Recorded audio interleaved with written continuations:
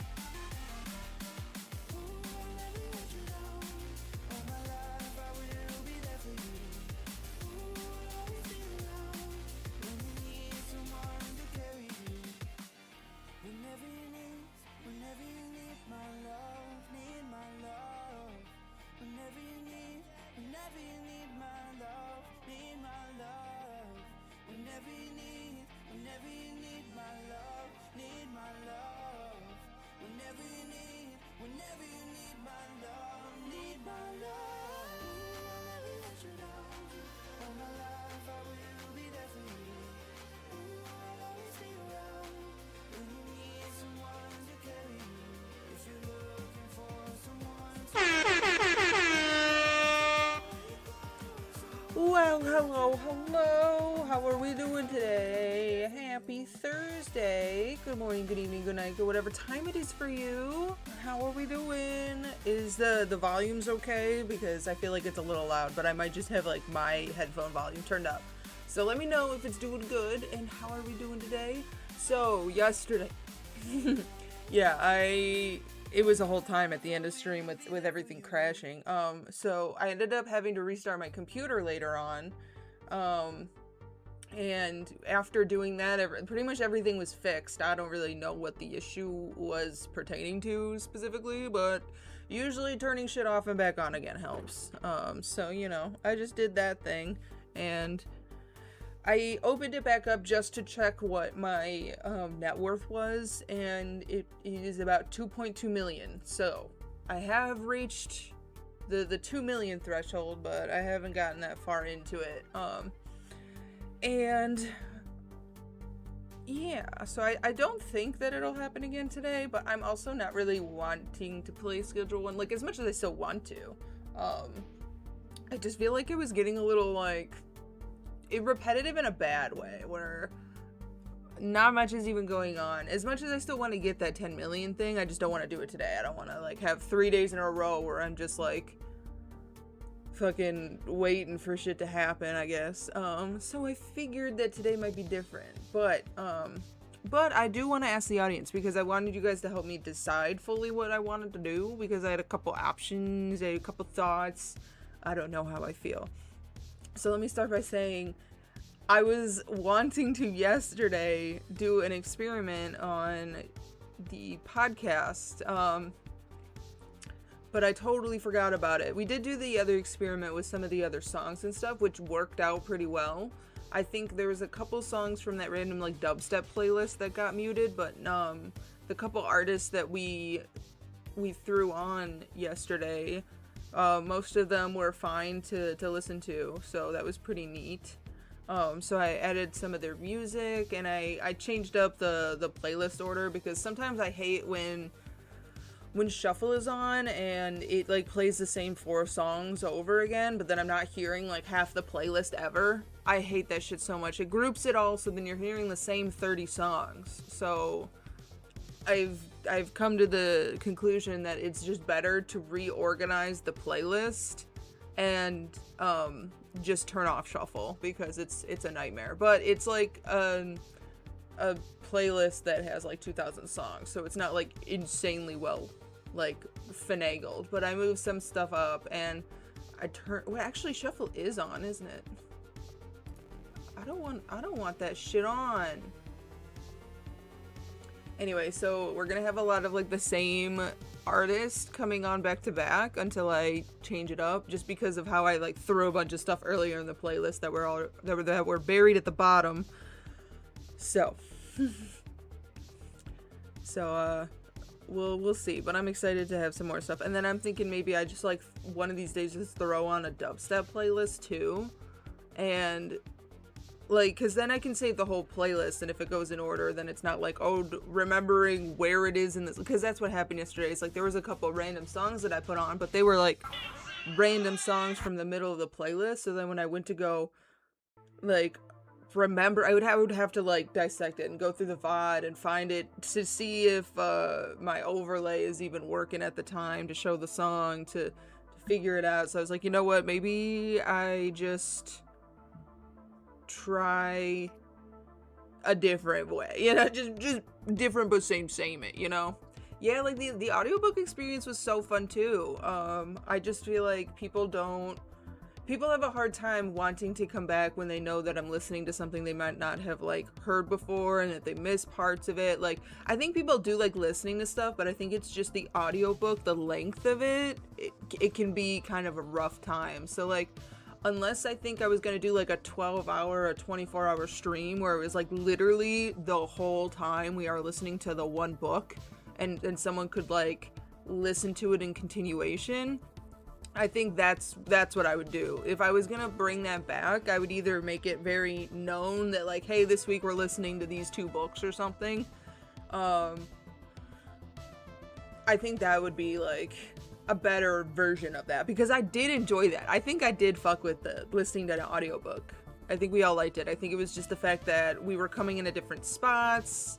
Yeah, that we could do like short stories. I wanted to do another experiment, but then I just totally forgot about it. I wanted to put on a podcast or two and listen to those, because those are shorter. We can still get engaged, but it wraps it up within a timely manner, so that people also, like any new people, can join and they can maybe get invested in the part of the story, hear the rest of it, and then start a new story type of shit, you know.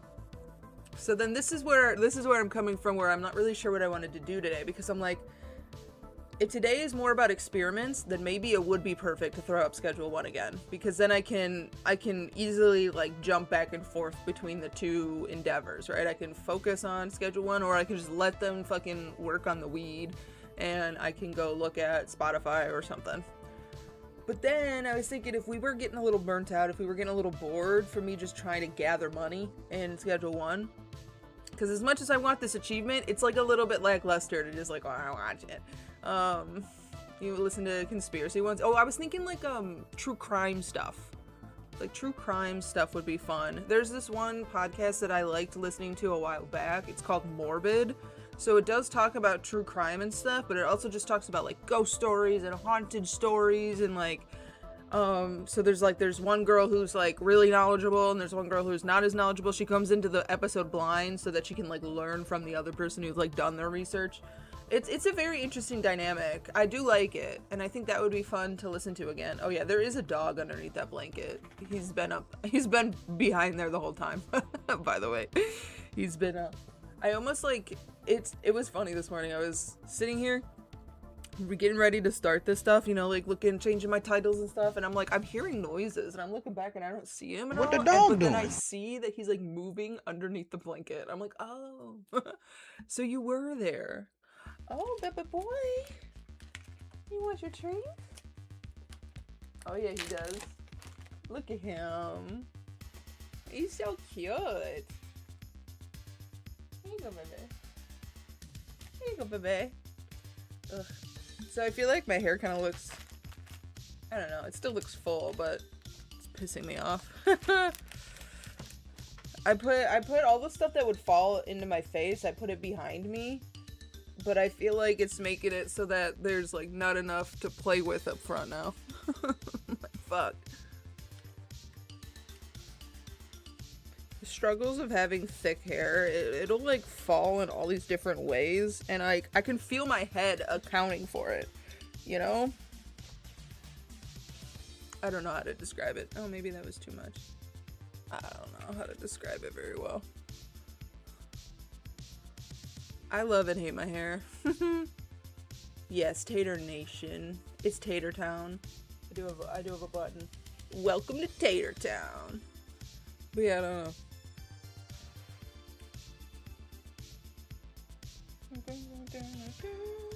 Okay, I'll stop.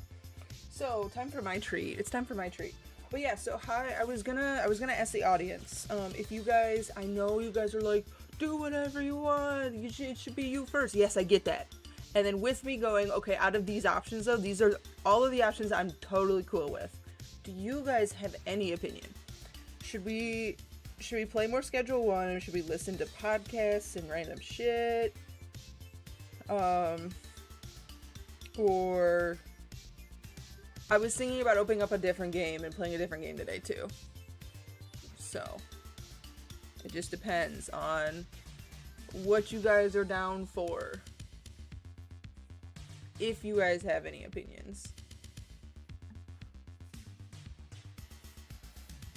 I don't know how to describe it. This cardigan, it's so cute. I want to be able to make something like this at some point. I've had this since I was like, I think I was in like middle school when I got this shit.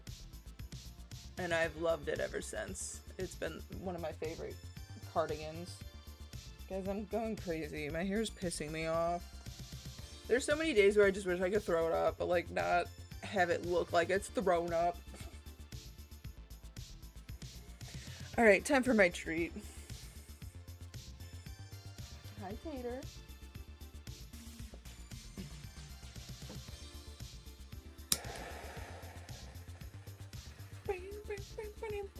Okay, so you're down to try to listen to a podcast? I think it would be kind of fun. I think it would be kind of fun to just listen to some podcast and to sling some weed.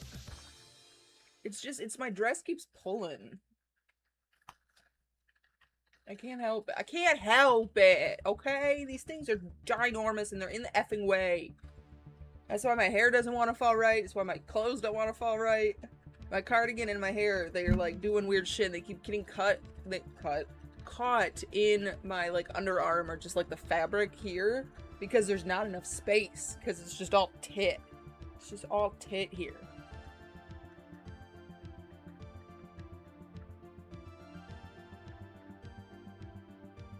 I totally agree with the people who are like, as much as I love my big boobs, it's like ruins so many outfits.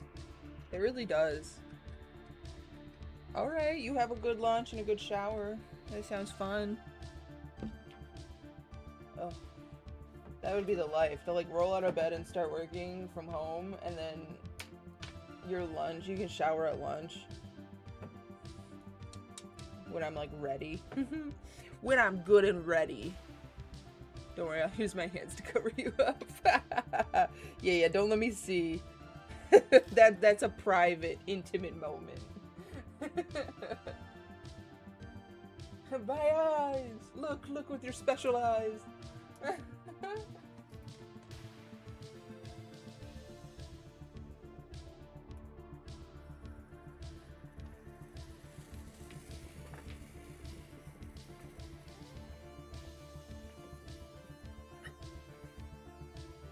Smoke weed every day. It's great and all, but I stay being 10 minutes late. But you're gonna reliably always show up, right? Right? So you know what I mean?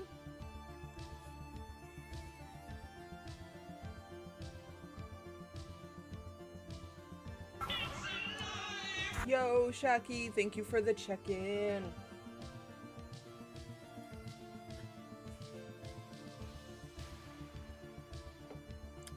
And that's why I never see his check-in listed, because he's so fucking speedy. He's like doing it, pop out.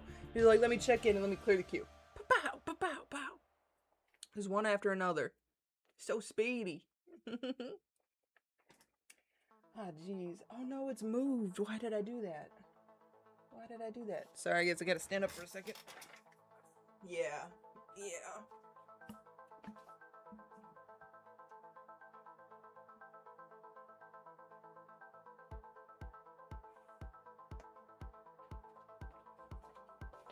I filled this up earlier and I forgot to move it back. I kind of want to stand for this.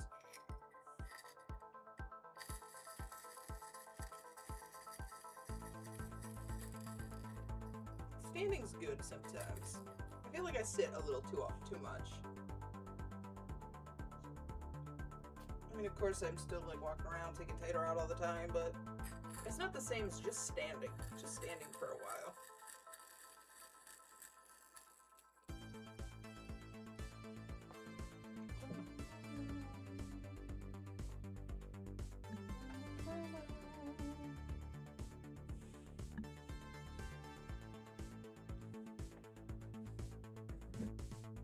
Sorry, I didn't mean to hit the mic. I don't know if that actually makes any noise.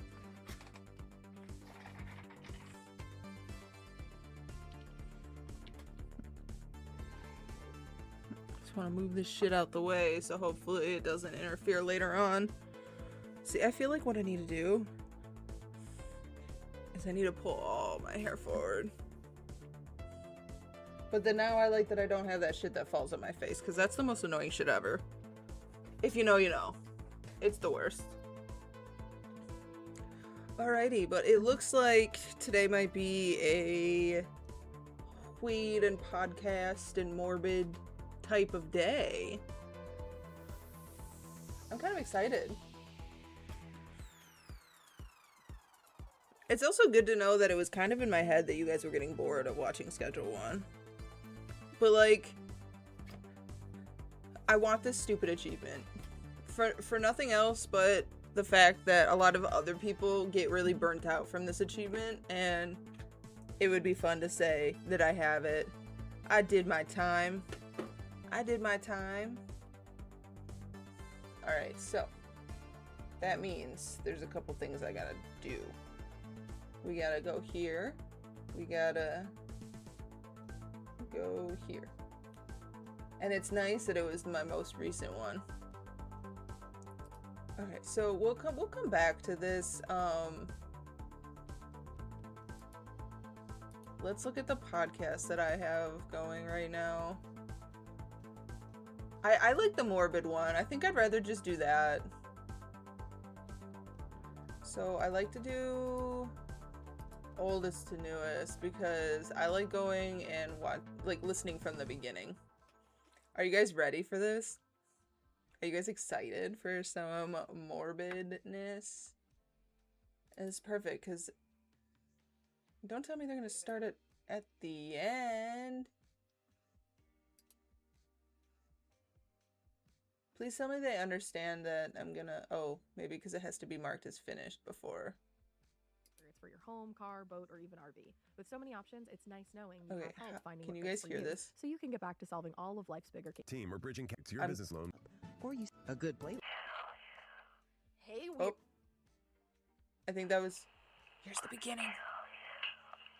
Can you guys hear this okay?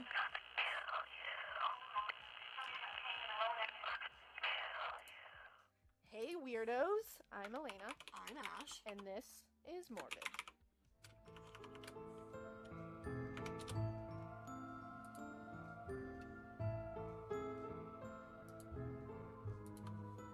Alright, let me pin that Alright, so people know what's up. We were originally going to debut our first episode with Can the you guys hear big it guy, okay? Edmund Kemper, the co-ed killer. But we didn't. But we did not. Well, that didn't happen. We have pivoted, as they say in the biz. We did a 180. We pivoted because some Ooh, big okay, news okay. happened, and I'm sure all of you, some of you, maybe none I of you feel heard like it's a about little it. When we quiet. heard about it, turn this off. Exactly, you don't belong here. Just It's kidding. okay, we You all accept belong here. We everyone. accept you all. So, Because I'm not worried about the Basically, loud parts. what I'm worried about the happens quiet parts, so you is guys won't be able they to hear caught anything. The Golden State Killer! we now have a name. It is Joseph James D'Angelo. Joseph James asshole is D'Angelo. super creepy, nightmarish Can voice. you guys hear me heard at the okay? very Can you beginning hear of it this okay? podcast is How's now the behind bars. comparison, the differential? So we figured with this huge true crime news, we couldn't just let the first episode go. Seems That good would be so Talk dumb. far. about it. That would Okay. be dumb, and we are not dumb, y'all. So And then everyone turned the podcast off. stay with us, please stay with us. I promise. We get better. I'm gonna check that We one grow out on you, because I swear. Watch. So basically, we're gonna start. I say basically a lot. Yeah, it's okay. We're gonna have to work on that. We'll work on it. We'll work on it. We're I'm work sure in people will progress. call you out. They will, for sure. The 3 people listening to this will call me out. All of Us our three. listeners. I'm just kidding. we're There's gonna a lot of start people who are with listening talking to it. About, this guy did a lot. So many things. He did all the things. Well, he was known as a lot of things, too. So he was known as the Golden State Killer. The original Night Stalker. That's my favorite. I don't know why. I like it because I feel like Richard Ramirez needed a better name. Yeah. Because sure, he was the Night Stalker, but this guy was the original Night Stalker. My favorite, actually my least favorite, but like my favorite in a funny way, is the Diamond Knot Killer. That one just sounds I can barely hear her. and fancy. It I actually sounds wicked This shit's in my Like, I ear and I feel can like he should barely be hear wearing a her. monocle. The And, second like, girl. a bow tie. Perhaps a top. Just like tapped But I in do up know to that the this is murder their first scene. episode, so you have to give it he grace. did not do that. No. I can I mean- confirm that he did not do that. Like tap dancing. At least no one saw him do that. It's not reported that he was a tap dancer. That would either be really scary Alright, He alright. probably fucking would, because he was or all really about the hilarious. terror. He was all about the terror. That's one thing, because he was also known as the East Area Rapist. Yeah. Because the whole first part of his reign of terror here was focused mostly on rapes. Okay. Of which he committed at least To be fair, it's 45. okay if the second girl's not like At least as 45 that were audible because reported. she's not the one who has the So- information anyway. He was a So bad guy. Some murders. the girl who's He's more also audible is the going one with to the information be anyway. known for at least 12 murders. And what is it, 150 or over Yeah, it's 150 like over burglaries? 150 burglaries. I mean, this guy was a D-bag of the That's highest insane. order. Yeah, he was busy. He was real busy. So how they caught him is actually pretty interesting. He left a ton of DNA everywhere he went. But at the time, DNA was not a thing, so it didn't really help. No one had DNA back then. No one, there was no DNA. None. None of us had DNA. Nobody. Early man did not have DNA. Nope. Zero. Early We man got did it not have later. It's DNA like because we millennials. did not have the But- technology, so therefore we did not have they DNA. had this DNA on until- file. It was just sitting there doing nothing. And after a while, he didn't have anything to compare it to. What they ended up doing was they looked at a genealogy site, which was confirmed not to be 23andMe or Ancestry.com, because they've already said that they don't do this kind of thing. They don't release DNA just for anybody. And I believe it was one of the sites that you basically, when you sign up, you say that it's okay that your DNA is going to be open to the public. Knowledge, right? And it wasn't his DNA; it was familial DNA, which So his is family. So his family. So Thanksgiving would have been weird this year Wicked, had he not been bizarre, caught. and But lots to talk so about. Wicked. yeah, it's a pretty good match. So this is like, It's this is 100%. perfect what you want. Like, familial DNA is great to go off of. And what they were able to do was Okay, take I that DNA got and they were able to most of their compare it stuff against a last night. sample that they collected in public domain. So like a cigarette that he threw Exactly. out, or like a drink. They might have gone through his trash. Oh yeah, they could have done any of that. Like anything he's discarded that he put DNA on in Right. public, that's free reign. Yeah. So it means they must have been watching him at some point or staking him You're out. right, Because I know they did surveillance on him for a little while, and they definitely. waited for him to That's discard something to scary. grab. At least that's what I I heard. might have to move my So, shit into a you know, mug, but I gotta wash a around. mug. I mean, I've been bad genealogy sites, man. about. Don't go pretty on rad. them now. Don't go on dishes. them or definitely go on them. I don't know what to tell Just you. like do whatever. 23andMe and Ancestry.com are apparently like lock solid, so you're That's good. true, You don't have to you're worry there. about somebody taking your DNA. It's not like Facebook. This worked out I for the feel best. like I can still barely hear It's that. not like Facebook. We're coming for you, Holy sucker. fuck. So, Joseph James D'Angelo's reign of terror began way back in 1976. A long time A ago. whole long time ago. Before I was born, which means it was like a billion years ago. Because A I'm billion. 104. Because you're older than me I'm older than dirt. by like 104 years. Exactly. And basically, he started out his career focusing on young women and teenagers. And when I say teenagers, I mean as young as 13. Which is so Ooh. spooky. When you were a baby, a child that should know Boo. nothing of the horrors of this world. So he started out basically going after people got who were caught, alone though. in their homes. You got caught. And his MO was to stake these people out For like weeks before. Yeah, Yeah. weeks. He would know their every he would know when they were home, when they weren't home. He would Things actually about their family? Yeah. And like their neighbors and stuff. yeah. Like he just Shit, started man. gathering Names. information. This guy was like super Damn, yeah, I into forgot how his craft. boring this game is right And- now. Yikes. And he wouldn't just stake them out, Walking he would around break getting into money. their homes. So he would find a way in, he would find the best way in. Yeah, like he would remove screens, unlock windows. Yep, and figure leave out them if like that your way. fucking garage door was broken. Yep. And he would like leave it so that he could get back in. Ugh. Damn.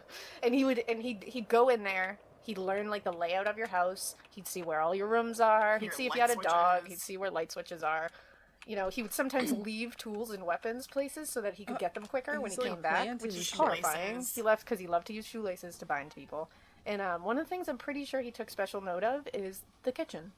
He loved the kitchen. He really loved the kitchen. We will get to that We'll later. definitely mention that at some point because was this all guy, about it. yeah, he had a very weird relationship with food, which I'd love to He had a very explore. weird relationship with just about everything. Yeah, it he seems. just had some stuff He has a going on. weird He had existence. some Yeah, stuff. it'll be interesting to see if he talks.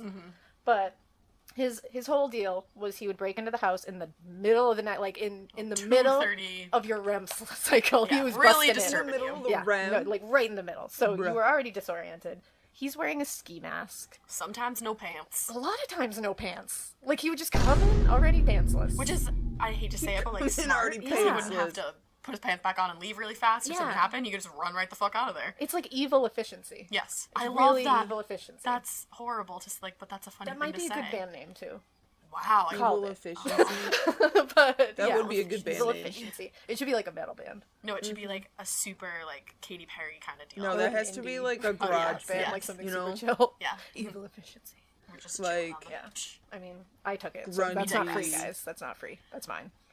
Yeah, A lot of the band. times, he would come right up to you in bed. Evil He would efficiency. flash a flashlight right in your face And to wake Lord you of up. the which already disorients underlings. you. Right, And you can't see. South Park. Exactly. And then he would speak to you through gritted teeth. Like clenched. Yeah, like he would clench his And teeth. he would disguise his voice more, like making it like higher. A lot of people described it as a funny voice. Yeah, like a cartoon kind which of is voice. even Which scarier. I don't like that. That makes me feel some type of way. Can we That's- talk about the first victim, how she Oh, woke God. up? Because that's the worst. Yes. You think your alarm clock is bad? Yeah, I have news for this, you. This is real bad. So the first victim was woken up by this guy in the middle of the night, Calling her by her name. calling her by her name, which is already so disconcerting. Oh, And he was hell no. pantsless, Yep. standing in her doorway of her bedroom, tapping the door frame with a knife. Oh. while calling her name to wake up. Oh yeah, I'd No, shit thank you. myself. Like what? Disinterested. No, nope, can't do it. And I feel like if I saw that in a horror movie, like most of the things I'd be he like, did, too much. I'd be like, that was a lot. Yeah. Maybe That scale was it a back lot. because I don't Come on, believe let's it. be realistic here. Yeah, like just make me But believe it this. happened. But that shit was real. Yeah. Like he was a horror movie villain of the highest order, Ugh. and now he's Actually, I think not. HBO is Disgusting. making Oh, a yeah. documentary series about How it. But can I I fucking definitely believe think they're bitch gonna make this some movies. Now that they've got him, Which would be I just a want crazy film. yeah, and I want like a Dahmer, like Kemper style Yes. prison interview with him where he just like Yes. opens up because as we'll mention later, this guy, I think, dug Loved his fame. fame, and he Absolutely. liked having notoriety for what he was doing. Horrible. But anyways, But anyways, Yeah. once he was in the people's houses, I mean, yeah, they he got wouldn't have raped to put his pants back and they on. got I raped guess in that's kind of many efficient. ways, several times. And while he was doing it, he would stop. He would. Like sandwich. This is where his weird relationship with food comes in. He would literally God. tell them, "I'm going to take a break, so I can go to the kitchen and cook some food and eat it." This is a paid ad by BetterHelp. Financial stress truly affects so many people with financial needs, so you can and may help with financial business immediately. Apply today. was. Yeah, he was already Available as soon as tomorrow. sorry Depending for on this. certain loan attributes, your business loan may be issued by OnDeck or does not lend in North loans and amounts. Hear him They- like yeah, moving okay. around pots and pans because he fucking knew where that shit was. Yeah, he was already ready. That's the thing, Like, he that's knew where what I everything don't was. like he knew what about food they the probably had in their podcast. house. Like, He, like, but Is it's like, it's embedded really into messed it. up. So And even then, though I'm like, I paying for remember there was Spotify one Premium and I instance shouldn't have to listen to it, where I it's think he like broke the into a house where there was a podcast itself 6-year-old. has it. And this is when he Oh, later yeah. started attacking couples, which we'll get into later. But he had already assaulted the woman several times, Yeah. and he had made himself a sandwich. Does that And the change it? 6-year-old woke up in the middle of the night to go You to the don't wanna bathroom, listen to this saw shit a no more. man standing in the hallway eating a goddamn sandwich, looked at him like, what? Because she's I'll 6 I'll and in the middle pull of up the night, you gotta pee, Spotify you though gotta every pee. time and I'll like She's looked at him, skip and he through the said, 15 I'm I have playing a game with your 15-second parents. Do you skip want to button. help? and she was like, no, And she looked at him thanks. and then went in the bathroom, peed, and went back to bed, which good on her. Yup. And he didn't do anything to her. But like, what? Like, what are She you was- doing just standing eating a sandwich while like, what is happening? I don't know. He did weird shit all the time. Like another time, a lot of Horrendous. people said he used to like act like an addict. Oh yeah, that one Horrendous. case where the Yeah. girl's dad was a doctor. There was a couple of times where he would like tell them I need my fix and ask them for medicine, and, like Right. ask them for pills or money because I need drugs, and they said that he because it's like maybe he was That's an so addict, weird. but I don't think he was. I think he was because, just trying to throw off the cops, like they're Yeah. looking for like a very specific suspect. and just confuse Addicts, them. like yeah, right, exactly. And the victim said that it seemed like he was putting on an act, like it was wasn't a too real. It was much too over much. Yeah, sorry. I'll try to get better about it. Oh, but then it doesn't play when I hit play. Fuck this shit. She was like over dramatizing it. And there was one victim who was a teenager, and he knew that her father was a doctor and her parents were not home. I believe it was the one who her and her teenage sister were both Yeah. tied up. I think only one of them was technically assaulted, but I might be wrong about that. And he asked the daughter, where are the doctor's pills? And she was like, I don't know where they are. Eventually he found them. He made a big production out of like shaking the pill bottles in the other room and like pretending he's taking them, turning on the water and like, I need my fix, shaking and all that. And then they later found the bag of pills soaking wet in the neighbor's garbage. Which is so weird. So he was just bullshitting, and it's like, what? Like, why? it's almost like he got bored, and he was just like adding things to make it more exciting, And which it's is super exciting for himself. next level nightmare. Like next level. His mind, man. He was just, I don't even know what to say about him. He also sometimes would try to mimic the behavior of like what he thought was schizophrenia. Yeah. Like I read a bunch of things where he would just like start like crying in the middle of it. Yep. But it wasn't like he was actually feeling any kind of remorse or emotion. I think it was just him trying to be theatrical. Exactly. I think he just liked, and who knows, maybe he does have some like weird, because there was a lot of times, like you were saying, like he would just talk about his mommy. Yeah, like go cry in the corner and be like, Oh. Mommy hates that. Or like, Mommy hates seeing this on the news. Yeah. It scares Mommy to see this in the news. Yep. Or he'd be like, I don't want to do this anymore, mommy. What? Or there was the one fuck? instance where the woman thought that he said, fuck you, Mommy, but then we found out, and like I've actually found this in like a Reddit post, that he was engaged to a woman named Oh, yeah. Bonnie, like Bonnie. Mm-hmm. So who knows if he was like having mommy issues or if he was having Bonnie issues. Which, those are two very separate things. Yeah, you know. And one of the Two victims very did say that separate she things. knows that he was saying Bonnie. I don't know. It was that long. I tried to turn it down just a little bit because I feel like I'm gonna try to be better about if I have a lot to say, I will pause it. But sometimes I just want to make little chirps, so I, you know, At least one of them said it. Played. And what's bothering me a little bit is that they're like stringing this narrative now after this came out, where it's like, oh, he was angry about Bonnie, and Right. Bonnie and him broke up, and I'm like, poor Dude, Bonnie. he's not holding Yeah. anything. Like, and it's not Bonnie's Bonnie's gonna get all the fault. flack for this Yeah, I'm bullshit. like, this is not Bonnie's deal. Like, let Bonnie go. Who knows where Bonnie is? Bonnie if she's is even not alive. gonna come forward. Bonnie Jean is not his lover. Yeah, and you know, Nope. and you know what? I don't blame you, Bonnie. Like, Stand right the hell don't out make back. it Bonnie's business. Like, this is him being a creep. Like, damn, it's always the woman's Dude, fault. don't make man. it Seriously. Bonnie's It's It business. fights for business. everything. Fight the patriarchy.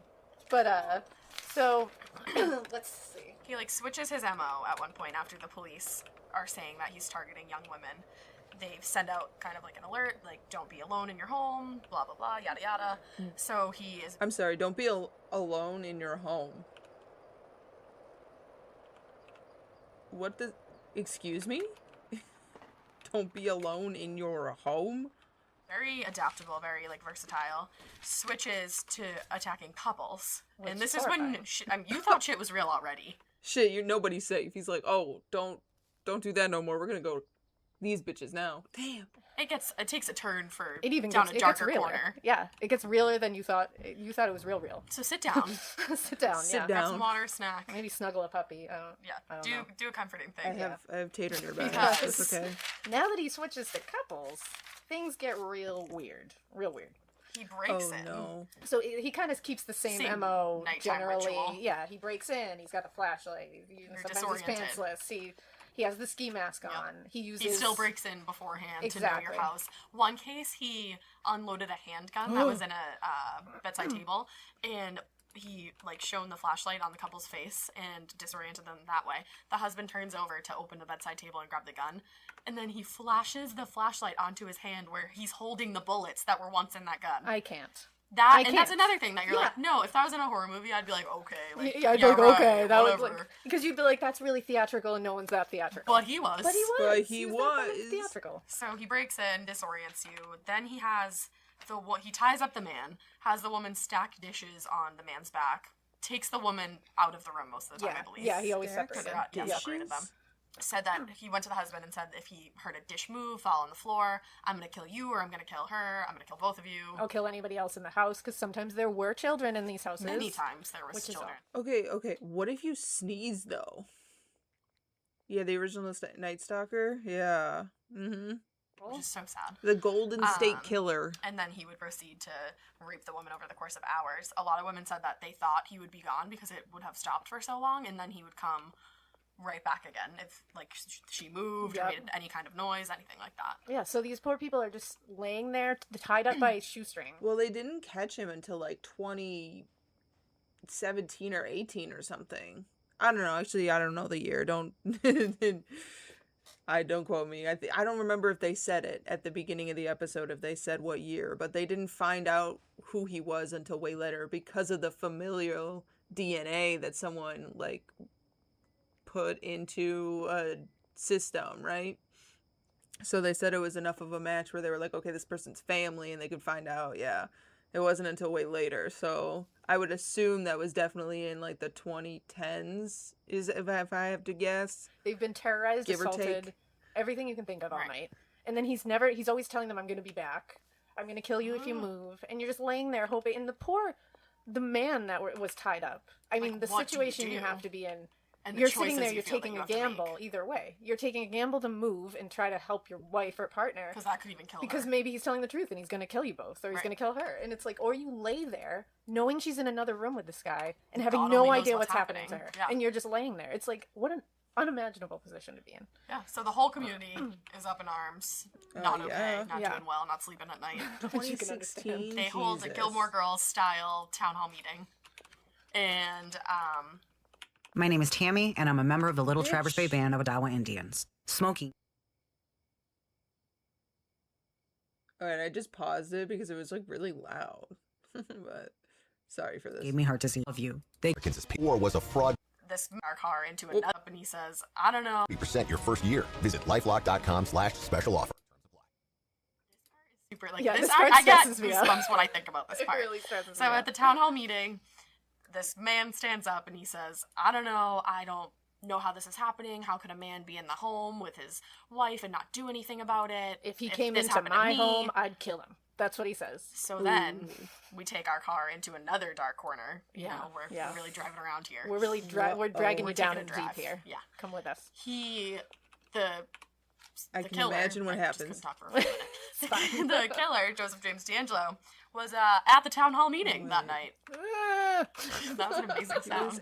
He was there, and didn't stand up. I don't know if he put any input in what his deal was there. He probably just hung out there. He was just listening, and ended up. I must have followed that couple home. Yep.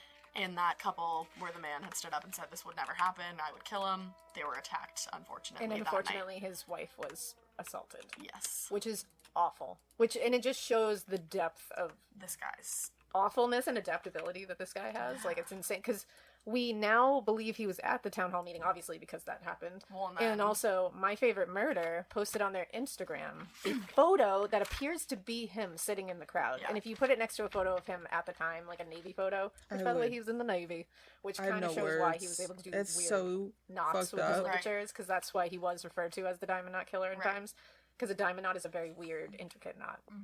So, yeah, it looks like he was there. My Favorite Murder posted the photo. Go check out their Instagram to see that. And also listen to them because they're awesome. Yeah, I like that one. Shout out to Karen and Georgia. They're So, fine for a little after bit. that, the murders didn't begin until 1978. Which was this after he got Okay, so he was fired from the doing police force, or was- stuff that was in the 1978? he was fired. So it turned Doing out that this he type of was a stuff in the police 70s, officer, and then he which kind of didn't makes turn sense it. why he was able. Sorry, I forgot to pause it. So he was doing most of these like assaults and stuff in the 70s, and then we moved on to murder later, and then he didn't get caught till 2016. That makes me so upset. We're listening to a morbid podcast.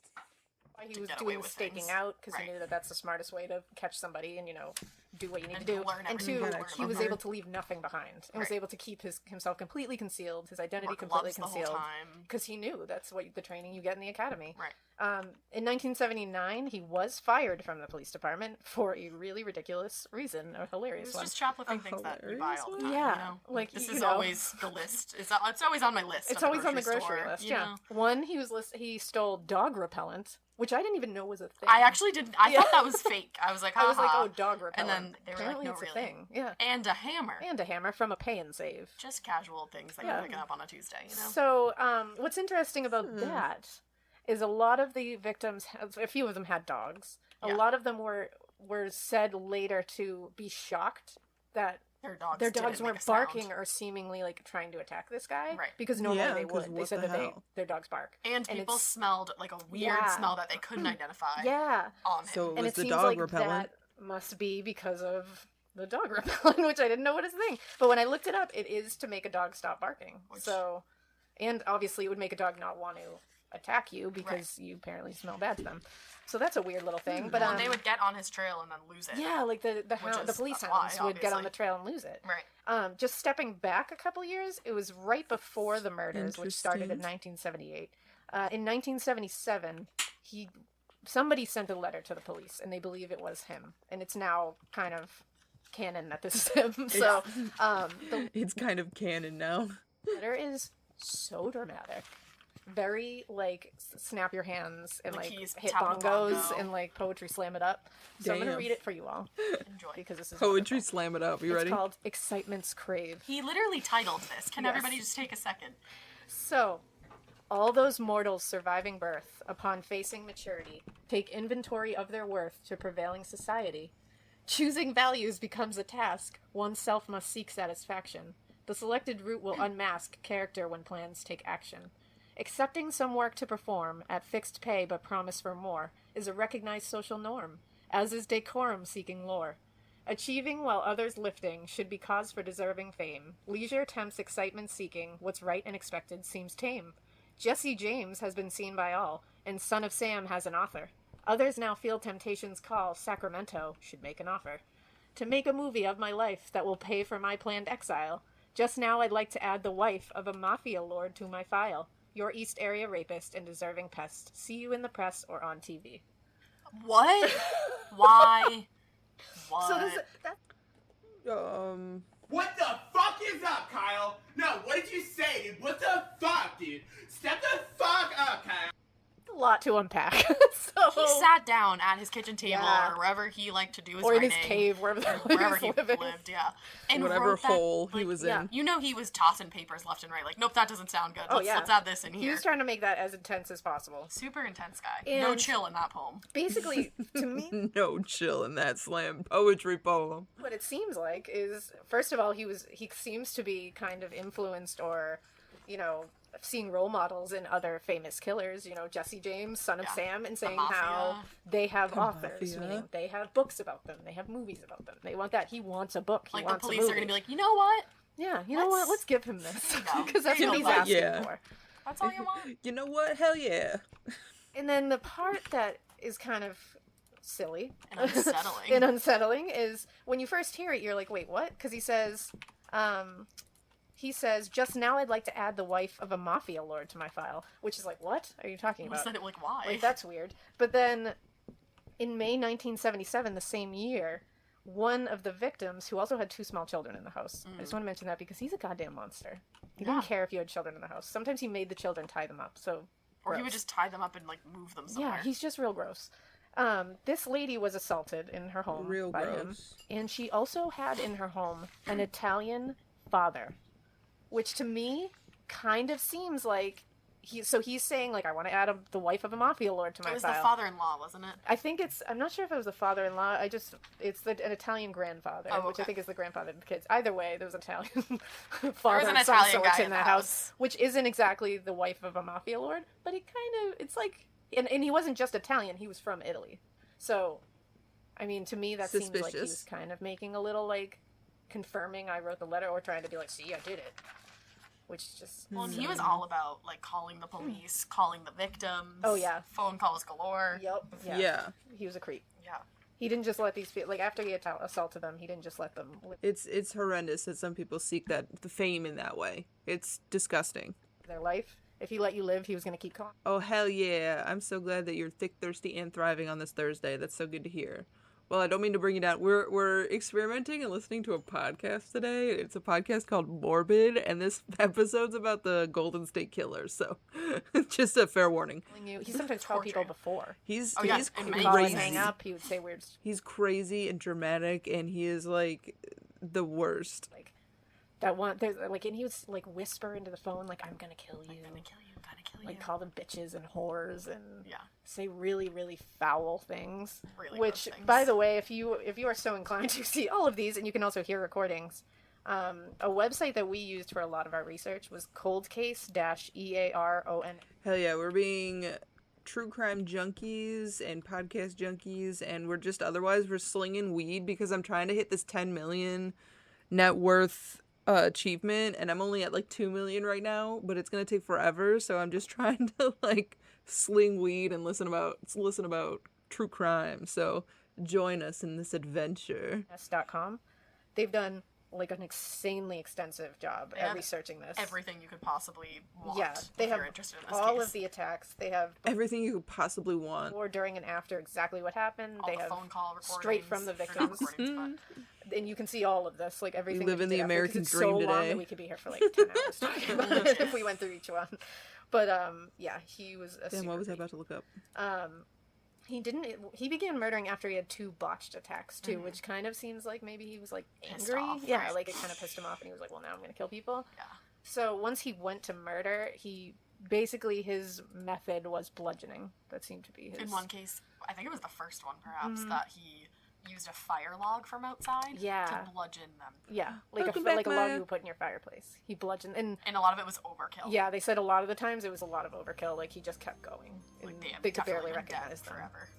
And I just want to go through the amount of just the murder victims, just to say their names, because There's their 12. names should be out there more than his should. Absolutely. Absolutely. So I'll go with August 21st, 1975 was Keith and Patricia Harrington.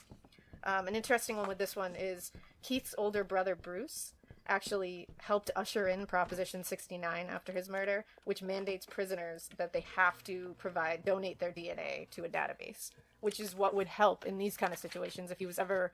Because if these people are ever arrested, their DNA is automatically going to be on file, so they can grab them if it's going to hit. Hopefully sooner. So that's pretty awesome that something good came out of that, like Bruce is a badass. Silver linings. February 2nd, 1978 was Ryan and Katie Majerie, I want to say. If I'm saying that wrong, I apologize. December 30th, 1979 was Dr. Robert Offerman and Deborah Manning. March 13th, 1980 was Charlene and Lyman Smith. February 5th, 1981 was Manuela Witthun, which again, I'm not sure if I'm saying that correctly. Witthun. Totally yell at me if I said that wrong. July 27th, 1981 was Sherry Domingo and Greg Sanchez. And May 4th, 1986 was Janelle Cruz, who was only 18 years old.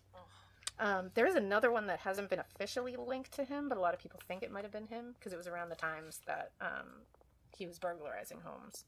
His name was Claude Snelling, and that was September 11th, 1975. One of the survivors, actually, though, that we wanted to talk about, this lady is such a badass. Jane Carson really is. Sandler, I believe is how her name is said. Hell yeah, Jane. He attacked her, and it was 6:30 in the morning when he broke into her house. Which, like, birds are chirping, people Like, are your awake. neighbors are getting ready for work. You should be enjoying a cup of coffee. Yeah, her husband had... Feeling safe. She definitely wasn't. Her husband had just left for work. He was, I believe he was in the military in, like, some branch of the army. He broke in either through the garage door or through her son's room because she had reported a few weeks earlier that somebody must have been in her home. Her son's piggy bank was missing, and a few... Which is so sad. No, like, what? What are you doing? And some of her rings were also missing. Yeah, the fuck. When he came into Very a dramatic attack, her 3-year-old man. son was laying next to her. He comes in, I believe he was pantsless, says, "Shut up or I'll kill you, I just want your money." So it was under the guise that it was just going to be Which he used a lot. burglary. That was a lot of his. He used to say, "I just want money, just cooperate, I just want money." Right. So he ties her and her son up. He ties their wrists, their ankles with shoelaces. He moves her son out of the room. I mean... Which is upsetting. Upsetting, but It's at like, least... I'm her son glad, didn't but have it's to be like, there. like a 3-year-old. Oh, poor baby. He raped her, and she is quoted as saying, "I'm not sorry I was raped, and I say that because it has given me one of the purposes in my life, and that is to reach out and help other women." Which is amazing that she can take an event like this in her life and turn it around to make it one of her life's purposes to help these women. People are so strong, especially women. So strong. Like, can you imagine being that kind of optimistic? I think I would just, like, fall into the deepest, darkest possible depression. I don't know that's how amazing. people... Talk about... That's, like, hero status. Literally. Like, being able to look at it like that. And she was absolutely terrorized after this. Like, didn't feel safe in her home. Of course. Didn't want her husband to go away on these trips that he had to go on. This is horrible. I think it was a month or so after the attack, she finally was starting to feel a little bit better, safer. She had put up a wicked tall fence in her backyard, and her husband... Alright, this is a tangent about the game, but I should be able to play a game on my phone, right? I should have games on this phone, right? Bitch. What's the journal gonna do for me? Actually, let me play with it. was away. She was sunbathing in the backyard, and a pebble landed next to her that had flown over the fence. How do I add stuff so to the she journal? kind of didn't think anything of it at first, and then another one came, and she ran into the house because she was like, Why what is is it raining happening? pebbles? Like, yeah, scary, What weird. is happening? Not this one. She calls the police. They're there within like 10 minutes because obviously they know what she had been through. And it turns out some asshole that lived down the street from her was just terrorizing her because he knew what happened to her. He was just like having a what fun kind time, like spending his afternoon Example 1 million on why men suck. terrorizing a rape victim. Yeah, you have to be the lowest form of parasite on Earth to do that. You really do. Like, you're gross. And we don't know if it was the Golden State Killer, actually. I mean, it could have been based on the fact that he wants to continue to call people. Yeah, I mean, he was ballsy with it. Yeah, she was receiving phone calls as recently as 2017. Jesus. She got 5 in 1 week that were just all, like, silent, breathing, stupid hang-up phone calls. And it's like, it's terrifying fair. either way, whether it was him or it was somebody thinking it was funny to terrorize a rape victim. It's like... Yeah, and he got caught in 2016 and she was still receiving calls and shit. The whole time, from the 70s. And didn't they say it was, 77, I think, somewhere around that, was when this incident happened. And she got calls all through the rest of the 70s, 80s, 90s, 2000s, 2010s, till 2017. That's insane. Decades of harassment and stalking. Either way, it's like, come on, people, do better. Seriously. Like, do better. Yeah, do better. So just some little, like, tidbits here. It seems like a lot of people said that it didn't seem like he was very into the sexual part of the rape. In fact, there were actually points where they weren't sure if he had finished, or he couldn't get going. So it's also reported that he had like a very tiny speaking penis. of that, it's widely reported. So this isn't just like not we're not speculating speaking here. smut here. We're just telling you what we're hearing. Just letting you know. It's reported. Well, he got caught in 2016, you said, but she still got calls in 2017. But yikes, son. So yes, I like that saying. Yikes on several bikes. Yikes on several bikes. Jesus. Widely that he had a tiny member. He was not well endowed at all. There was one That girl checks out. who was a teenager. I believe she was a 15-year-old. She was raped 3 or 4 times in one night by him. What the hell? And she was a virgin, and she told him that, or he asked her that, or she told him that. Either way, it was brought up. When she was this part's checked out kinda funny. later, her hymen was not broken.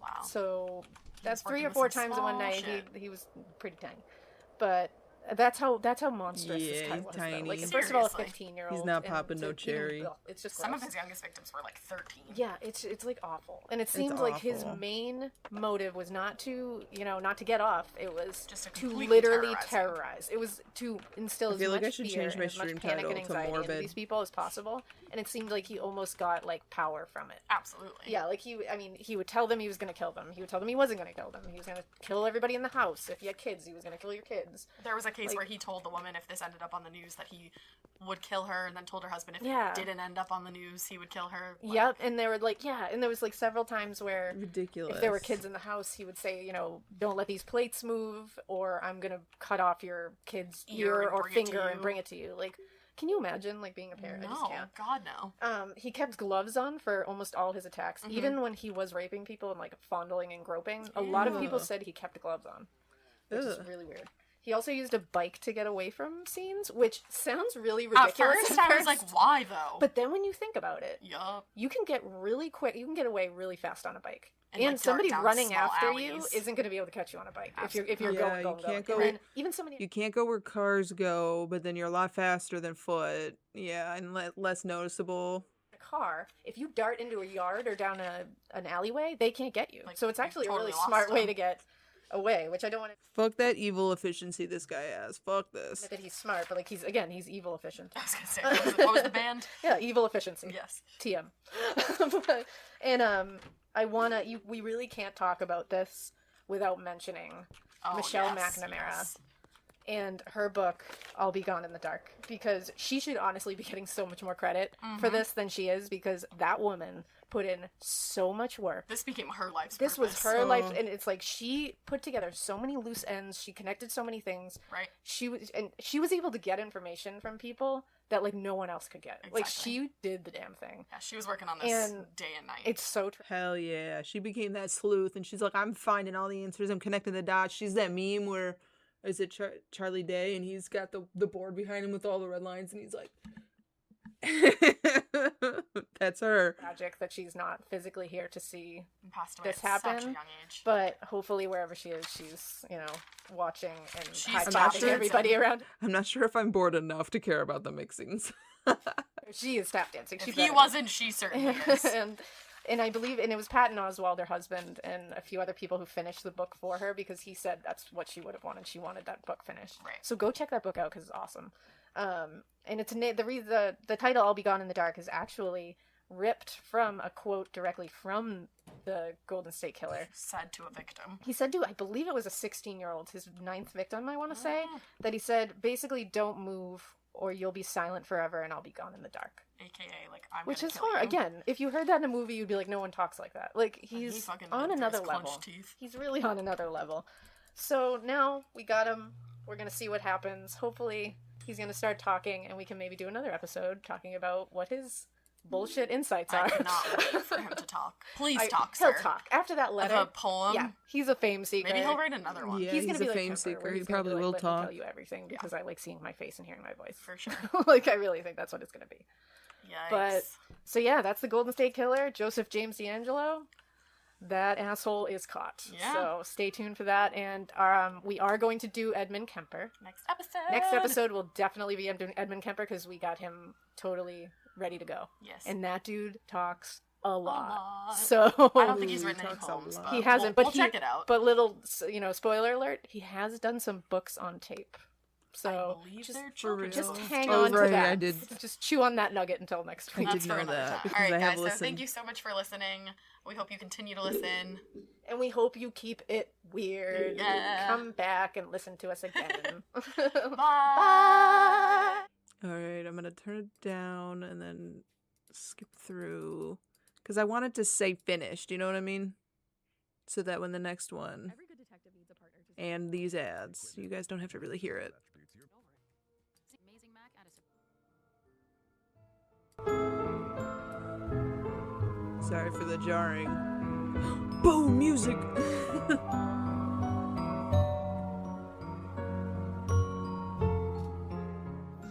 I took off Friday. I didn't go to work. I called in sick, took CTO.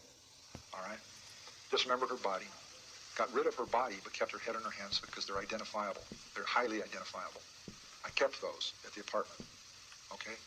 That Friday night, Thursday night, I took her. Friday morning, she was dismembered. Friday night, she was disposed of. Right? Saturday morning, I left. Right? And I wasn't satisfied that I took the head along in the hands, but I couldn't put them someplace that could be sure they would be dug up by an animal or just be somewhere. It's scary going out there trying to bury somebody or dispose of body parts in a community or out even in the boonies. All right, guys. That voice you just heard right there, that deep Tom Selleck-y voice. Who dat? Ashley's young.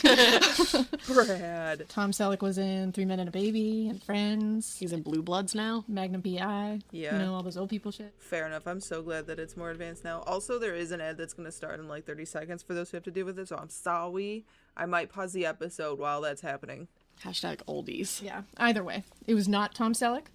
It was Edmund Kemper. The third. The Do we co-ed have anybody who has to deal with ads who's actually listening? Da-na-na-na-na. We don't even have to. Maybe I didn't actually speak loud enough. Do we have anybody who has to deal with ads that's actually listening? Because otherwise I feel like everybody who's hearing this stuff has a sub. So okay, yeah. So I'll pause it. I'll keep it paused. No worries. I'm probably about to start. Maybe I'll put on music for a second. I'm sure it'll come back to this real quick.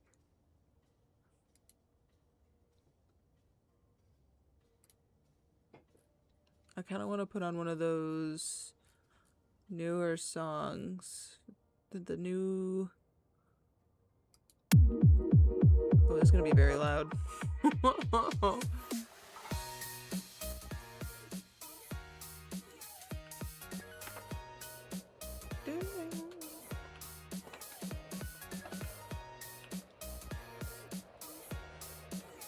Look, I'm just foggy.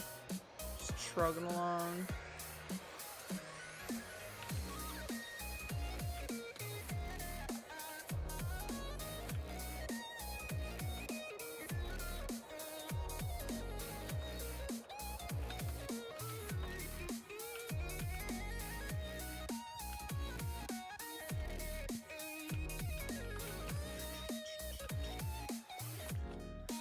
Alright, all this stuff is already done now. Word.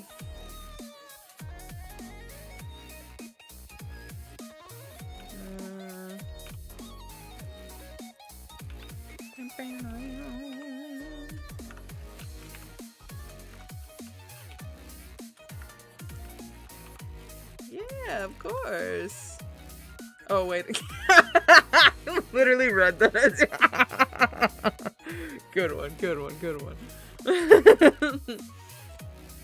Yeah, it's always nice when people pause, because, you know, it sucks missing actual, like, content, you know, for listening. I mean, of course people could go back and listen to it, but that's, like, a bother, because, like, especially because they're gonna be chilling here, they're gonna come back after 3 minutes, so we'll just have them miss out on a couple minutes of stuffs. Maybe I should have warmed up some food. Would you throw rice in the microwave for me if you're walking upstairs? Thank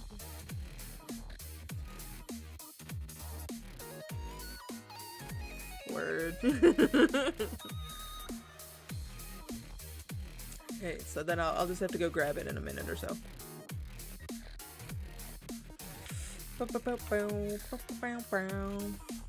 Oh, am I like ridiculously not loud?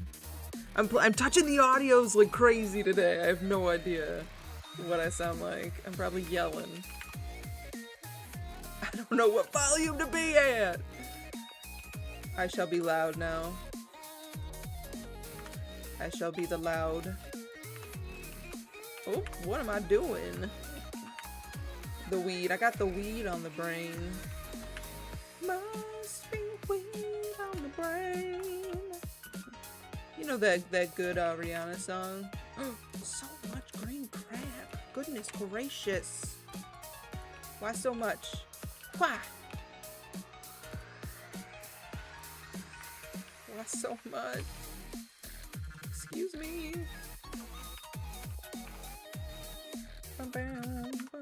We back? Oh, hell yeah. So I was just jamming to some music while we were on that little ad break. Okay. Phone out. Pause this. Volume up. Bye, love you too. And then podcast. Morbid. Oldest to newest. Wait, it says that I'm finished with it. Ain't no way. You're gonna make me do it again? We don't even have to pay for music. We don't. Oh, no, we do. We actually did. Edmund is... Why you lie to me, Spotify? Sorry, I paused it and it said finished? What the hell? Is a piece of work. And then when I He did a lot of things. He's a real piece of work, is what I can say. Don't be charmed by this asshole, because he's charming. He's charming. Mm-hmm. He's a charming dude. And he talks a lot. As you're going to see. We're going to have a lot of clips from him. And he seems chill AF. Don't worry, I'm just bitching at Spotify. Don't be sorry at all. I wanted to make sure that you listened to it, or that you could hear it, especially if you were going to be listening to it. Yes, but he's not. Not chill. He's a So like true the other girl blue is a little bit more sociopath. audible and, now. it's proof positive by how charming he really is. For sure. Because he can suck you in and make you think he's just in his own words, a bit of a bumblebutt.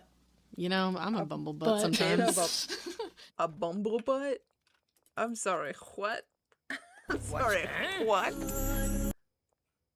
But the good Bumblebutt. thing is, you don't murder people, as far as I know. I don't. As far as I know. I'm not going to confess if I did on this podcast. Yeah, don't do that. I don't. I don't need that. No. I don't need that. Yeah. No. I hate that I got it from this person, I guess, but like bumblebutt? Funny. So, let's just get right into it, shall we? We All right. shall. So, Let's just get right Edmund into it. Kemper The third. was a The third. big bad Larry. Kathy. Yeah, emphasis on the big. He was almost 300 pounds. Some say 250, some say 280. He was close to 300. He's a big dude. He was also really smart. All right, I'm gonna go grab my food, but I'm literally just gonna walk away and then I'll come back because I have listened to this before, so I don't mind walking away and coming back. But as long as you guys can hear it, we are not having to worry about no ad break popping in. I will be back. Which is unfortunate. I don't know why those kind of people get the biggest brains, but real. you know, he got one. What was his IQ? His IQ was 145. I think mine might be like along the lines of 12. Then I'm really impressed that you're speaking right Just now. kidding. That's really impressive. But it's not up there in Good the for in the you. 140s. No, not many people's is. That's the crazy thing. He's known for murdering 6 female co-eds during his reign of crazy banananess. And also, in addition to his own mother and his mother's best friend. And his 2 grandparents. Yeah, he did. We forgot about those. Yeah, You 10 know why total. we forgot about those? Because it's not even on his damn record. That shit And got we'll mention that later. expunged. We're Funny. not making fun of victims. We were making fun of this big old bumblebutt. Yeah. Also, another warning. This is, I mean, you're in for the long Yeah. haul, but this is a graphic one. Yeah. If Trigger you're not warning, into, if you're not into, If very graphic descriptions Yes. of defiling corpses bothers you, maybe tune maybe this in one next isn't week. for you. But I mean, I say stick with us. Yeah, we'll make it fun Yeah, we'll make it fun. As fun in as the we most can. respectable In the manner most possible. respectful way. Let's be clear about that. It's not going to be like a great pile of fun, No, but it's going to be something. It's going to be an experience. Just Oh, be yeah. here with us. But it was actually kind of in the movie American Psycho with Christian Bale. kind of. Kind of. And I say kind of because Christian Bale, or Patrick Bateman, misquoted him and misattributed the quote to another guy. What a bumblebutt. So the quote that he says in the movie is, He's sitting with his friends at a bar. I'm sure the people have seen, most of you have probably seen this. If you're listening to this podcast, you've probably seen American If you're Psycho. doing this podcast, only half of you has watched the movie. My God. I have so much work to do. So he says to his friends, when I see a pretty girl walking down the street, I think two things. One part of me wants to take her out, talk to her, be real nice and sweet and treat her right. And one of his asshole friends is like, what's the other thing? And he says, I'd like to know what her head would look like on a stick. And then he laughs, which you've probably seen the gif of him laughing like a maniac. He says this quote is from Ed Gein, but it is not. It is Edmund Kemper.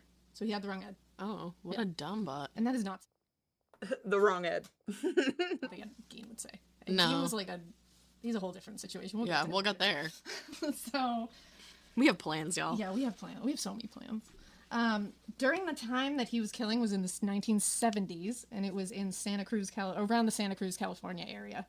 During that time, he was one of a trio of killers that were terrorizing people. Him, along with John Lindley Frazier, who killed an entire family to save the environment. Again, as one does. Pause for reaction. And also Herbert Mullen, who killed like 13 people in like a crazy spree because he said it would prevent earthquakes in San Francisco. California has seen some shit. So yeah, so he was in some kind of messy company, and so everybody was going. I don't know how people were still getting in cars during this time, like cars of people they don't know when all this was Ooh, going fun fact for that later. I know how they got into Edmund's car. on. As do I. Oh. But you guys don't. Keep listening. Hold on to that. So Edmund Kemper III was born in Burbank, California on December 18th, 1948.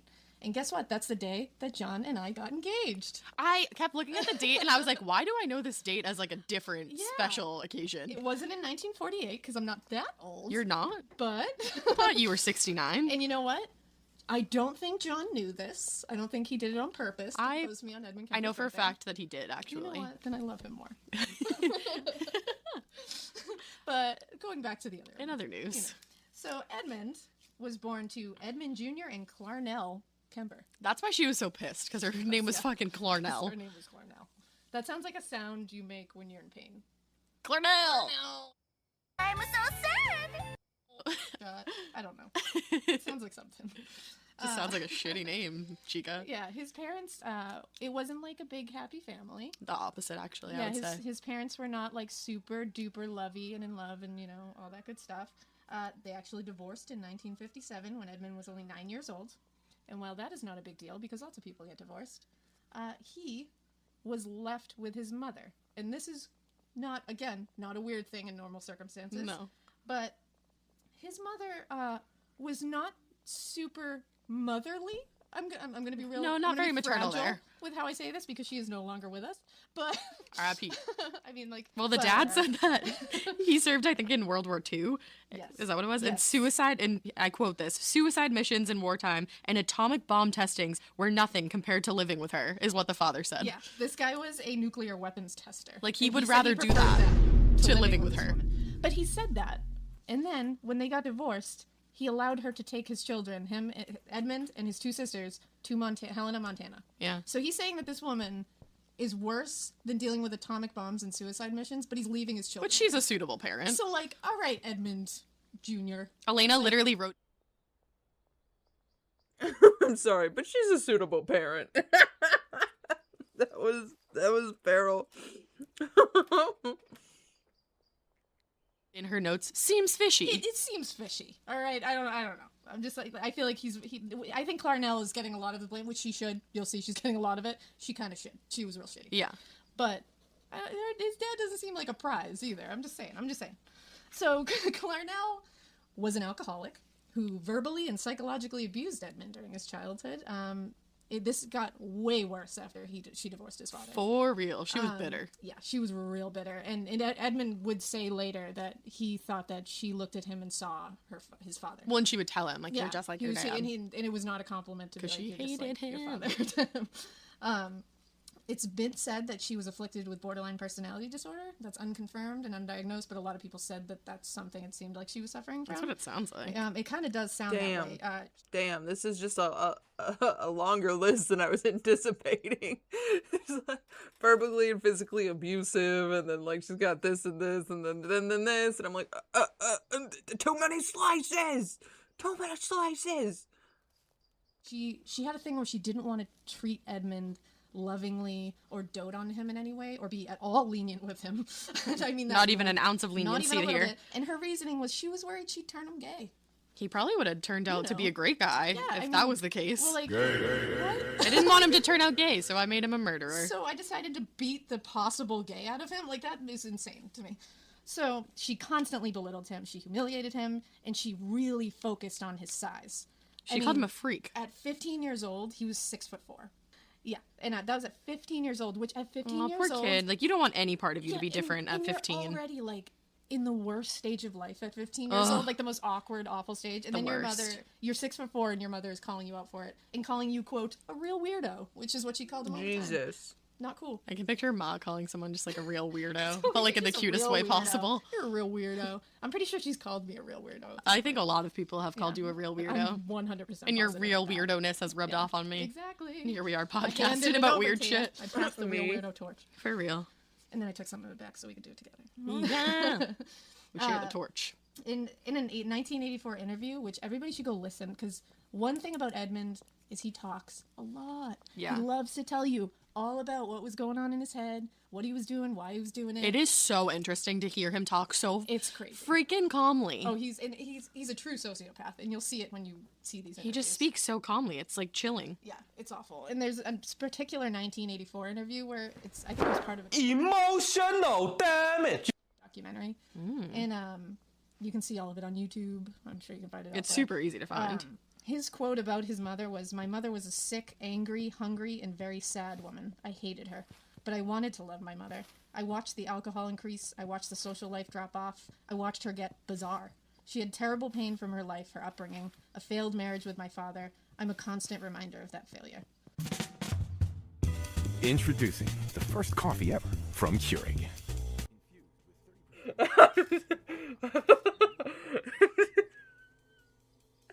That is the funniest shit.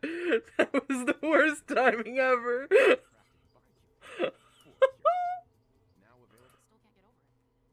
Stuff between my phone and this is just chef's kiss on apple.com/.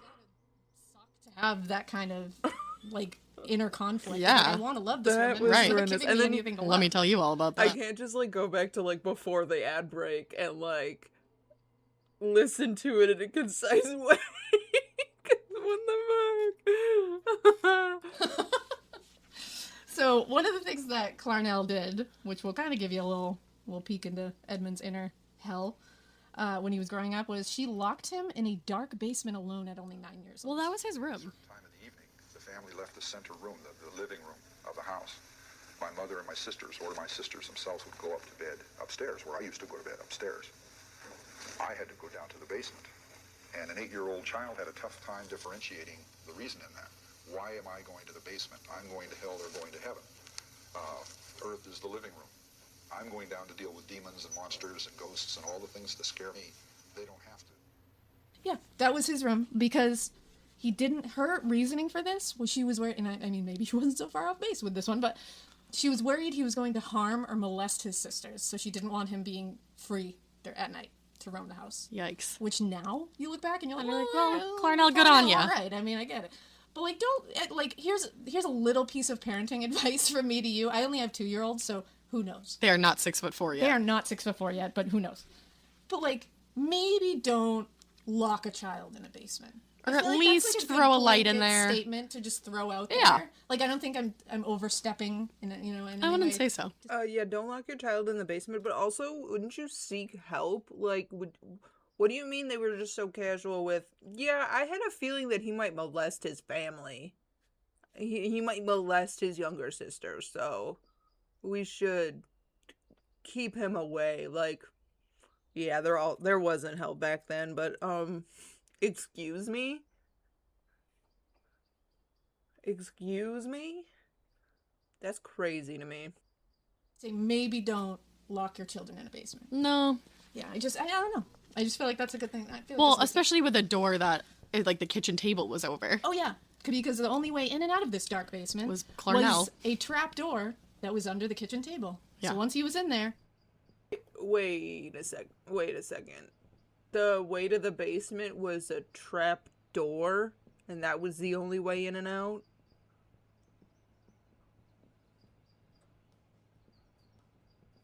Yo, that's crazy work.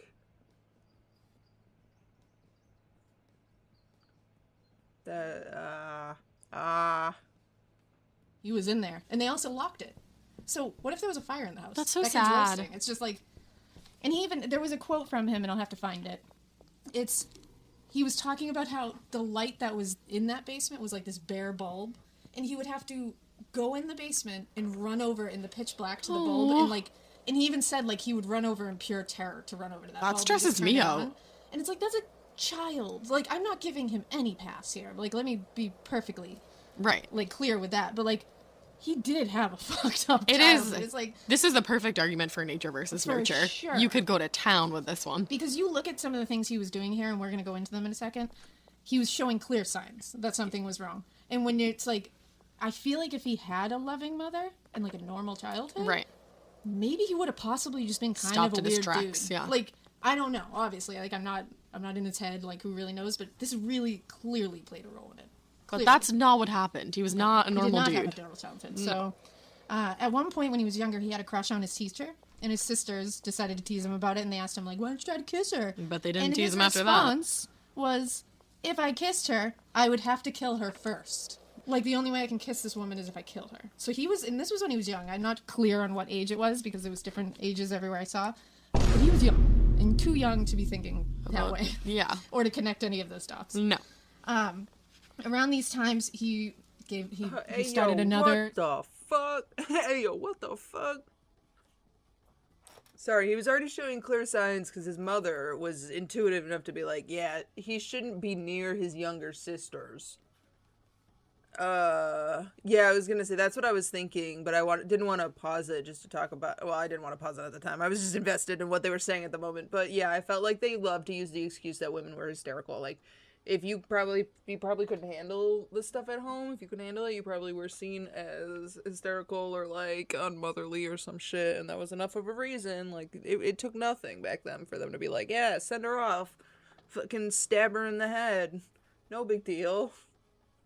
We don't give a fuck. It's all in the name of science and healing. But really, they're just trying to get rid of women. But, yeah, this shit's crazy. Yeah, I would have never I definitely would have been. I would have been burned as a witch back in the day. I would have been lobotomized. Bro, ain't no way. or at best, honestly, I hate to say it, but I think at best, if I was born, like, you know, at the time frame, at any of these time frames, I'd probably just be some person's wife who just got beat all the time. Do you know what I mean? Like, I hate to say it, like, I'd probably be some peasant, and at best, I'd just get abused. At worst, I'd be sent to get, like, stabbed in the head, lobotomized, and burned at the fucking stake, stoned. I don't even know. Used as an incubator, even today's day and age. No, keep her alive. Use her stomach. Use her organs until it literally cannot hang on anymore. Fucking hate it. I'm exhausted. It's so exhausting. Serial killer trait where he was butchering the family cats at 10 years old. 10 years old. He buried one of them alive. Or burned, because I found that places too. There was some people said, I think it's buried because I saw that more. He buried one alive, then dug it up and put its head on a spike. Because... Like, decapitated the cat. I literally can't. What? What the fuck is up, Kyle? No, what did you say, dude? What the fuck, dude? Step the fuck up, Kyle. Literally, like, do not fuck with cats. Oh my god. Have you seen that documentary? It's not a fun one to watch because cats get harmed in it, or they talk about that, but it's this whole internet group all work together to try to find these horrendous people who are like harming animals and mostly cats online and, you know, whatever and shit. It's horrendous, but it's a really good documentary. It's like a good watch. I think it was on Netflix the last time I watched it. It might have moved around, you know how they do, but it's called Don't Fuck with Cats. It's crazy. Again, at 13, he killed another family cat, this time because he said he felt the cat loved his sister more than he loved him. These poor cats. Like, why did you get another one? Like, I don't understand. And it's like, yeah, because you're, like, a big weirdo creep. That's probably Yeah. why the cat didn't like you. Like, the cat doesn't like the basement. We're Oh, sorry. What the hell? And he tortured this poor animal, killed and dismembered it. And then he hid it in the closet. He kept the pieces in the closet You until his gotta be mother found kidding them me. and was just like, get the cat pieces out of the closet. Like, she did, no help was given. I no hope I warning bells went off. never have to yell that as a parent. If I ever have to tell my girls, Get the please cat get pieces that out. dead, dismembered cat out of your closet, there's going to be a follow-up. There's going to be a follow-up. I would call a therapist in my next sentence. But not with Clarnell. She was just like, move on now. Back to the basement, buddy. Move on now. You're a real weirdo. Real weirdo. During these times, he was decapitating his sister's dolls because, you know, that's... And that doesn't... If that was it alone, Right. that's fine. Because I think we've all decapitated a doll here and there. Yeah, you Maybe know. it's just me. I don't know. We've all You're a real decapitated a weirdo. Barbie. No, been there, done that. And Edmund has an explanation of his own for why this happened, that he kind of downplays it. I And haven't we'll play heard a little this. clip here to kind of show what he says happened. Of course, we can't, you know, we can only take this with a grain of salt, but... I had a cap gun. It was by Mattel, right? Fanner 50. It was a very fancy cap gun. I got it in New York City. I went there for one summer with a cousin. And when I came back, my sister was kind of jealous, my little sister. For years, I never really put any value on what happened. Tried to, you know, figure out beyond the obvious what happened in this scenario.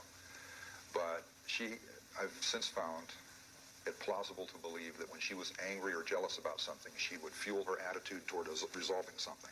She hated that cap gun because it came between us as brother and sister. It was something I had that she didn't have. That trip represented something she really wanted, she didn't get, and I did.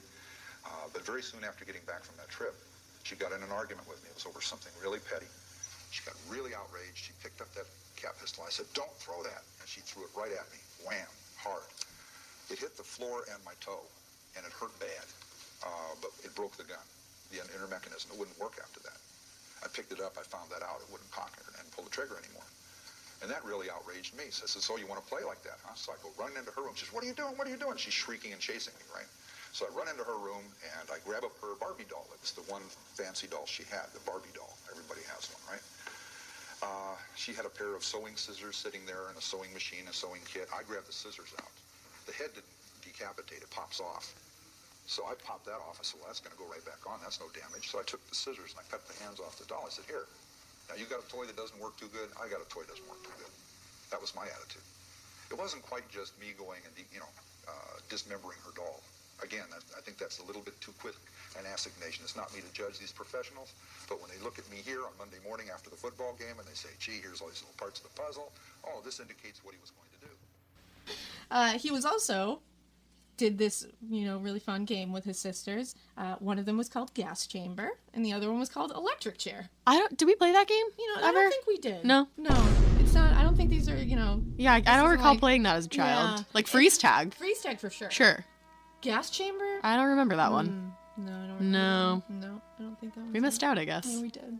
And I think basically, Gas Chamber was when they would throw one of the they'd throw Edmund into a room and they pretend to flip a switch and then he'd pretend to be gassed. Fun for everybody, right? What? And then Electric Chair, he'd sit in a chair and they'd pretend to flip a switch and he'd writhe around like he was being electrocuted. Again, fun, right? I wish you could all see. I'm sorry, you're so right, Quinn. Though, what in the Addams Family is literally that? What the fuck? That's literally what the Addams Family would do. I imagine Wednesday and Pugsley literally playing Gas Chamber and fucking Electric Chair. They'd probably have a prop though. Maybe have an actual electricity coming through you. Oh my god. Jesus Christ. Face that I'm making right now. Ash is literally looking like... I'm befuddled. She's trying to put this together. It's not happening. And I'm glad it's not happening. No. We don't need to... Wait, Maya, really? Did you go to, a historical spot and, go in the actual chambers and there was still, the feeling? Military? Oh my god. That's terrifying. I bet it burns. That's terrifying. I want to ask more questions, but I respectfully can't. I actually don't need this information. I love that you have this information, though. That's so interesting. I don't think I can handle it. That's crazy. need to make sense of him. No, there is no sense to be made. No one needs to make sense of Edmund Kemper. We'll let him try to make sense of himself, which and he does. A lot. I'm So so all that sorry. fun- Like, I mean, I'm sure if you give us like a paraphrased version that isn't like horrible, then I could probably handle it. But I my brain wants to ask more questions, but also realizes, okay, the more questions I ask and like come up with, like the worse it's gonna get, and I know that to a point I won't be able to handle it. But I could probably handle like a surface level stuff, like. So of course, if you want to tell us some stuff, like I'll definitely hear it. I just wanted to talk about how I know that I'm gonna get into the snowball effect, and then it's gonna be past the point of no return. But that's so crazy.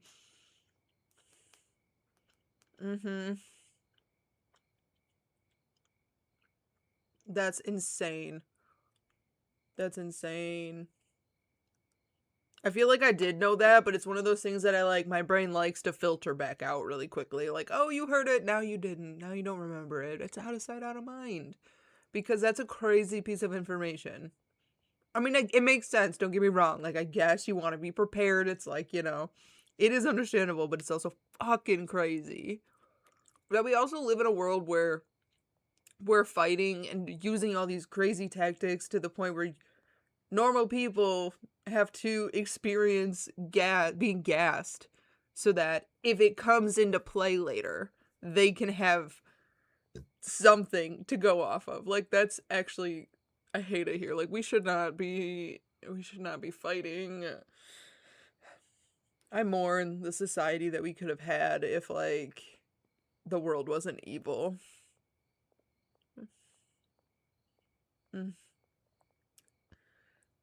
My question is like, okay, let's say if you were like a cook in the military, do you have to go through all of that, or can you just like show up, cook, and then leave? I'm curious. Like, or like the band, you know what I mean? Those areas of the military where like you're not really doing the stuffs. I had a thought the other day. I was like, I wonder what it was like for like cooks and stuff. Wait, Shaki, where didn't you say that you did cooking and stuff, or am I mistaken? Yeah, I didn't realize that everyone had to do it. That's insane. You learn something new every day, folks. Happened, and then 5 years after he was living with his mother alone, he couldn't handle it anymore, and he ran away to his father's, new home in California. Where he was remarried, right? The dad? His father was remarried with a stepson. Right. And when he got there, so this kid has been living with Clarnell. He's been going through all that crap.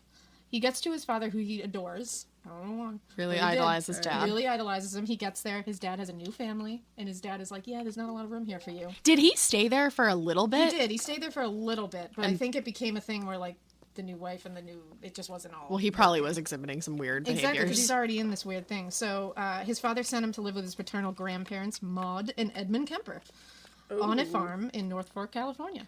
And it goes downhill from here, folks. Yeah, so Edmund saw this as another form of rejection. Yeah, I mean, you both of your parents. I mean, his mother's constantly telling him, you're a monster. You're a giant monster. She's always telling him no woman is ever going to like you because you're a giant, freaky weirdo. Yikes. That's probably not something you want to hear growing up. So that in itself is rejection because it's a mother's love. A rejection of a mother's love and acceptance. Like the one love that you're supposed to have. Exactly, Yeah, and then he goes to see his father. That's something you think you don't actually say. You know what I mean? Like, you can think that as a mom all you want. You don't say it to your kid. Like, runs away to his father, and his father's like, yeah, I have a new family, and you don't really fit in this, so here you go. Like, I mean, I can kind of understand why he was a little pissed. When he got to the farm, he immediately saw his grandmother as his mother. Because she seemed to be domineering, too. Yep, just like his mother. Like, that would seem to be a trend in his life, is the domineering women. He saw her as emasculating his grandfather and belittling him. He turned her right into his mother. And his mother had also kind of instilled in him that he should hate women, almost. Well, like, probably, she kind of instilled in him, like, they're never going to like evil. you. They're never going to like you. It's like, he's already not on a good path. So, after a while on the farm, August 27th, 1964, Edmund was only 15 years old.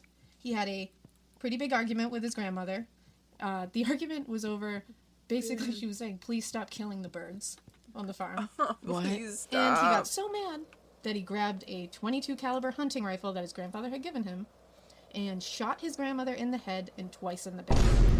Now, his grandmother was also, I believe, was writing or illustrating. Are you kidding me? She said, please stop killing the birds on our farm, and he grabbed a gun and fucking killed her. That's insane reaction. That is an insane overreaction. children's book at the time. Oh. And fell slumped over on the kitchen table on top of her, you know. Bet they didn't publish in progress. that. She was illustrating a children's book and she got shot over it. Oh my god. Yeah, no amount of nurture could fix that. That's past the point of no return. Oh my god! Oh my god. Yay, went through. Yay. Thank you so much. Oh my god, I get to add you to the board. Are you so excited? I'm going to add you to the board. Book. So there's that. I'm so excited. His grandfather. Yeah, boy! Well, I won't play the alert over that. I forgot that I was going to go talk to Leo. Pee-hee. Was coming home from grocery shopping or shopping of some sort. This poor guy. And when he arrived, Yeah, and you don't want to go Edmund through ads. Ooh, shot this him means I and can killed keep him in the playing them. driveway. And his reasoning for it? His reasoning for it was... Yeah, fuck ads. We don't like ads, but, you know, Twitch makes you do something or else you have pre-rolls, which fucking sucks. I think we hate pre-rolls more than just, like, a set amount of ads per hour. Oh, you gotta be kidding me. Alright, well, I'm not even gonna worry about you. I'll just wait. I didn't want my grandfather to see his It is dead pretty wife. wild. Which is Which some is a kind of weird- sympathy. Exactly. But it's like or sympathy, empathy. But see where then his reasoning for shooting his grandmother? Was- I just wanted yeah. to see what it felt like to shoot grandma. Right. So there's two totally different spectrums here, and it has to Yeah, do with that's how he looks crazy. at males and how he looks at females. Right. He looks at the male and he says, I don't want him to go in there and see his dead wife. Right. And he looks at the female and he's like, well, I just want to see what it looked like to shoot her. That's all. Yeah. So it's very clear how he views males and For sure. females in his life. And it's very clear how Clarnell kind of raised him to see this. There was also reports that there were multiple upsetting. post-mortem stab wounds to his grandmother. Oh, I read that. Oh Which is my god, rage. you have Right. to Full rage. you have to be kidding me. It wasn't enough that he just decided to kill her because he views women as objects, as subhuman, as not human, but then he has to go and grab something and stab her after she's already dead. You gotta be kidding me. So what? When will the violence end? There's so many layers. He's like a goddamn evil onion. Yeah. That's another good band name. I don't know about that one. I don't know. I feel like I'm on a roll here. I feel Evil like I can efficiency. come Are up we with just a band gonna name every evil single time. band name every I day? think Evil Onion's a pretty good band name. I'm not gonna lie. Evil efficiency was better. It was. I'll never be able to top that. But Evil Onion's pretty good. He's an evil onion. He's got so many goddamn layers. She He's digresses, back. everyone. I digress a lot, but damn, he's got all these layers. Because after he does all this shit, and he's run away from his mother to begin with, and she's this like awful person who makes him feel awful. He kills his grandmother, kills his grandfather, and then the first thing 15-year-old Edmund Kemper does is sit down and call his mother. He's like, he sits down. Alexa, call Clarnell. Way back in 1960s. Yeah. And Clarnell answers and tells him to call the police. So he does. He calls the police and waits on the front porch for them to arrive. Like, Wow. Crazy Just like picture work. that scene. Everybody take a minute. I don't know, like, how he's so beyond, like, understanding. Rationale, yeah. Which Is that the word? goes again with, like, him being a total sociopath. He Right. just can't. Well, as a norm, we're not understand sociopaths because Yeah, we don't he's- get it. He's So just got all these crazy-ass layers. It's, like, insane. Yeah, like we're not crazy, so we don't understand. I don't understand. I don't understand. I don't understand, bitch. I don't understand. I don't understand, bitch. Upon his arrest, he was diagnosed with paranoid schizophrenia by court psychiatrists. Oh. That later changed. they were like, nah. They did sentence him with it at first, and he was he carried out. I'm sorry, it's so funny for her to wrap it up. They were like, nah. And they were like, nah, never mind. Sentence at Atascadero State Hospital for the criminally insane. The experts there believe that the grandparent killing was totally displaced rage that was initially intended for his parents for rejecting him. Well, and one person said he didn't show any signs of, I Yeah. quote, no flight of ideas, no interference or thought. No, It's like the idea of us being interested in this true crime and stuff. Like, we're interested, but we're also terrified. Like, I don't want to ever actually encounter this ever in my life. I wish this wasn't fucking real, but it's interesting, and I hate that. I hate it because yeah, then it breeds supply and demand. You know, then if we want to watch stuff like this, people are gonna want to get famous for stuff like this. Hate it here. Dude, yeah, I totally agree with you, Maya. Like, to a degree, I understand why the Earth is killing us. We're the fucking worst. And, like, and to a degree, I kind of understand where Thanos was coming from. Not from, like, the supplies of the world and stuff, but like if I could snap my fingers and get rid of a whole bunch of bad people in that type of category, brother. Expressions of delusions or hallucinations and no evidence of bizarre thinking. Exactly, which means he was not paranoid schizophrenic. And they eventually turned that around when he got in there, because the hospital psychiatrist said that instead he was going to be diagnosed with having a personality trait disturbance with passive-aggressive type. Which kind of makes sense. Does, yeah. Because he sounds like a passive-aggressive asshole. Good on you, psychiatrist. Aggressive too, but, you know, whatever. While he was there, he was a model prisoner. That's what everybody said. Model prisoner. Let me just tell you what I picture. Every single time today that I've read the word or the phrase model prisoner, I just picture Tyra Banks literally in an orange jumpsuit, like running down the prison hallways being like, smile with your eyes. Smaz. You better work. That's all I can picture. You better work. Edmund Kemper doing that. Kemper. With like the rolled up bottoms and like just one leg rolled up, yes. And high heels. Just yes. walking through and being like, you better work. Like Beyonce's playing in the background. Oh, that's all I'm gonna picture now. Yep. I hope you're all picturing that. Picture that. A picture of him and then picture that. Yeah. You know, there needs to be some comedic relief. 1, 2, 3, go. So, he was a model prisoner, not of that type. Bummer. He won everyone over there, and he eventually gained a ton of perks and freedom. So he had a weird, oddly charming personality, which you're gonna see throughout this whole thing with the clips that we're playing. Yeah. He's weirdly charming. Right. Again, sociopath of the highest order. Weirdly charming. Because of all of this, they let him administer psychiatric tests to other patients and prisoners. Because there was a lot of bad people in there. This allowed him to kind of get a better understanding of how these psychiatric... He admitted other tests? He admitted tests to other patients at the psychiatric place? That's insane. What time frame was this? Is this in the 70s, 80s? Because maybe I get it, but what the fuck, bruh? Tests work. And the criminal mind. Yeah, exactly. And it kind of let him see how you should answer these tests to get yourself out of there, which is what he was looking to do. He was able to answer these questions now to make it look like he was in a better headspace than he actually was. Right. These people were really scary individuals. I mean, they're like, the worst of the worst. Sexual deviants and murderers, all of these, really bad people.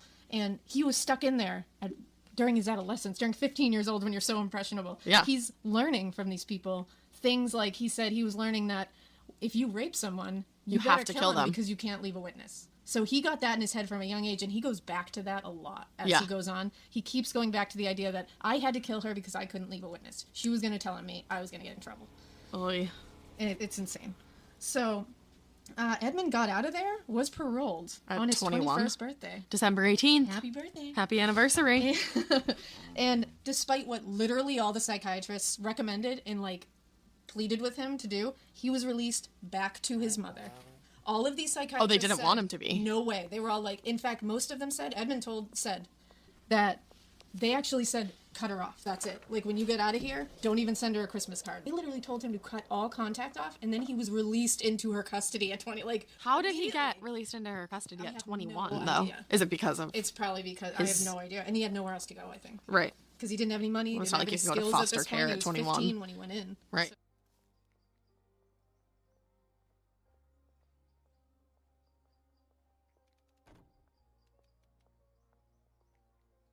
I'm tired of this, Grandpa. That's too damn bad. Shit, I was muted. My bad. Fuck, what did I just say? I guess, long story short, I'm like, this is why people need to listen to their doctors. The negligence is crazy. Like, what do you mean that all of the doctors were like, please don't do this? And then the government's like, we're not gonna give a fuck. Go back to your mom, bitch. Are you kidding me? And I'm tired of this. That's what I was so tired of this crap. Because I'm like, why? Sorry, I just didn't realize I was muted because I was eating some food and I didn't want it to be all clingy right in the mic. So, all right. So I try not to, in case there's any background noise or anything. Yeah, they're still doing shit like that today. Yeah, no, it's all over the place. It's ridiculous. I hate it here. I'm tired of this, Grandpa. I'm tired of this, Grandpa. That's too damn bad. Oh, it's about. I wonder whatever happened to his dad. Actually, I think I need to do a dab soon here. Because, I mean, it was his parents that got murdered. I want to say that the stepson spoke out at some point. I believe I saw an article where he spoke out at some point. I would like to read that. I didn't go too far into it, but I'll have to look at it later. That'd be interesting. But I think they kind of wanted to get the hell away from this whole thing. But why? Yeah, I don't know why. Weird. But, I don't know why. Eventually, and I'm going to get into this in more detail later, but he eventually got, when he got out at 21, close after he got out, he got his entire juvenile record expunged. Right. Which means the record of him killing his grandparents went away completely. I will get into that later because talk about charming. But he was able to charm himself out of basically out of 2 counts of murder. Right. Unbelievable. So well, it must have just been him taking those tests, and they must have thought it was a psychotic. Him being a model prisoner, and they didn't want it to affect him forever. It's the actual situation where it happened will come up later, and it's gonna blow all your minds how it happened. But after a little while, he moved in with a roommate in Alameda, California. But his mother was still. She would pop up all the time. She was surprise visits. Exactly. She was just still all over his shit. She was like, "Hey, real weirdo, how you doing?" Weirdo. And he eventually got a job working for the highway department, and he was able to get through a settlement for a motorcycle accident. I want to say. Yeah, he bought from what I read on Wikipedia. He had like a motorcycle and was the way that she said Wikipedia. What I read on Wikipedia. In an accident where he was. I'm so stuck. It's actually and dumb. that's how he bought his 19. Like that's why. Okay, so I have botanists. I have a botanist working on these drying racks, and I have a botanist working on these drying racks, but like these ones in the middle, it's all me just because I have so much fucking extra. It's ridiculous. 69 yellow Ford Galaxy. I'm just telling you, and I thought this earlier when I was doing some research. In the 70s, just don't get into a yellow car. Yeah. Don't do that. Yellow cars are about. Hey, by the way, decades ago, don't get into a yellow car. Gentleman in the 70s in California. Or Ted Bundy. Yeah. And either way, it's not. And I'm sure there's probably more. Which we're totally gonna do Ted Bundy. Because he's my fave. Yeah. And favorite in like the best way possible. And like in the least. Everyone has a favorite murderer. Everybody has a favorite murderer. Do they? I don't think I have a favorite murderer. Do you guys have a favorite by this murderer? point, he's basically missed ages 15 through 21. Critical years. So he's out of. Like I've already hated the color yellow, so that was never a worry. You bitch, I'd be like, what the fuck is this mustard ass shit doing here? Get this out of my face. But what the fuck? Here, the last time he was free was at 15, so he's like super behind the curve socially. Well, and the difference between 15 and 21 is crazy. It's not like a lot in years, but it's a lot in life phases. Exactly, and it's like, and at 21 now, he's still at 15. Right. In socially trapped. Like intelligence, he's really intelligent, but socially, he's like super behind. He didn't feel like he was adept at speaking with women his age at all. In fact, in one interview, he said that I wasn't impotent physically, but emotionally, I was impotent. I was scared to death of failing in male-female relationships. I knew absolutely nothing about that whole area. And it's true. Well, he knew nothing about it. I mean, he probably never... He missed out on high school. Right. So he didn't know how to talk to women. During this time is when he started noticing, because again, we're entering the hippie era. Oh, yeah. And all, like, I wish that I had been born. I do not. Well, and I wish that I had been born then, but known all of this somehow, and like avoided hitchhiking. Oh, I've always wanted like a slug bug too, but I got deterred from that really quick because of people telling me how the maintenance is and how expensive it is because you have to get like these special parts and like it's not a good car for real. It's more like just a money pit, but I would have been like hell yeah to the green, that yellow. Oh. No way, you'd be one of these chicks. Listen. Yeah. She gives me one of these chicks. Listen. You would totally be one of these I'd hop in there with my flower crown on acid. Like I'd be standing next to you and I'd be lecturing you, being like, we're not supposed to be hippies. You know what? Speaking of hippies and shit, I think this would be the time to do the dab, right? I just need to post myself up right. I laundered my money. I thought my Leo's got shit. Benji's out of shit. Well, okay, I'll head over to the manor and then we'll smoke a ball. We'll do a dab. I think this is really I'd bad. be like, it's fine. And then you pull up and I'd be like, that's a big dude. I'm leaving. And you'd be like, I'm going. 'Cause I'm not missing the festival. And I'd be like, I believe. I'm like, I'm on my way to Woodstock. See ya. See ya. So that would be bad. We digress. So this is when he started working up to killing. He, by his own claims, he picked up and dropped off over 150 hitchhiking women without any incident. But he wanted to. He just didn't. He just like chickened out. Yeah, he was quoted in Front Page Detective, which is a magazine that like focuses on true crime and shit from the 70s, in 1973 as saying, At first, I picked up girls just to talk to them, just to try and get acquainted with people my own age and try to strike up a friendship. It didn't work out, So I guess? at first, he was trying to use these experiences as just getting more, comfortable practice with Right. talking. Dude, and don't even get me started on the conversation pits that they had in the homes. So you'd have I would have thrived. I probably also would have been murdered, but I would have thrived while I was alive. Let me tell you, YOLO. Women, college-age women, because he just didn't know how. So he was like, well, if they're in a car with me, we have to talk. Right. So I'm going to figure out how to do this. Then he kind of began inching towards where he eventually ended up. He began without a gun, and he would just kind of think about it, and he would think about it. Then he would have a hidden gun somewhere, and he wouldn't bring it out. He would just have the gun in the car, and he would know it was there, and it would kind of give him the thrill. It started getting bigger and bigger, and unfortunately, he started having a feeling of what he called a fantastic passion building up inside of him. Like, what a dick. Yeah. Calling it a fantastic passion, like, you're a piece of shit. Like, my fantastic passion is doing hair. Like, seriously. My fantastic passion is... True crime. True crime and performing autopsies. You're weird. So maybe I'm not that rough. You're a real weirdo. I don't know if I have a lot of, like... Have we not said that that's a good... The real weirdo has returned. All right, I am going to mute myself while I'm doing this just so that you don't hear any, like, weirdness. Band name? Real Weirdo? Did that just occur to me? That is a good band name, actually. I still think Evil Onion's better. Anyways. We're going to move on. We're going to agree to disagree. So... Okay, wait, no. What if the band name was Weird Evil Onion? Or Evil Weird Onion? You gotta smash them, because then it's perfect. Because, I mean, Evil Onion is kind of fine, but it's, like, nothing you know what I mean? It's just more of, like, people are gonna ask questions, and then they're probably gonna, like, not really care about it because they're like, I don't get it. But Evil Weird Onion, you have enough things where, like, I feel like it's the perfect mix. Anyway, thanks for coming to my TED Talk. That whole fantastic passion, which is a bad band name, yeah, was starting to build up inside him and become too much to handle. And in that same 1984 interview that I mentioned earlier, he said, I was raging inside. There was just incredible energies, positive and negative, depending on a mood, that would trigger one or the other.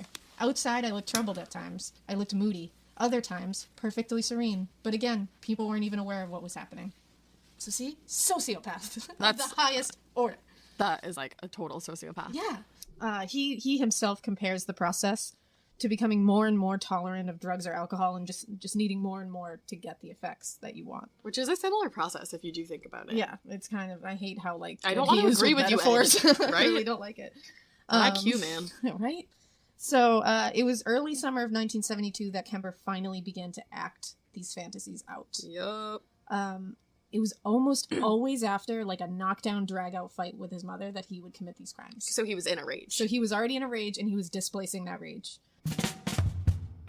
Introducing the first coffee ever from Q.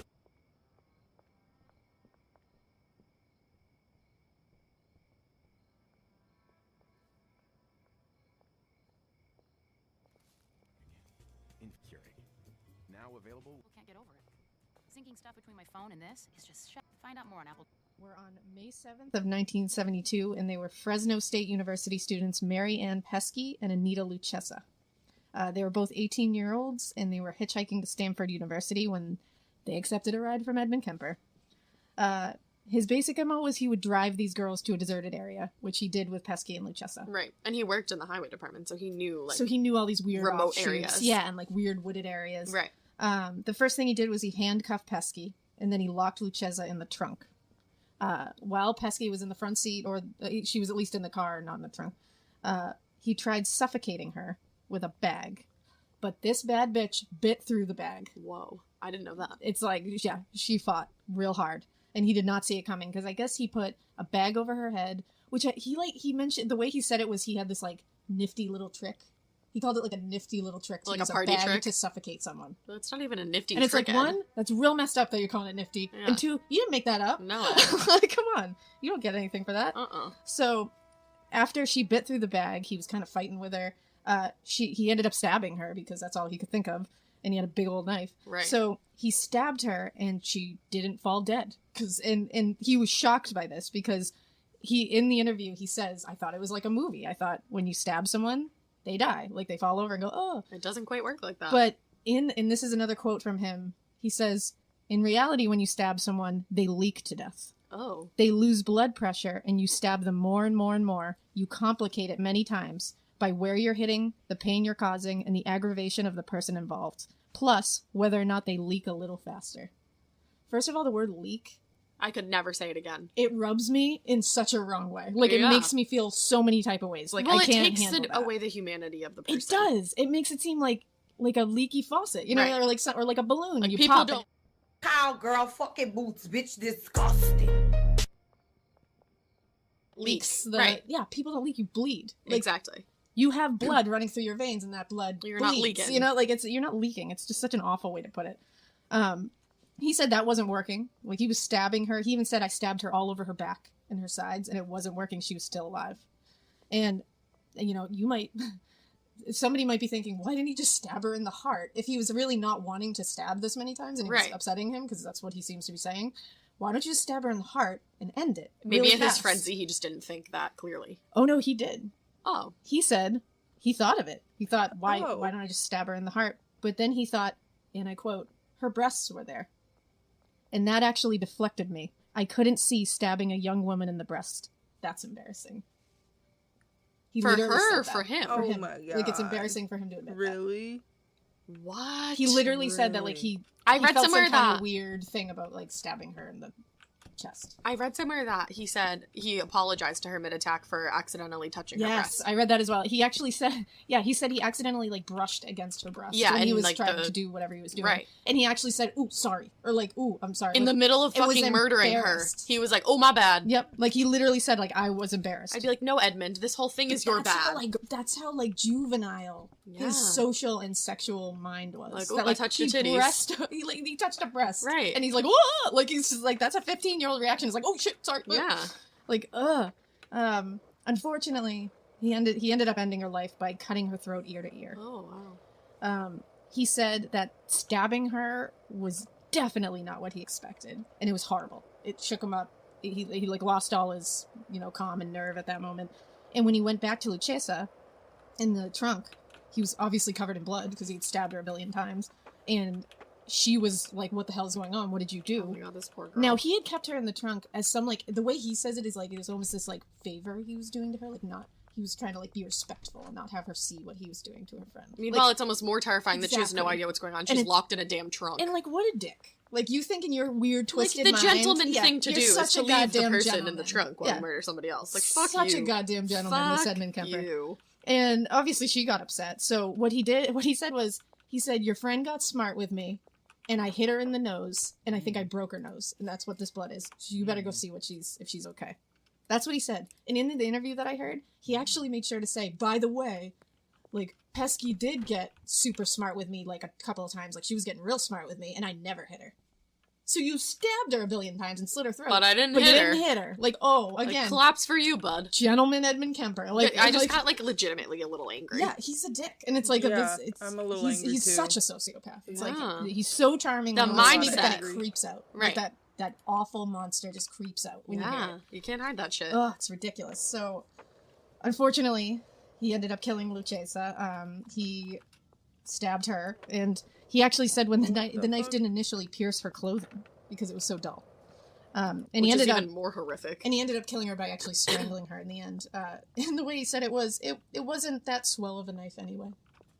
It wasn't that swell of a knife. What? Yeah. Wasn't a good knife. He's a weird guy.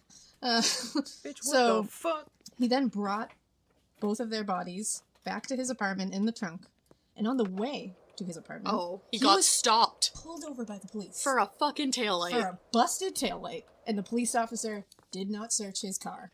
He had two dead bodies in ass the trunk, bodies. and also, as I can imagine, there had to have been You tons gotta of be blood in that car. kidding me. Right. Yeah. So the officer obviously didn't pay attention, or was It must have not- been dark. Just wasn't thinking of it. But like, holy hell, like that could have been ended right. Well, then and it and was there. his old buddy Ed. Yeah, it was his old Because buddy he was Ed. friends with all the police officers. Yes, Ridiculous. he was. The last because- episode we did, he was a police officer. This episode, he's friends is with not them. looking good.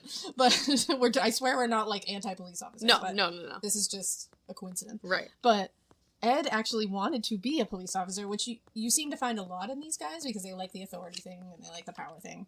But in a weird turn of events, he was too big. they have like a height thing and a weight thing, Damn. and he was too big. Like, I mean, they're you're like, almost 7 feet tall. we dude. can't hand you a gun and a badge and have you troll in the streets as like, you know, an you're evil a Hagrid. giant. Like Right. it's not. It's just not something we need. No. So That's because he couldn't be crazy. a police officer, he wanted to be around them all the time. And there was this bar called the Jury Room, which is like so on the nose. And all of these Yeah. police officers used to hang out at the jury room and drink their beer and like hang and talk about cases and whatnot. And Edmund would go and hang out with them at this bar. And they actually ended up liking him. He described himself, I think, as a friendly nuisance. Yeah, which is totally what I would describe him as. Just a friendly nuisance. I would just say a fucking nuisance. Yeah, just a fucking monster. Again. But they loved him because, again, he's a charming guy. Right. If he was just talking to you, you probably would find him kind of likable without knowing that he's like this awful beast. Well, he knows how to turn it on and off for the Absolutely. when he needs to. He absolutely does. And so they would even like be discussing the co-ed killer crime, and this would happen later, obviously, because he just began.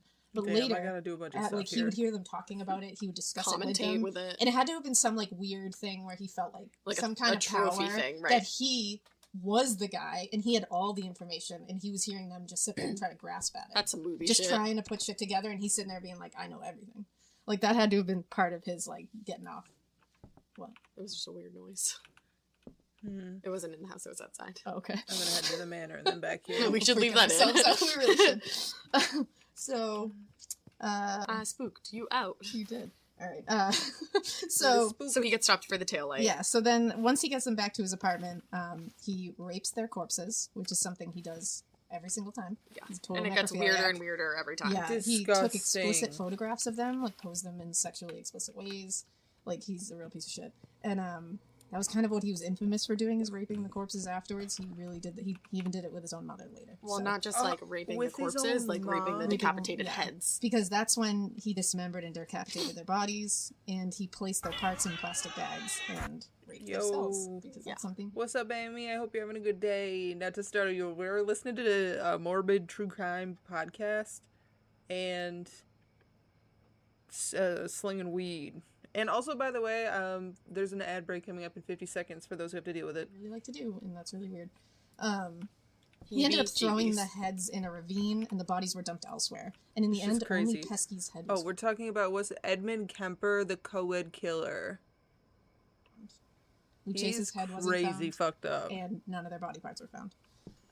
Which is awful. Yeah. And after this whole thing, he went back to just giving women rides. He started trying to just took do a the break. ride thing. He was like, okay, I did that, so maybe we can just be friends. I got it out of my system. I got it out of my system, but apparently he did Psych. not. It was only when he raged that he would kill. Again, it was like he'd get in Yeah, a fight so with he his got in mother, another fight with her. and he would displace that shit. He did say that if the women mentioned the case and talked about the killings, He like wouldn't we're like, kill oh, them? this dude was like is around and he's picking up people, like, oh, I hope you're not him. He wouldn't kill them. Why? And I don't know why. Like he just wouldn't do it. Huh. Like, which is weird. He had like it was like this weird embarrassment thing. Like he like didn't want to be connected to it. Right. I don't know. All right, and not to be annoying, but I'm gonna pause it so that people don't miss too much if they have to deal with the ads. I don't think Ban Me has to deal with ads, but just in case, we will pause it up, and I will head to, would it be Fastag? Stream Beats. Let me just play this. Oh, it's kind of loud. This might have been a bad choice. I like this one.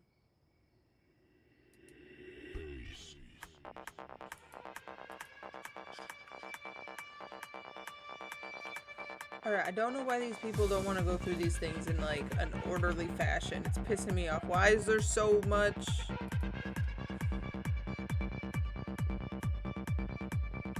This doesn't even have a seat in it.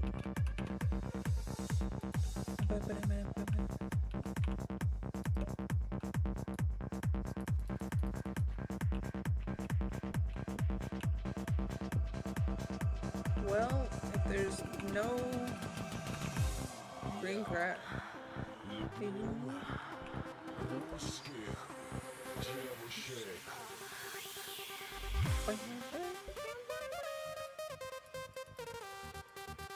Y'all like the dance?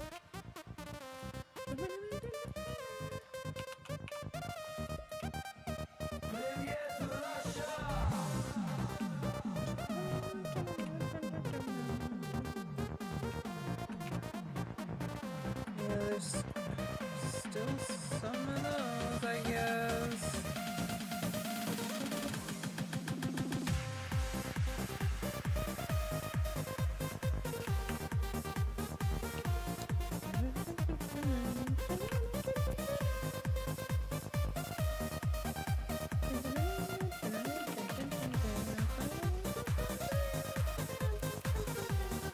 You dancing?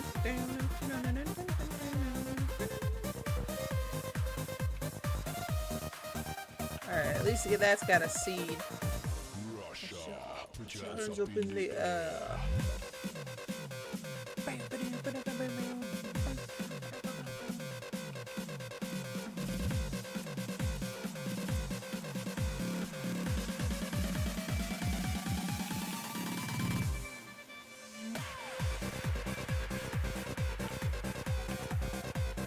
Yeah, right? Very bittersweet shit where it's crazy. It's crazy. Dang it. Alright, well, I'm gonna do that.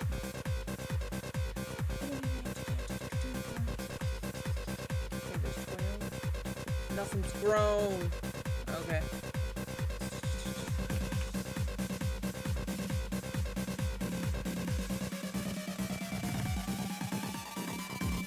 That's good. I kind of want to take some from the other spot and put it here.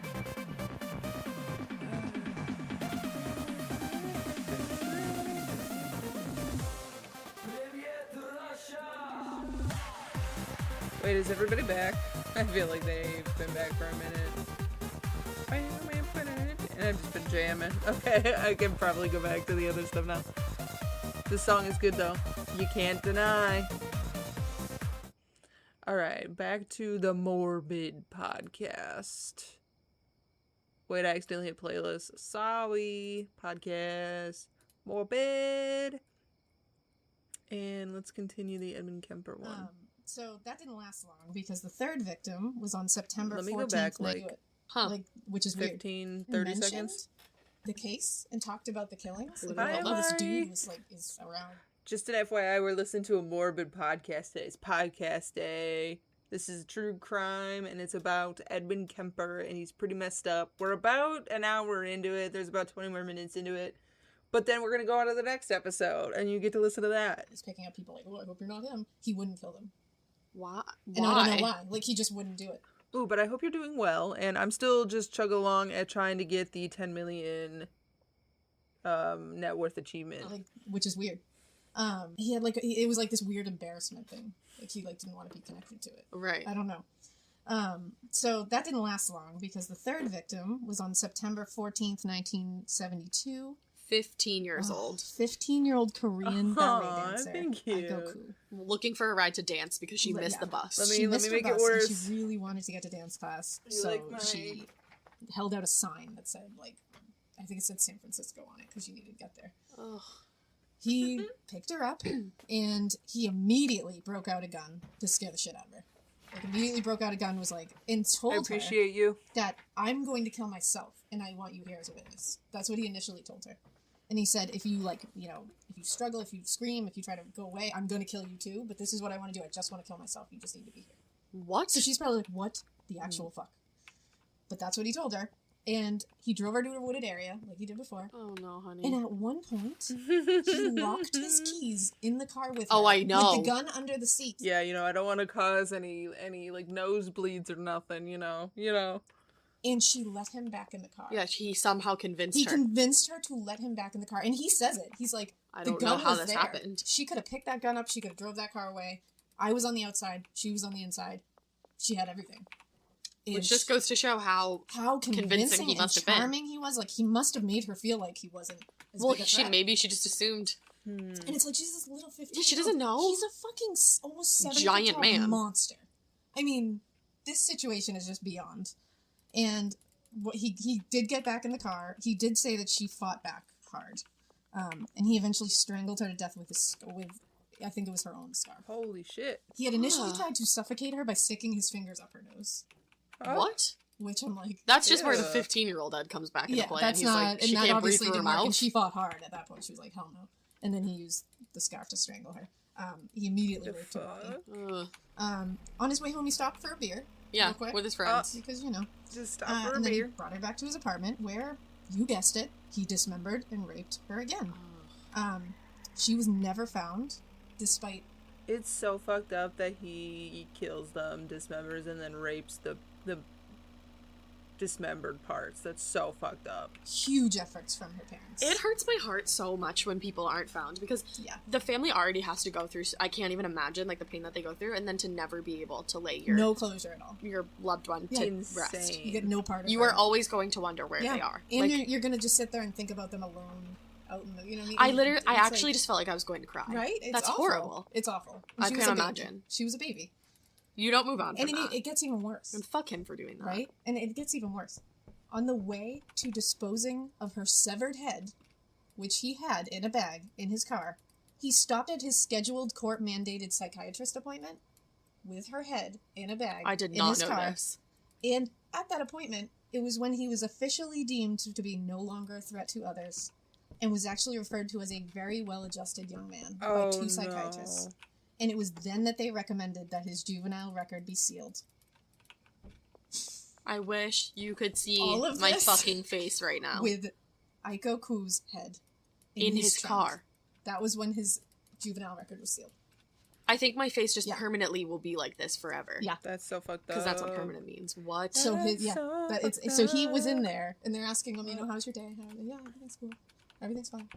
And they were saying, he seems like a very well-adjusted young man. He seems like everything's fine. How do those psychiatrists feel about And just themselves now? Right? And just the fact that they're sitting there I mean, being like, what were they he's no supposed to do? longer a threat.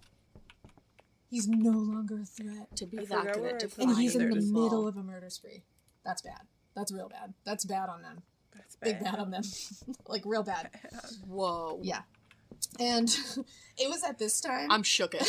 that warnings started Shooketh. coming out by the authorities telling women, don't accept rides from strangers, and especially do not get in a car unless it has a university sticker. You know who had a university sticker? Edmund fucking Kemper did. Because his mama worked at the UC college. Santa Cruz. Yeah. Of course. And she worked as an administrative assistant, so she had a sticker, and he got a sticker.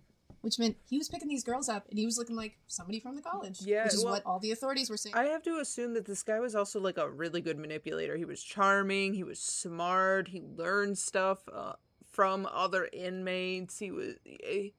I think that this person was fooling the psychiatrists into thinking that he was reformed by saying the right things. And let's be real, the psychiatrists probably weren't thinking that deep, because probably they were like wanting the simplest, answer to be the real answer. But they were probably like, oh, he seems fine, so whatever, he's good. They weren't caring that much. Yeah. Psychiatrists should be jailed. In my opinion, you failed to do your job and you helped someone, a threat to society walk among society. Yeah, true. It was totally fine. It can't be someone from the college. I definitely think I wonder more why people- they thought that. More people should be held liable for shit like that. Like, if bartenders can be held liable for people driving drunk home, even if they sneak it, even if they do something ridiculous, even whatever, then why aren't judges, getting some sort of reprimanded, just getting something, and oh my god, sorry, my high ass. I did a dab recently, so, like, please excuse the fact that I'm talking really silly. But do you know what I'm saying? Like, other professions should also be held liable for some of the things that happened.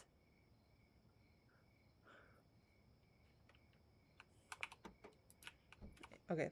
I think they just assumed that this was an outsider. I mean, because they were I think he was also picking them up outside of the campus, too. Oh, okay. So I think they were not thinking that it was somebody. And they're supposed to know everybody that works Right, and they're there probably, that like, has the checking sticker. cars and whatnot. And it's like, if they work there, they're thinking they can't be this killer. Mhm. We know their background. Shit. Yeah. He actually attributes the fact that she worked with college co-eds, he attributes why he killed co-eds to the fact that his mother worked there. Well, and she Because- wouldn't introduce him to any of the No, girls. and he says and I quote, They represented not what my mother was, but what she liked, what she coveted, what was important to her, and I was destroying it. So he saw this. That's fucked up. She worked with these co-eds, she thought they were, like, the ideal, and he was gonna fuck it all up. Yeah. And at this point, guess what? He moved back in with his mother on the UC Santa Cruz campus. Why not? Yeah, because, that seems like the next best step. And I think he just, like, ran out of money and, like, couldn't pay his apartment because he was probably busy killing people and couldn't really Didn't pay have rent. That like does a not job. pay the bills. No.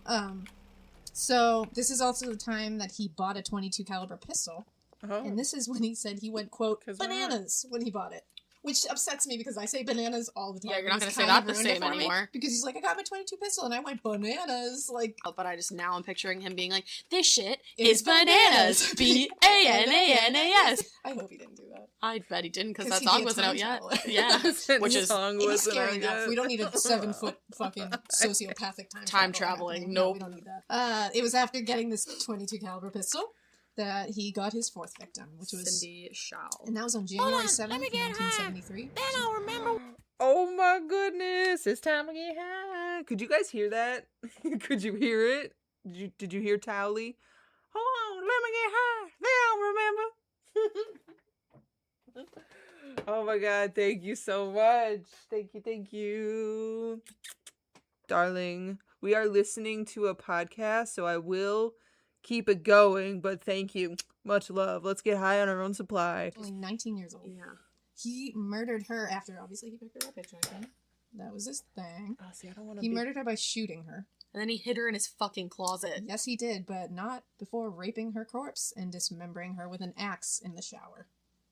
In his mother's shower, right? Yeah, of course it was his mother's shower. Because that's so on the news. I do acknowledge it's kind of crazy that I was doing kissy faces while they were speaking that in the background. So, but I also kind of find it kind of funny because, that's just life. He's just all about the symbolism. Like, screw you, mom, screw your Yeah, shower, screw your screw your co-eds. damn shower. And he ended up throwing the pieces of her body into a nearby ravine. One thing he always did from this point on, because this is when he had the gun, was he always removed the bullet from the skull. Which, again, was really smart. To remove, like, identification. Because that way they can't trace it They back. don't know what they know kind it of gun They it is. probably know it's maybe a .22 because they can look at the bullet wound. But they can't They say don't for have sure. that bullet, and they can't trace it back to a gun. Which, again, really smart. After having sex with her head for several days, her severed head, he then buried that head in a backyard garden at his mother's house. And he said he faced her to look up at the window because, according to him, quote, my mother always wanted people to look up to her. What a guy. What a guy. You thought your Mother's Day What a gift guy, was am I good. right? Mother's Day is coming up, guys. Don't get your mama that. Do not get ideas from this podcast. Whoa. So, after he had escalated to that point, his fifth and sixth victims, which were the ones before his, crescendo at the end, his fifth and sixth victims were on February 5th, 1973. It was after a particularly bad Like a fight with really his father. bad fight. And he picked up UC Santa Cruz students Rosalind Thorpe. I think and Rosalind's Allison such a Liu. pretty name. I do I just have too. to throw that in Rosalind, there. I think that's a really That's pretty name. really pretty. It was Rosalind Thorpe and Allison Liu. I believe Allison was 21. I've gotten different reports of how old Rosalind is, so I don't want to say what. I her think age Wikipedia actually said they were is. both 21, but I I think I'm they're telling both you around 20 Wikipedia. and 21, somewhere Right. around there. He shot them both in the head while he was still on the university campus. What? So he did it. He got them in the car and immediately shot them in the head. How did nobody hear that? So he was really starting to go bananas. B-A-N-A-N-A-S. On his way out of the campus, he passed right by campus security.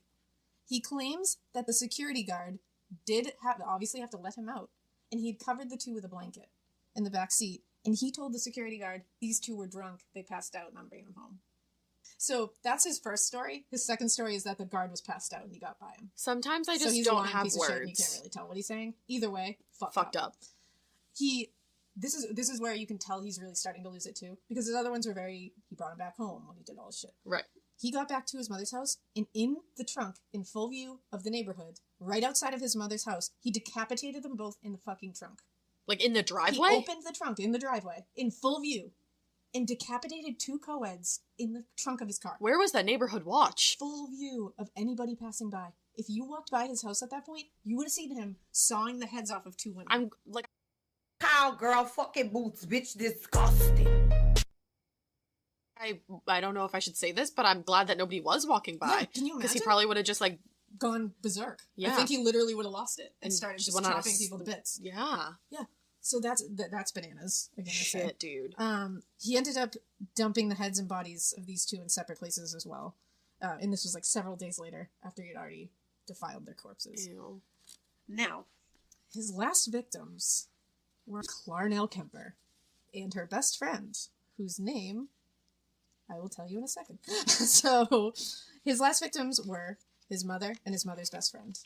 Sally Hallett. It was April 20th, 1973, on Good Friday. It was Bro, his mother and his mother's best friend. That's insane. Okay, I had to come back to again. Thank you, Roma Monster, for the lurk and for the cheers. I appreciate the shit out of you. And I think also because of that princess comment, I want to put this on. So I just wanted to let you guys know that that's why I'm gonna go into princess mode now. Much love. Not a Good Friday. Not at all. He ended up using a claw hammer on his mother to beat her to death and then slit her throat while she slept. And right now, I'm going to let Edmund tell you exactly how it went down. And that's when I decided I'm going to murder my mother. I knew a week before she died I was going to kill her.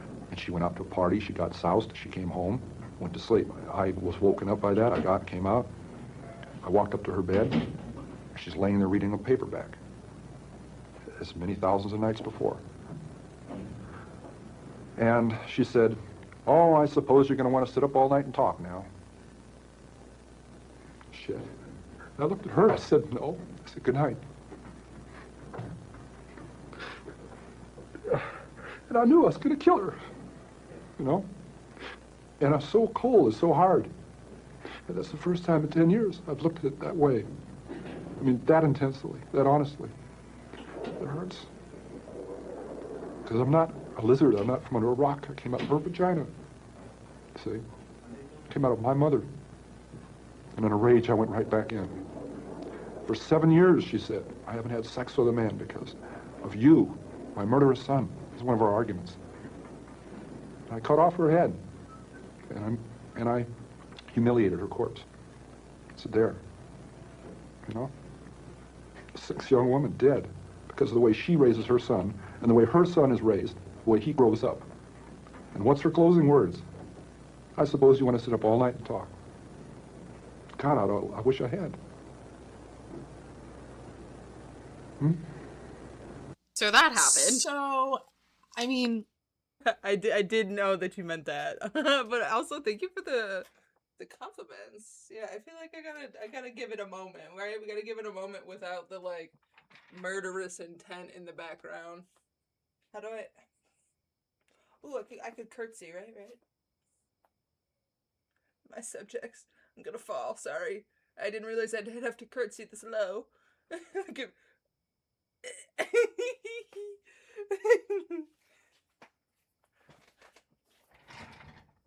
I got lots of hair, and yep, it got that color at the tips. I do need to put some more color over top of it. I feel like it's fading a lot. I do have extra dye. I could plop some more. I might do that soon. Thank you, my subjects. Y'all are too kind. What's weird to me is that in the clip, Edmund starts to, like, almost sound like he's crying. A little bit, yeah. And he sounds very... remorseful. It's like he didn't want it. So it's weird that he connects himself to her, like, in that way. Like he can sit there and say, like, yes, I came out of her. Like, I'm not a lizard. I didn't just get plopped here to cause murder and mayhem. I came from my mother. Right. And then I killed. It's such a weird connection he has. It reminds me of that Tupac song. You know? It is just like that. Alright, well, it's a little bit different, but... But I see where you're going. Correlation. Correlation. Our brains work differently. Correlation is not causation. So he ended up, you know, as he said, he decapitated his mother. He raped her head several times. Whole nother level. He then used her head as a dartboard. Yeah. And screamed at it for hours. He placed it on a shelf to yell at it for hours. The rage and just insanity that requires to place your mother... First of all, to use your mother's head as a dartboard. First of all, to kill your mother. Exactly. But it's like, it's to take it to the level of then putting her head on the shelf and yelling at it. And using it as a dartboard. Like, that's the only time he felt like he could like fight back is like now she's decapitated, she's dead. I can put her head on a shelf and I can fucking yell at her back. And just to not see something so off about exactly. But he said his whole, because I'm sitting here doing all this research and I'm like, why did he want to decapitate them? Like, what is that all about? Yeah. And he said the head trip It's fantasies insane. were a bit like a trophy. You know, the head is where everything is.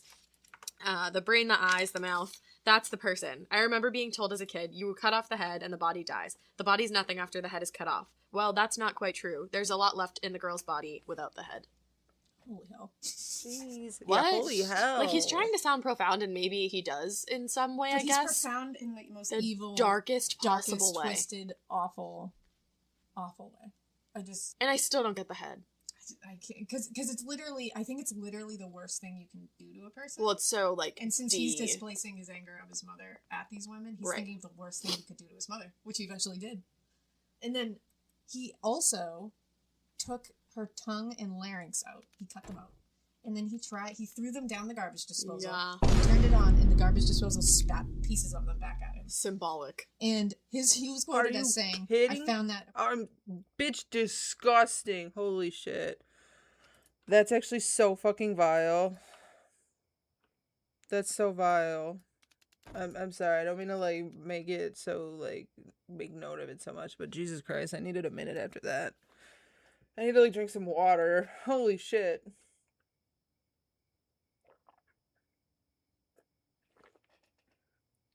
It's the most vile thing ever. What a demented person. That is so fucked up. Isn't that crazy? That's crazy. I needed a minute to... I don't even want to repeat it, so... You sat down after that? Yeah, that's, like... I'm thinking about that meme, you know, where the person's just like... the girl in the bonnet, and she's like... she's just... gaping. Oh my god, okay.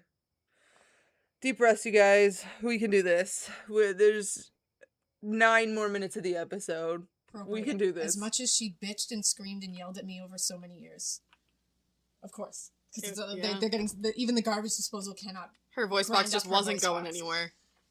After that, he raped her body and then put her in a closet and went out for a drink. Later, he called her best friend, 59-year-old Sally Hallett, and asked her over for dinner. When she got there, he strangled her, he decapitated her, and raped her body. After he did that, he stuffed her in a closet too. He stole her car, and he started driving and ended up in Pueblo, Colorado. There, he pulled over at a payphone, and he called police and confessed. At first, the police were like, "Oh, Ed. That's funny. Stop." And they didn't believe him. Well, because they had talked about the co-ed killer with him so many times. He had to call them back and ask for a police officer that he was actually friendly with. And he actually told this police, like, no, I really didn't do please this. come and get me. And to make them understand, he confessed to all the other crimes. So he was like, yeah, I killed my mother, blah, blah, blah. And then he was like, you don't believe me? Okay. Well, I did this one, this one, this one, this one. He told them all about it. So they ended up coming and, they arrested him. At that point, when they asked him why he confessed, he said, quote, "The original purpose was gone. I just said to hell with it and called it off." Because once he had killed his mother, that was it. That was the apex. The original purpose. Right. He was like, that was it. This whole thing was about his mother. Yeah.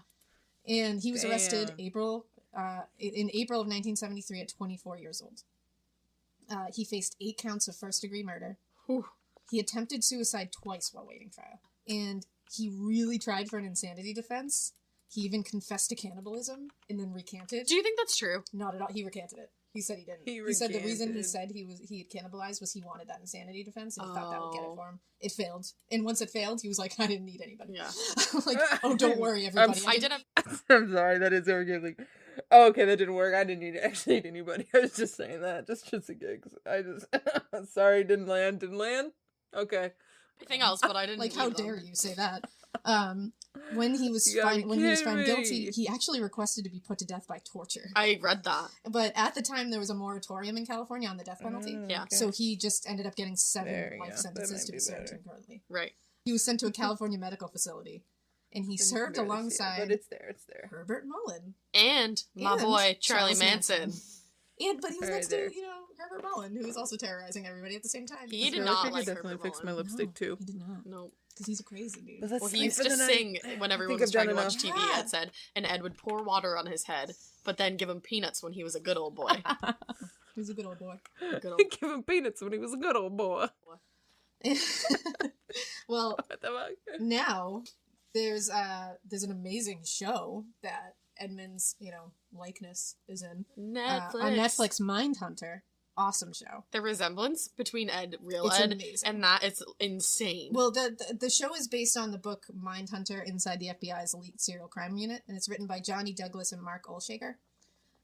They were two FBI agents who are kind of credited with propelling criminal psychology and profiling forward, and they brought attention to the idea of serial murder. Right.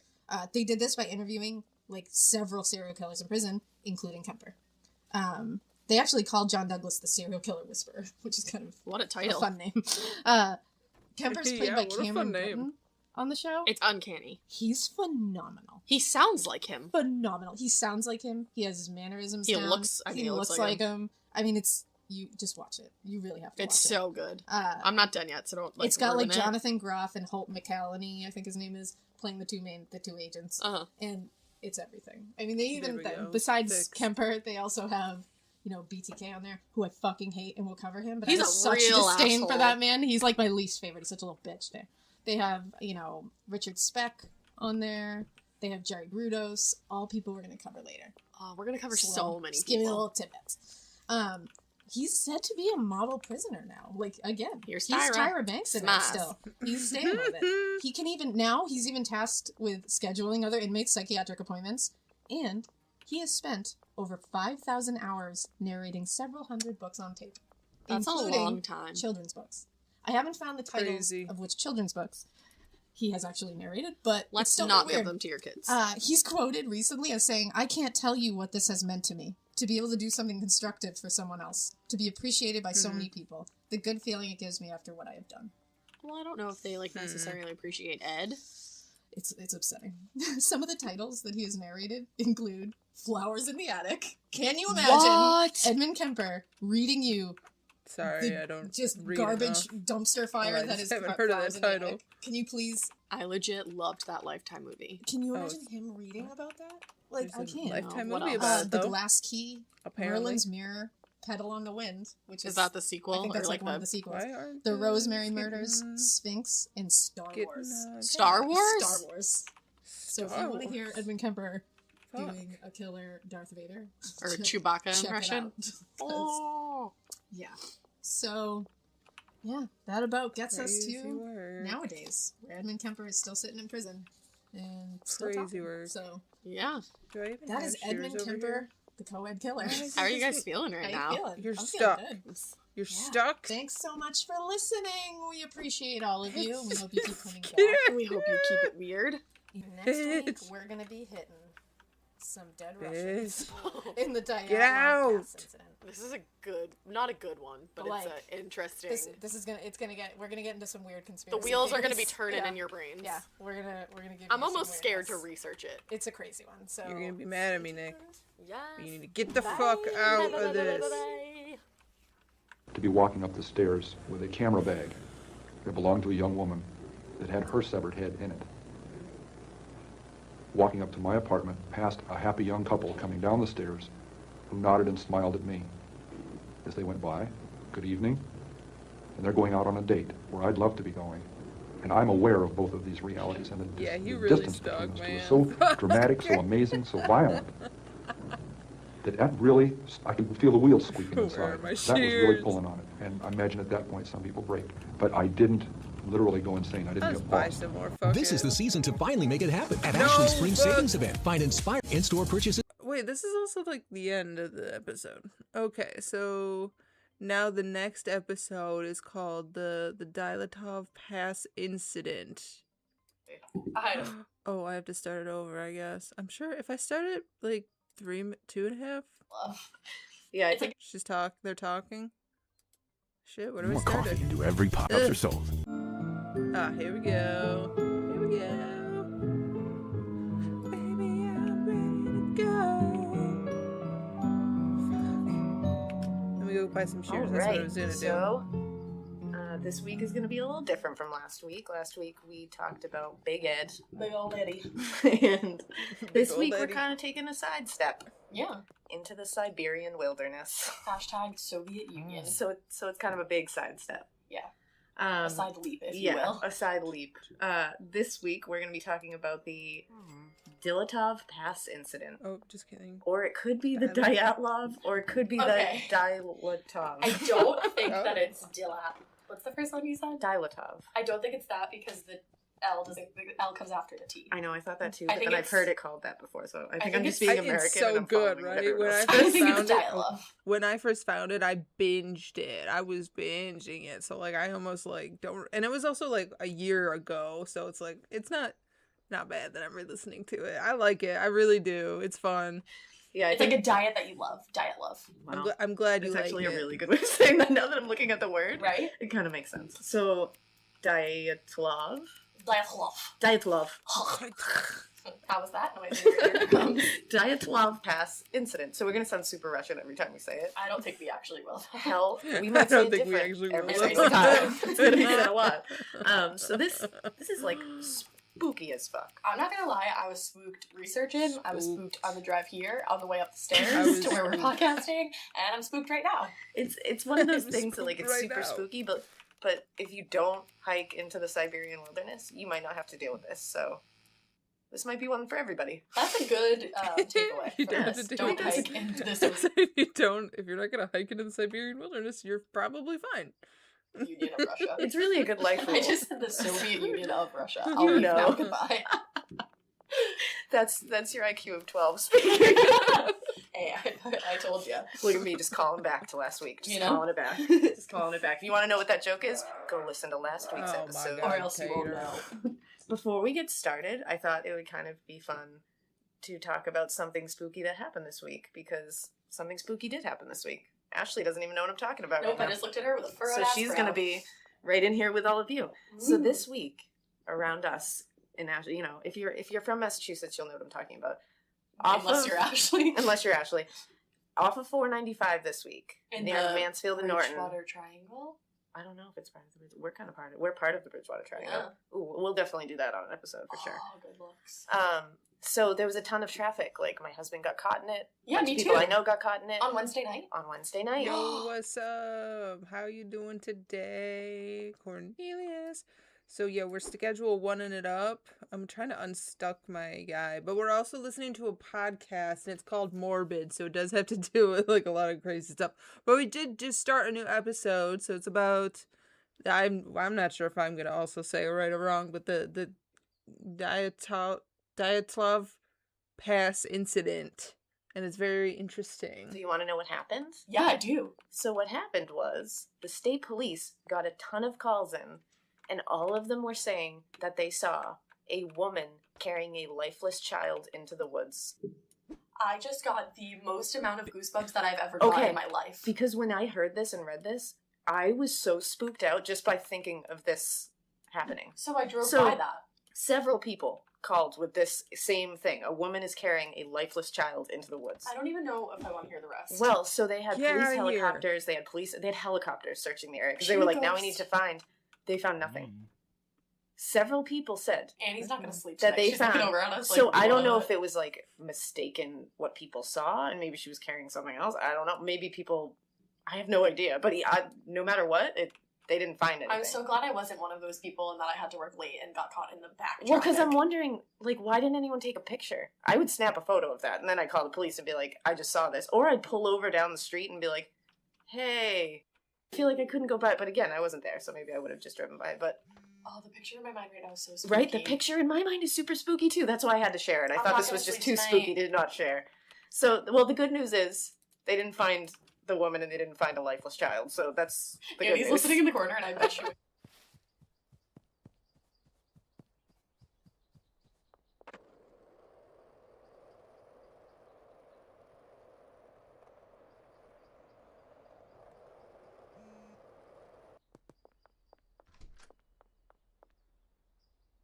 Is that her podcast that she was listening to has turned up a little more because she said she wasn't going to listen to us.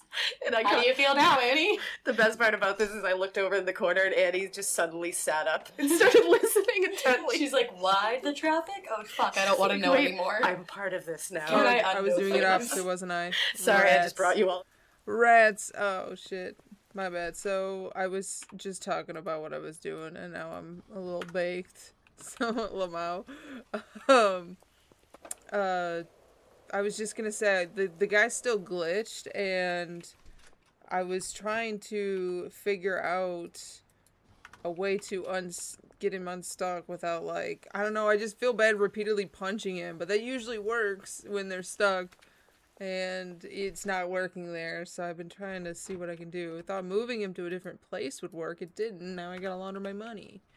So that comes first. So my bad for being all over the place today. So thank you for letting me know. I'm being so bad today, Laval. Not being very princessly, huh? Gotta get good. Into my spooky ass world. Wow, But I was I've been- in that traffic. And I've been dealing with this image in my mind for a week, and I felt like I needed to share it with everybody. Nightmares. So you're welcome for that. Sleep tight. Alright, noted. Thank you. Thank you. Because he's pissing me off. Don't. If you see any women carrying lifeless children into the woods, call the police. Maybe snap a photo if you can. Don't pull over. I mean, don't pull over. That's dumb. But Yeah. but maybe snap a photo. Yeah. And Snap maybe, a pic. You know, I would want to see where she was going. So there's that. So why did they just release that that's what happened? Yeah, they released that that's why, like, there was so much backup, and there was, like, police helicopters and Yeah, activity. there was helicopters everywhere. Yeah. And I literally said, something must be going on. Yep, it was that. So, and they did release that, like, nothing was found. They searched for hours, so they didn't find anything. Imagine being the, like, people that had to search for that. And the people, imagine being the people who saw it, and then were like, no, I saw that. Like, and several people said the same thing. Yeah, it's kind of bananas, but. So that kind of segues perfectly into our super spooky topic. Oh my gosh, it does. So this one, He got yellow stars, though. That means he's in heaven. Heavenly. goes way back. We're taking a trip in the way back machine for this one. It's back in January of 1959, when a young 23-year-old man named Igor, pause for reaction, Dyatlov, because I'm going to go with that from now on. Dyatlov. Igor Dyatlov led 9 hikers into the Ural Mountains of Siberia. The group had 7 men and 2 women, and most of them were university students or engineers. So they were pretty young. Yeah, they were young. They were in their 20s, like early 20s. You flatter me. You're so cute, too. Yeah. They were all super smart, super experienced Engineers hikers. and hikers. Like, super experienced hikers. They all had been on several excursions. They were, like, wilderness Did I survival kill people. him? So they knew Just what they say were their doing. names now. So I'm going to go through their names in I can't promise going you to that this do is our how they're best. going to say them. So what's funny to me is there's several Yuris. Yeah, there are. Yeah, there's a lot of Yuris. I think Yuri is a nickname, though, actually. No, I think it's a... This is an example to you guys. If y'all get stuck like he did, you're gonna pay the consequences. Do you hear me? Pamela? Actually, do you even have assigned pots? Okay, yeah, you go for one of the seats. You better stay in line, y'all. I hope he wakes up, though, not gonna lie, I did not mean to kill him. If he ends up dying, let it be known. Let it be known. I did not mean to. Does he have a thumbs up? Oh my god!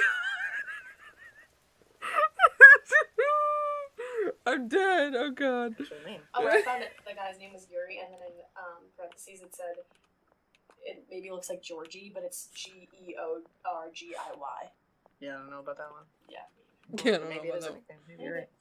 Not from Russia. So here, I'm going to try to get through these. So let's see. Yuri Doroshenko, Yuri Krivonenchenko, Igor Dyatlov, Zenaida Kolmogorova, Love it. Rustam Slobodin, Ludmila Dubanina, Seaman Zolotarev, who also went by Sasha or Alexander, and I kind of see why. Alexander Kolovatov, and Nikolai Thibodeau Brignolel. Thibodeau. Yes, exactly. We're not Nailed laughing it. at your names. I'm No. sorry. We're- I'm laughing at we're her just trying to pronounce pronunciations, them. not It's at just- their this is gonna be a names. tough We one. are There's a lot of stupid scary names in Americans. this. Let it be known, I'm laughing at the pronunciations, not the names. We're definitely dumb Americans, so just go with us. So the goal of this whole hike that they were taking back in 1959 was to reach Mount Torton, which translates to Or Torton. "Don't go there." No way. Don't go. I didn't know that. So I did like the Bitch. basicest amount of research, and I was like, I'm just gonna sit here and comment for the most part. Don't go there. Hashtag basicest. Hashtag I'm such a millennial. I'm dead. So there's like a local tribe called the Mansi tribe, or Mansi. I'm gonna go with Mansi. That sounds better. The Mansi tribe. In their language, this mountain peak translates to like roughly to "don't go there," which is a Sounds pretty. like a warning sign. It's a pretty good warning to heed, I would say, because they're not like having you guess. Like, maybe should we go there? It's not. Maybe we It doesn't shouldn't. translate into maybe come here. Or Yeah. come here. Maybe come here. Maybe there's spearmint at the top. Yeah, it doesn't translate to like sometimes bad things happen here, but sometimes But mostly not. you get cake. Like it's Yeah. literally like just don't Do go here. not Like, come here. Yeah, come just here? so my advice to everybody: Who's just out? listen to that. But that's not what happened. They went there. They did not listen to that. So the trip was going to be a 350-kilometer ski trip. What is that? Where'd my other shit go? Did not Where'd do I the put math. that? But maybe I will later, Maybe and I'll someone add will it comment in. in. Or somebody can let me know. But whatever, it's a good trip. Like I said, all these skiers and hikers were like super experienced, so this was not supposed to be something that was gonna be a Have big any problem trouble, or have any kind of Oh, trouble. I gotta mean, it was move gonna be a this tough too. trip, but they were ready for it. Right. There was only one survivor of this trip, and his name was Yuri Yudin. Yuri Yudin survived because he happened to fall ill Oh, I and knew that. stayed at the last place that they were all seen alive, which was like this little village settlement. But he's glad he got sick that day. Yeah, and Yuri has a lot of information. We'll see later that Yuri kind of started piecing some things together for everybody Okay. a little bit. Didn't come up with that in my basic research. In your basicest research. And my most basicest research. And Yuri actually said that he recalls hearing a conversation when they were at that village between Igor Dailatov and a Head guy. member, Igor, who was like kind of the leader of this whole shebang, and a member of this village, where the two of them were talking about it, and it looked like Igor was being warned about something. Guys, where did the stars go? Where did the stars go, guys?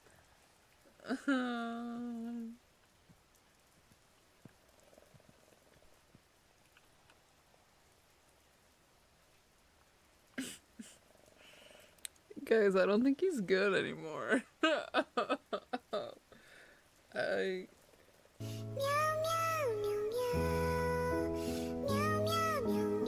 He's out too? This is a rough day to be the top dog drug dealer in whatever this town is called again. Fuck, dude. But he couldn't make out exactly what it was.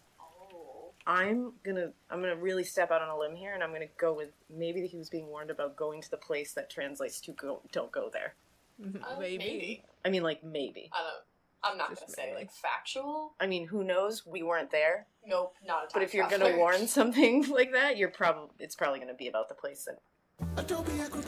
Oh, hell no. So everything was pretty good for a while. This group took a lot of pictures. They The kept one a ton of downfall of journals. the downfall of the podcast is they have the built-in ads, so I don't know. It does suck. And they were following a specific Manzi trail that was set out for them. So Right. this was a trail that was already set out.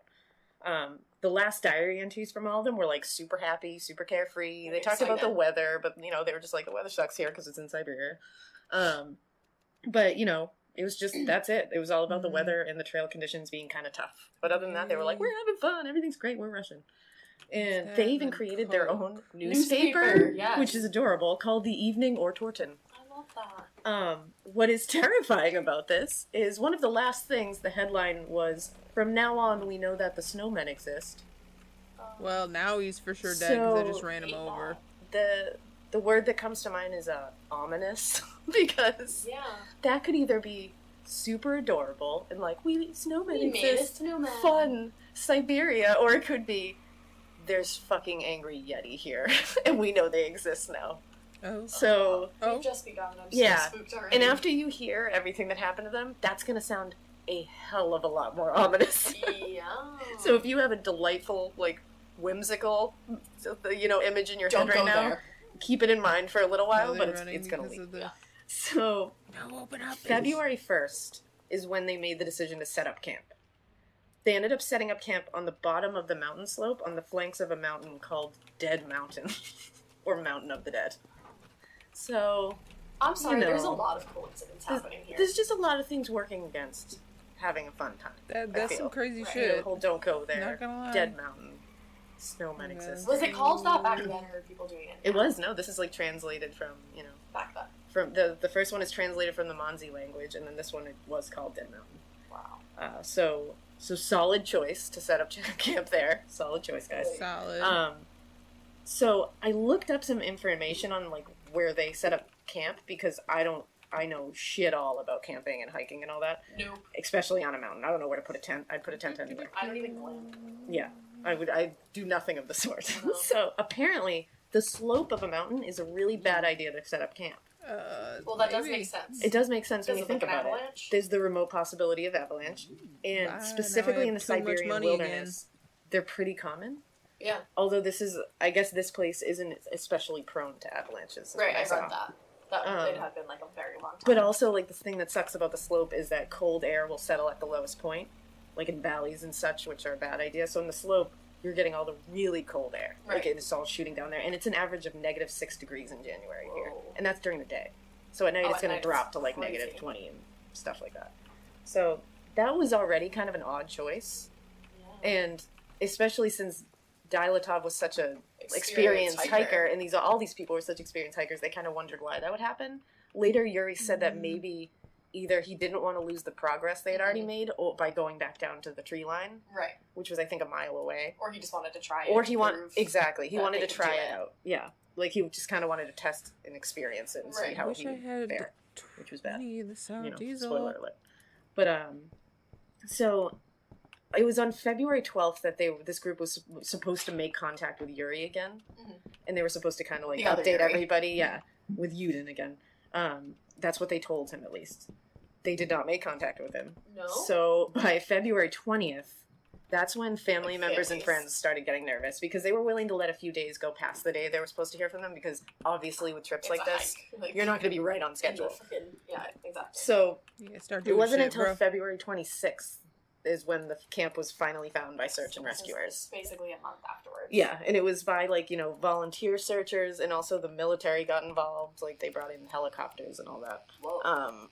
So the things that were found are very bizarre. Not They're even very giving him bizarre. time. So the first thing that was found was in the campsite. They found the tents that they were sleeping in, and they were shredded apart from the inside.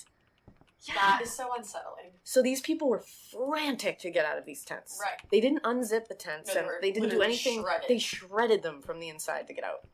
So, like, what the hell came that quick and that scary that they had to get the hell out of there so fast? I don't want to know. I don't even know. So all of them ran out of the tents towards the. First of all, it looked like all of their footprints went in different directions. And they were barefoot. So they were kind of, yes. and all of them were either barefoot Or just in wearing socks. socks, and I think only one of them had one shoe on. Which it was by this point in the middle of the night, it would have been -24 degrees out. Oh my god. Again, experienced survivalists, hikers, all that good stuff. They would know that that is completely ridiculous to do in Yeah. -24 degree weather. Right. So something had to have literally Scared the threatened shit out of them. their lives in the immediate, imminently. yeah, exactly. So it's like something had to have been happening right now where they had to make the decision To just get out of there. we either put on shoes and we die here, or Makes we you run and we try to wonder. make it. It's insane. So, it was over 1 mile away from the tent that the first two bodies were found. These two bodies ended up belonging to. I'm just gonna go by their last names right now. From now on, this is belonging to Doroshenko and Krivonenchenko. Yes. They were found lying perfectly side by side and wearing only their underwear. Weird. No shoes, nothing else. That's insane. I don't even know why they would be just in their underwear at any point during this Right, trip. it's not even like you're like Like you're not sleeping in their underwear in Siberian wilderness, so freezing all the why? time. Why? Like that's insane. They were found under a tree. I believe it was a cedar tree.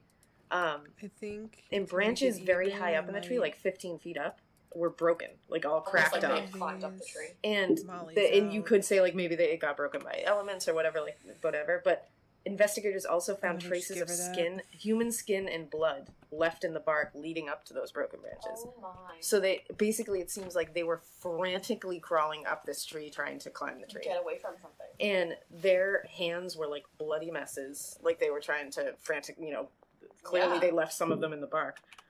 So they were really trying to get up this tree as fast as they could. It looks like there was a remains of a fire, which is even weirder because they're frantically trying to get up this tree. They're running away in their underwear, and then they make a fire. So that's weird. Doronchenko was found with burns on the side of his head. Yeah. His ears, nose, and lips were covered in blood. He had multiple abrasions and bruises on his arms and legs and torso. And there was also a foamy gray discharge that seemed to come from his mouth and was left on his cheek. And you would think like maybe that's just like, What would that be? putrefaction like after death. But doctors later said that this could be the result of something causing great pressure on his chest and causing that discharge to come out. Thank you for hanging out and spending some time with me and hanging out with the podcast. So I hope you have fun. Thank you for hanging. Krivonchenko had bruises on his forehead and his left temporal bone, bruises on his chest, legs, and hands. He had pieces of skin that had ripped off the tops of his hands, and pieces of the skin, the epidermis that was on top of his hands, were found inside his mouth. Inside of his mouth? I have nothing. I don't even know what to say. I just can't about imagine being one of the investigators. for this You're case trying to and figure just out what being the hell's going This on. doesn't make any sense. Well, and it whatsoever. sounds like they kind of tried to cover some stuff up, which we'll talk about later. But yeah, I'm stealing this other product because I don't want to wait for the other sour diesel. I want to just give Molly her shit. Shango also had a burn on his left leg. Huh. So weird. And it's like, so did they just sit in their underwear by the fire after they tried to get up a tree? Did they try to get up the tree afterwards? I don't know. Did they stick their heads in the fire to get burned? Did they play patty cake with the fire? Burn their hand? I don't understand what. No. So that's a whole bunch of craziness. A little bit away from these two bodies, they found 3 more bodies, including Dyatlov, Kolmogorova, and Slobodin. Are these the ones that were all basically almost exactly 200 meters apart? Yeah, they were very close. They were very like, Which is also crazy. Really Like, in specific yeah. areas. They were found like they were going towards the campsite, like they were running back towards the campsite. Huh. I think they were at distances of 300, 480, and 630 meters from the cedar tree, like in between the campsite and the cedar tree. Yeah, very specific and very weird. So it looked like they fell dead as they were trying to run back to the campsite. Dyatlov, Igor the leader, was found face up. He was obviously frozen with weather and rigor, and he was clutching a birch branch in his hand, and his other arm was shielding his face from something. Huh. And it was frozen like that. So he was holding a birch branch, like he was fending something off. He was also found with a photo of Kolmogorova because they were dating. I'm not okay. Yeah. I'm not fucking okay. I know. They were dating. He had a picture of her on his person. So it's like, did he run out of the tent and grab... I don't know if he had actually clothes on. He did have clothes on. Did he run out of the tent and make sure her I wonder, or if it was just in his pocket, but I think they had some clothes on. Just the fact that he had... Oh, I can't. I'm done. I know, right? He had no internal injuries at all, and his cause of death was hypothermia. The next person who was found in that, that whole thing of 3 people was Rustam Slobodin. He had some of the weirdest injuries. Okay, yeah. He was he's got some weird ones. They said he was lying face down in the snow. He had bloody discharge from his nose, swelling and weird bruises and abrasions on the right side of his face. There was more abrasions on the left side of his face. His skin was ripped off his right forearm. He had bruises on the joints of both hands, which seems to indicate that he was literally fighting someone with his hands. Right. He had a fracture of the frontal bone of his skull that was really deep and nearly 7 inches long. Me. Oh my gosh. Yeah. That's crazy. He also had hemorrhages in his temporalis muscles, which could have been due to a blunt force trauma. And the autopsy states that it probably, once he was hit with whatever he was hit with in this way, he died. Where this hemorrhage began, he probably immediately suffered loss of coordination, like right after this trauma happened. which could have definitely sped up his death due to hypothermia. Right. Because he wouldn't have been able to get himself together to Right. fight off the hypothermia, basically. So those were weird. The last one in that group of 3 was Zenaida Kolmogorov, who was the one whose picture was found with Igor. She was the farthest body from the rest of the group. And she was found with blood around her body, but it wasn't determined if it actually came from her or if it was from someone else. Her cause of death was hypothermia due to a violent accident. All right, I'm gonna go That's start what's getting an stated. army of So she froze botanists to at death the because of a freaking violent accident? Yeah, I guess. army of botanists at the manor now because I feel like I can't keep up with the freaking amount of moderate stuff that I need. Everybody be needing shit all the time.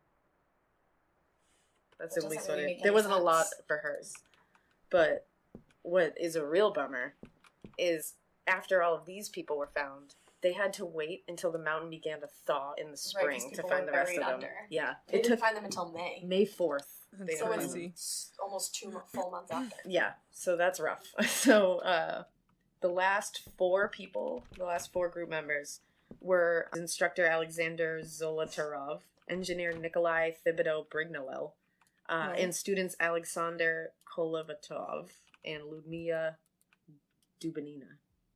I think I said it right. You give it your Again, best I shot. apologize. I'm really giving it my all. They were found in kind of like a gully downslope from the tree where the other one, the first 2 And were a few of found. these injuries get super real. This is where it gets real If you weird. have a weak stomach, just fast forward 25 Yeah, minutes. and the 4 of these people, their deaths were not due to hypothermia. Nope.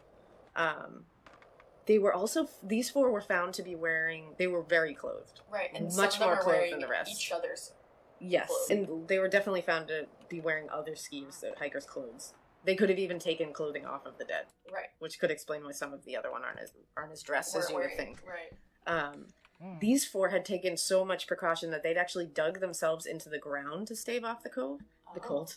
I said cove. The cold. It's okay. They'd actually dug themselves into the ground to stave off the cold, which is like a survival tactic because Right. you're warmer inside there. Makes sense. And they had actually placed branches from the cedar tree around themselves in those ditches to, keep contact, like to not have contact with the walls of Okay. with the snowy walls. It's basically. interesting that they had time to do that. Yeah, exactly. It's like so basically they were trying to minimize their contact with the snow with these branches.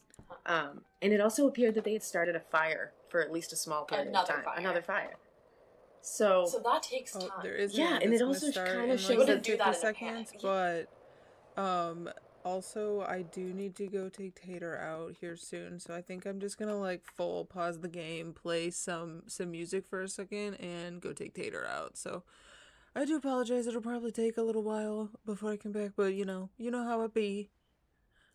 What do I want to put on this time? You know what? We love some good One Piece shit. Holy shit! Sorry. Sorry.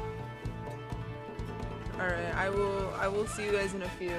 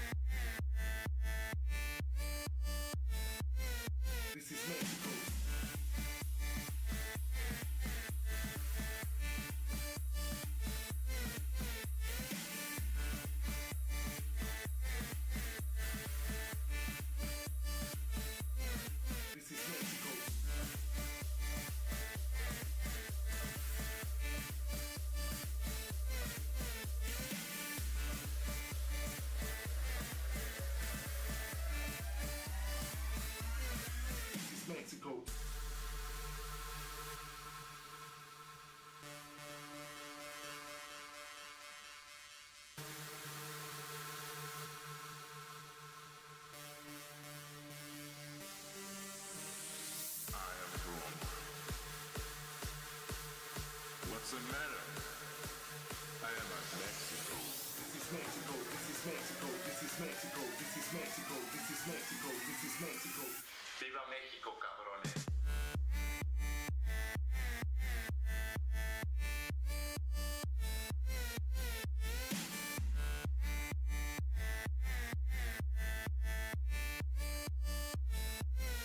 This is Mexico.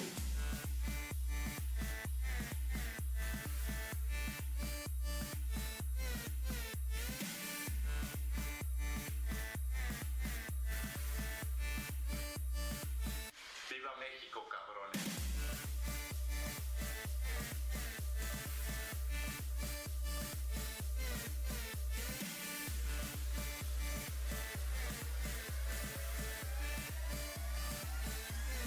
This is Mexico.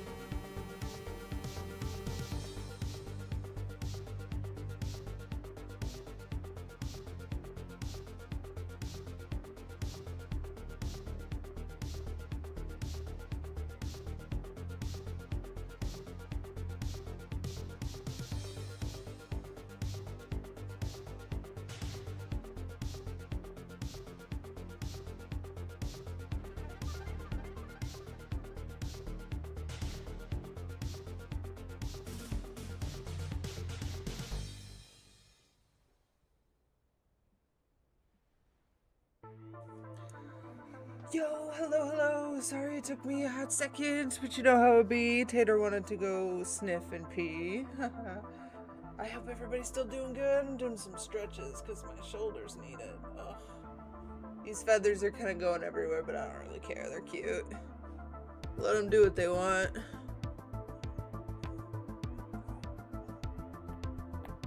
Ooh, that felt so nice. I just needed to stretch a little bit, you know? They're like way up here. I think that's why they're kind of being all wonky, is because my headset. Where'd they go?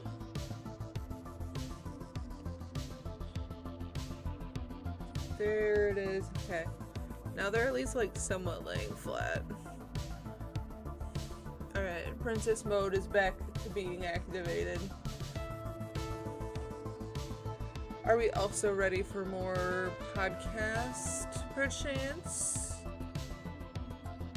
Perchance, mayhaps.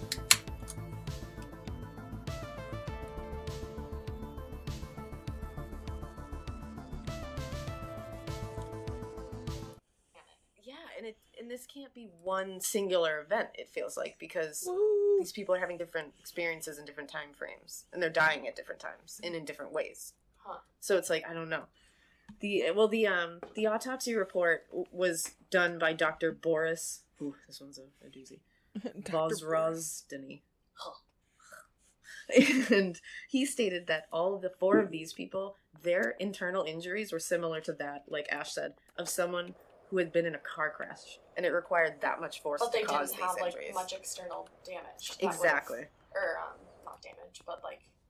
Yeah, they didn't have a lot of soft tissue Right. damage, like, you know, like the other people kind of had some weird stuff. A lot of these people didn't even have any, like, a lot of bruising. Marks or anything? So, these ones, let's start with Zolotarev. He had crushed ribs and a legitimately crushed-in chest. Like, everything in his chest was broken. Oh my gosh. Massive internal damage. No soft tissue damage or bruising, but, like I say, massive internal damage. How do you have that much internal damage without Exactly. soft tissue damage? That's why it's so bizarre. Because it's not What even bruising. possibly could do that? Well, and Zolotarev was also missing his eyes. Like they weren't there. Like he had no eyes. Like you have Sans 2 eyes, he had 0 eyes. Oh. Yeah. Nifty. He also had 5 broken ribs on either side of his body. He had an open wound on the side of his head with exposed bone. Jesus. And it looks like on the autopsy report it says both Zolotarev and Dubinina have an interesting pattern of injuries. They are very similar in direction and force despite difference in shape, height, and body composition of the two. This would suggest that whatever caused these injuries was not a single uniform event, like an avalanche. Huh. I've said huh so many times because I'm straight up stumped. We're stumping everybody. He also, weirdly enough, was found with a camera strung around his neck. And they never released the photos from that camera. And why did he grab his camera? Like they ran out of those In a tents. They panic. didn't even take clothes. Some of them. They didn't take knives. They didn't take anything. Took his camera. And he took his camera. And it turns out that the camera that he had around his neck, Yuri Yudin, the guys that survived this whole thing, said that camera, he had never seen it. So they had a few cameras on this trip that they were taking pictures with, and Yuri said that camera was a hidden camera. Like he was like he had that camera and I've never seen Are we it. saying this is like a photo camera or a video? Yeah, like camera? well, it's 59. I don't know about that time. So he's basically saying there was a lot of cameras on this trip. I've never seen that one. I don't like that. And that like this guy Zolotarev might have been hiding this camera. Why? Exactly. There's just a lot of questions. Please keep going. So investigators claim that the film got damaged in water. It didn't. But something's think weird. they have I something think that that they camera don't. has some pictures on it that might explain what's going on. Oh man. And again, we're going to get into theories later about this. We're going to lay them all out for you and we'll discuss which ones we I think need are more answers. likely. But like, we're going to go back to this camera. Actually, part of me doesn't want answers. I know, we might not want the answers that are the truth here because I think they're scarier than what we can come up with. So, Dubinina was found. Now she by far has That's the most such a insane silly injuries. name. I'm sorry. She was Or at least found the way with her she's- head tilted back. It's either a silly name or the way she's pronouncing it, but it's kind of silly every time I hear it. And her mouth open wide like she was screaming.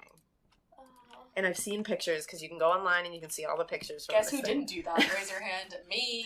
Elena did do that. Nope. Because No, I thank always you. do that. Not interested. See you later. They're Goodbye. pretty fascinating, though. Yeah, I'm sure, but I'm In the not picture of about that life. Dubonina is exactly how I described it. It literally looks like she's screaming. It's pretty scary. Yeah. So, So you looked at a photo of her eyeless. yeah, but she was frostbitten and frozen, so it's a little different. It's not like a fresh... Still sounds horrible. Oh, it's I'm a awful. Thompson technician and I Exactly. care, so- Yo, thank you for the check-in. Hope you're doing so well. We're slinging the drugs and listening to a true crime podcast. It's time to drink water. I've seen much worse. It's time to drink water. I've seen much worse. So, Dubonina was also... Now, this is the clothing she was found wearing compared to everybody else. She was found wearing a short sleeve shirt, a long sleeve shirt, 2 sweaters, underwear, long socks, 2 pairs of pants, and the outer pants were burnt by fire. And she had a hat on Oh, and shit, 2 is this pairs of glitched socks. again? She also had cut up a sweater and used it to wrap around her feet as well. This is the season to finally make it happen at Ashley's Spring Savings Event. Find it on in-store. Yes, because they had some burned. Again, like, So why they is had everybody been getting previously burned? burned? Like, it's weird. Well, I wonder if she took those from other people. Yeah, maybe Show those me the were cost of a those human- might have been the ones that were Whoa. on the first 2 Right. that had Whoa. fire going. I mean, who knows? Because they had some burn injuries. Okay, wait. Her injuries were the worst and definitely most bizarre though. There was some soft tissue missing, but that can be attributed to frostbite. Okay. So we do have to keep that in mind. She had soft tissue damage around her eyes, her eyebrows, her left temporal area and there was bone exposed. I have to in the punch area. him. She was also missing outta her here. tongue, Do which something. it is stated in several places that I found that it looked like it had been torn out from the root. Where's the root of your tongue? It looked like it had literally been yanked out of her mouth, I'm like torn out. Oh, excuse you. Yeah. Ay. Now, one might want to immediately say maybe an animal ate it, But it was yanked but off the one, root. why would she be the only one whose tongue was eaten by an animal? And 2, these people were found under like 12 feet of snow. Right. So that no happened animal was getting to them. before. Yeah. And she was missing her eyes. Her nose was completely busted. It was broken and completely flattened. 4 ribs were broken on her right side, and 6 were broken on her left side.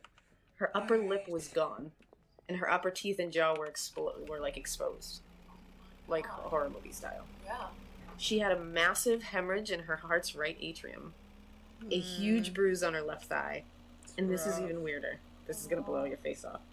Her stomach had about 100 grams of coagulated blood in it, which indicates that her blood was flowing and her heart was pumping when her tongue was ripped out of her mouth. I don't want to know any of Which that. means she was alive when her tongue was removed. No, goodbye. That's So regardless of so how it was removed, she was alive when it happened.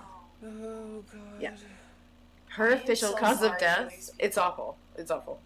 And the official cause of death for her was the heart hemorrhage, because it was massive. In their families, can And you the internal imagine injuries. if that happened to your family member No. and you just never have any answer? No. I can't even God, fathom that it. makes me feel so Yeah. sorry, and like my heart hurts. It's literally, I mean, this is like horror. Like, horror This is happens worse. for them to die. Like, this is true Yes. horror. So that was Dubonina. And Crazy Kolovatov had a broken nose and a deformed neck. But his autopsy report doesn't share a lot more. word. And it might have How been did that he that? possibly was more decomposed than the other ones. So Right. when they found them, so maybe it was There a was little a tough. lot to go on. To the Rignolel post office. had multiple fractures to his temporal bone in his skull, a big bruise on his upper lip, and a hemorrhage of the lower forearm. The doctor ruled out an accidental fall on like a rock or something for that break because it was such a massive and really weird fracture, they said. It just didn't make sense to that he like fell or something and broke it. Right.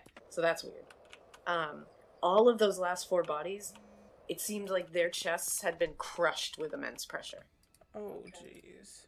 One of the things that a lot of people like to go to with like all these weird, like people being in their underwear, negative 24-degree weather, is called paradoxical undressing. It's like a phenomenon that only happens in like, I think like 20% of hypothermia cases, where like your body starts tricking itself into think believing you're that you're warm. getting hot. So you start like frantically taking your clothes off but it's really just You're you actually going into fucking cold as hypothermia fuck. and dying. Yeah, you're just. But that doesn't make sense because why would yeah. you suffer all those Speeding up the process. astronomically insane Exactly, and injuries? it doesn't explain the injuries, and it doesn't explain why they ran out of the tents in the So first check that place. off your list. So we That's can a no. check that off, but a lot of people bring it up.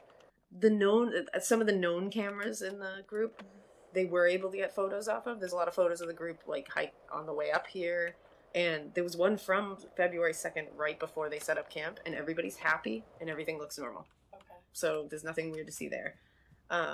Yeah, sure. Yuri Yudin, the survivor, he Unless there testified is. that Alexander Kolovatov kept an avid personal diary, Right. and that it was with him the whole time, Did they and that find he it? remembers it being with him when he left that village. Like, he had it.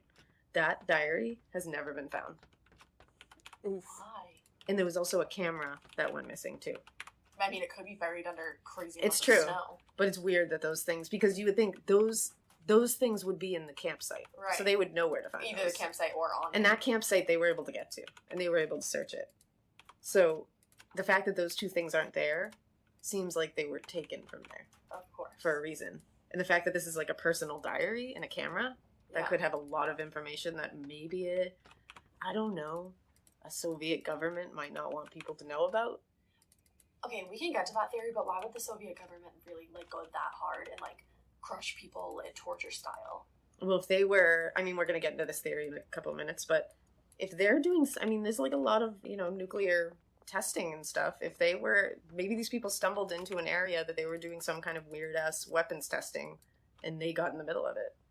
And maybe they had started seeing weird shit leading up to this and the government doesn't want people to know about it.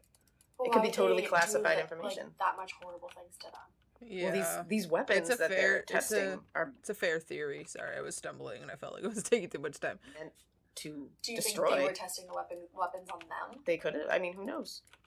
That's one of the theories. And that's one of the really scary theories. Yeah. And in fact, later, at the people's funerals, it was mentioned by some witnesses that the bodies appeared to have a weird deep orange tan. Yeah. And their that hair, their too. hair looked gray, like it had no pigment. Again, those are people saying things, so maybe it's not. It's just This like could be hearsay, hearsay, but it's still weird. And to further this whole theory, some of the articles of clothing found with the bodies contained high levels of radiation. Oof. Yeah. In particular, Yuri Krivonenchenko had very high levels of radiation on his clothes when they tested him. Now, Yuri Krivonenchenko was once working in, it's called Chelyabinsk 40, which is a secret nuclear plutonium plant that experienced a disaster on September 29th, 1957. Basically, it was a radioactive leak. This incident became known as the Kush-Tumkoy incident. Krivonenchenko was among some of the people that were sent to clean this up. Oh. He was an engineer, though. So Yuri would know enough to not I gotta go this way. keep those clothes from that day. And Yeah. he certainly probably wouldn't be wearing them like 2 years later without washing them or anything. Like, so that is a thing that's weird, but it just doesn't make sense to why his would have reacted that high. Uh-huh. And on another note, why the fuck did they test them for radiation in the first place?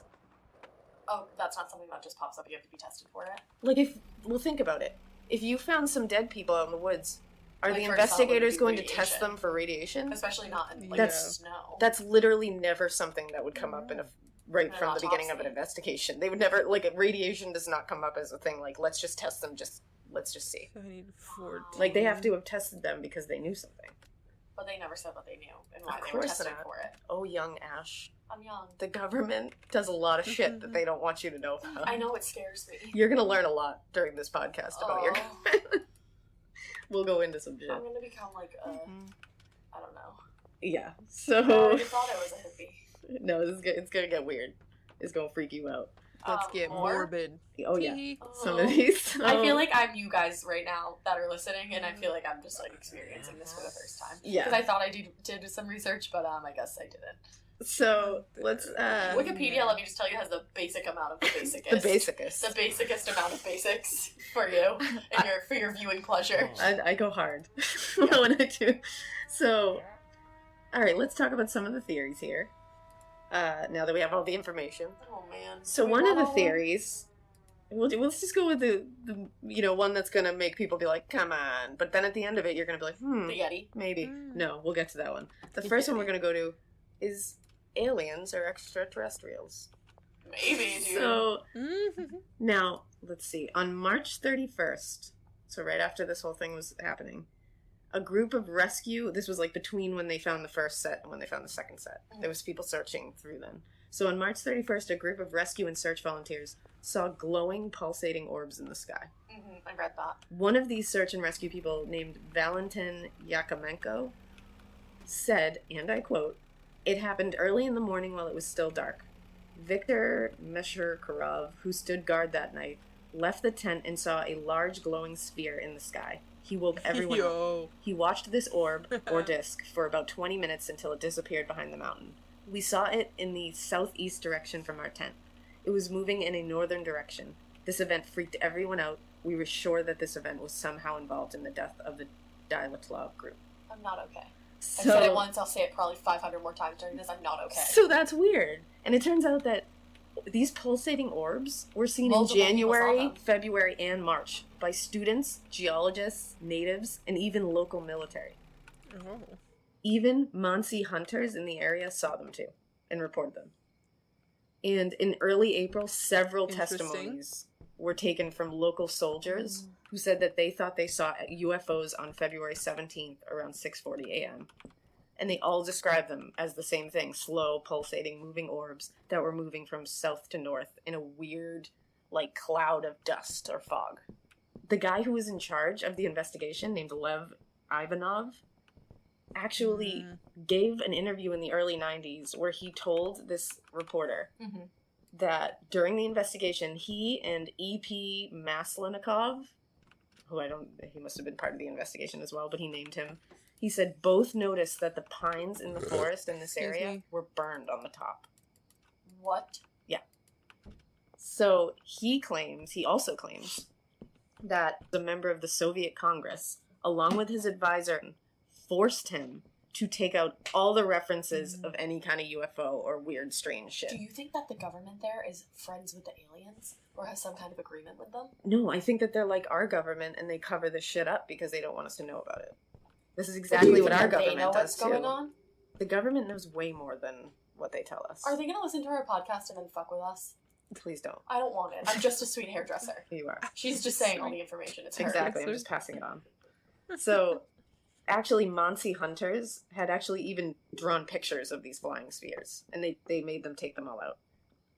So this guy was suspected, he was believed to say, and I quote, "I suspected at the time and am almost sure now that these bright flying spheres had a direct connection to this group's death." It makes sense. So that's weird. There's some things in there that are at least weird to consider. So, another theory is that there was a military or government experiment that went tragically awry. Now, this one I need you to explain to me because in my head, it just doesn't make sense. So I'm so naive. The Soviet government could have been testing some kind of classified weapon. So that there were people there testing the weapons, is what you're telling me. Well, there's an entire, like branch of people that test these weapons. But there was humans there testing the weapons. Yes, we have not in 59 we had not advanced to using AI. Okay, I don't even know what AI is. So my God, artificial intelligence. Here we are. Yeah. So I have none of that. So Yuri Yudin is actually a supporter of this theory. He thinks that this is what happened. Okay, he's the survivor. Yes. Okay. So he thinks that the group maybe stumbled on some kind of crazy covert testing ground, like accidentally. Okay. Like this wasn't planned. And that they were basically dispatched by the government as a result of this, because they had stumbled to this quote thing. unquote taken care of, Yeah. essentially, is what you're telling me. They think this because the investigation was very hurried and it was very secretive. And they Even covered a lot now, of things up. the Soviet government doesn't want you asking about this. And they don't want you digging into it. They just... They closed them out for 3 years afterwards. Exactly. And it's like, why? I have the chills. So, this could be explained by some weird things Why would they rip her tongue out? that Yudin saw. What did you see? So, Fuck! Yudin claimed to see, at least from what I saw. feel like I several might things. cry. I'm just overwhelmed with a lot You are of very emotion right overwhelmed by now. this. I hope everybody feels this way. I about hope this. you guys do. So Yudin was used to identify some of the items that they found. Okay. Since he was with these people, he knew what was going on. So Yudin saw, amongst their items, a torn piece of fabric that resembled something that looked like it could have come from a soldier's coat. Okay. That he said did not. was belong not to there. any of them. He also found a pair of glasses and skis that didn't belong to anyone there. Okay.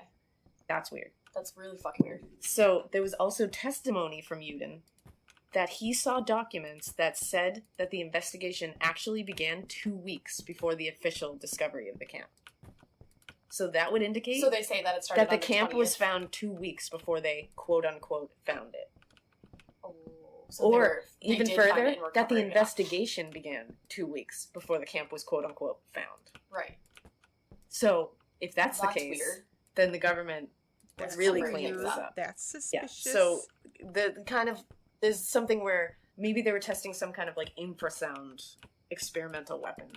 And infrasound experimental weapons would be like using sounds that are on such crazy frequencies that they cause havoc in the human body. Okay. And these kind of infrasound weapons would cause like feelings, and this is like they've done experiments on people with these, and people can like there's And the research people on go this. crazy? Well, and people report feeling like an immense feeling of dread or panic, and like they can sometimes feel like they're being attacked by like paranormal things, And or that's like why they clawed the and it inside also sometimes causes out. sickness because it like messes with your inner ear, and once you fuck with your inner ear, Your like throws your equilibrium and whole, your whole everything body's off. off.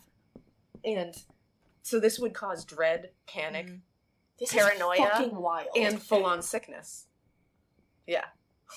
So that's something.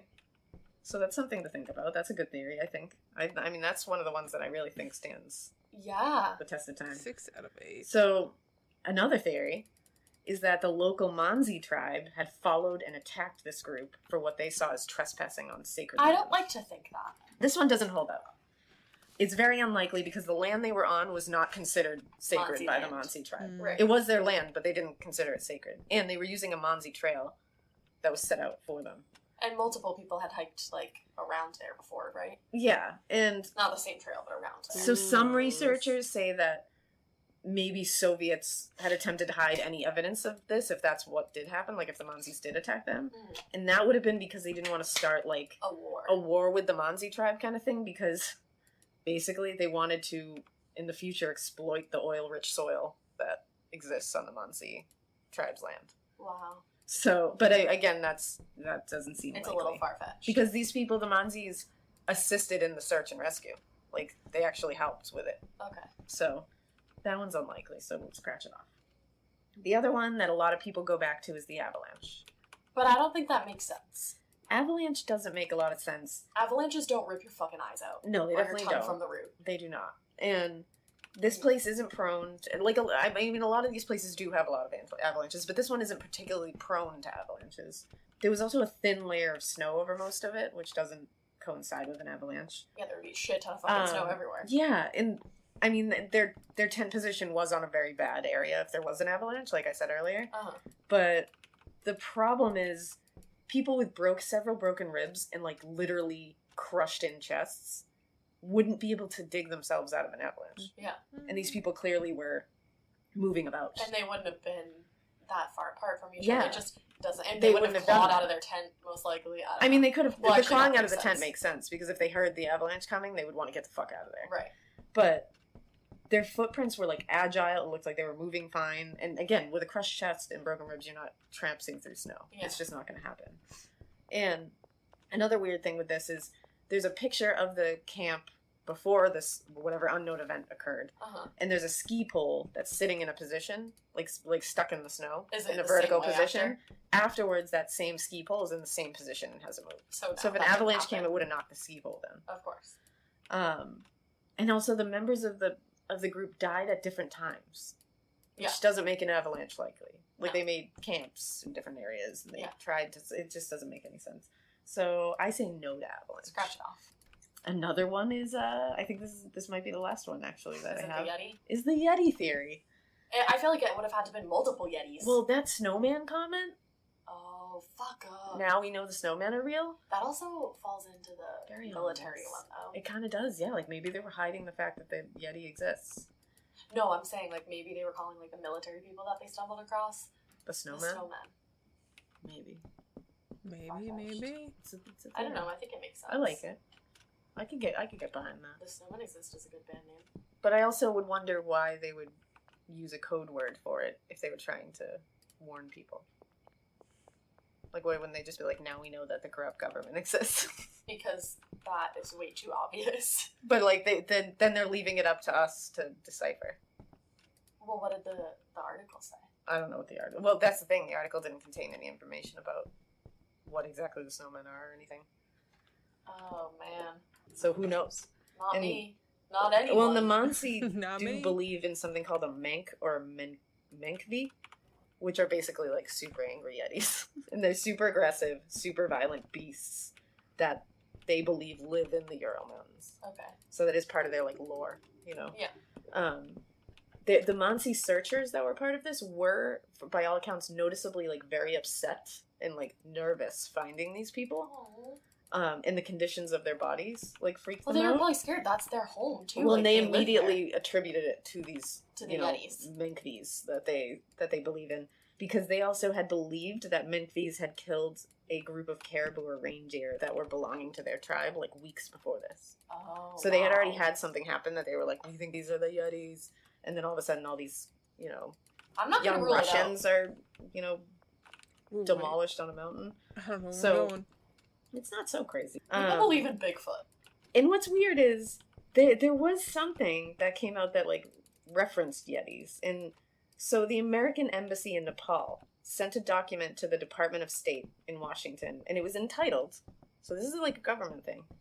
It was entitled Regulations Covering Mountain Climbing Expeditions in Nepal Relating to Yeti. Okay, so that's So they back kind of in- acknowledged that. This was back in the 50s, though. And in Russia, but you never know. A lot of people like trade and sell information on the DL, so you never know. You never know. That's something. Right. And it contained 3 regulations that climbers must abide by should they encounter a Yeti.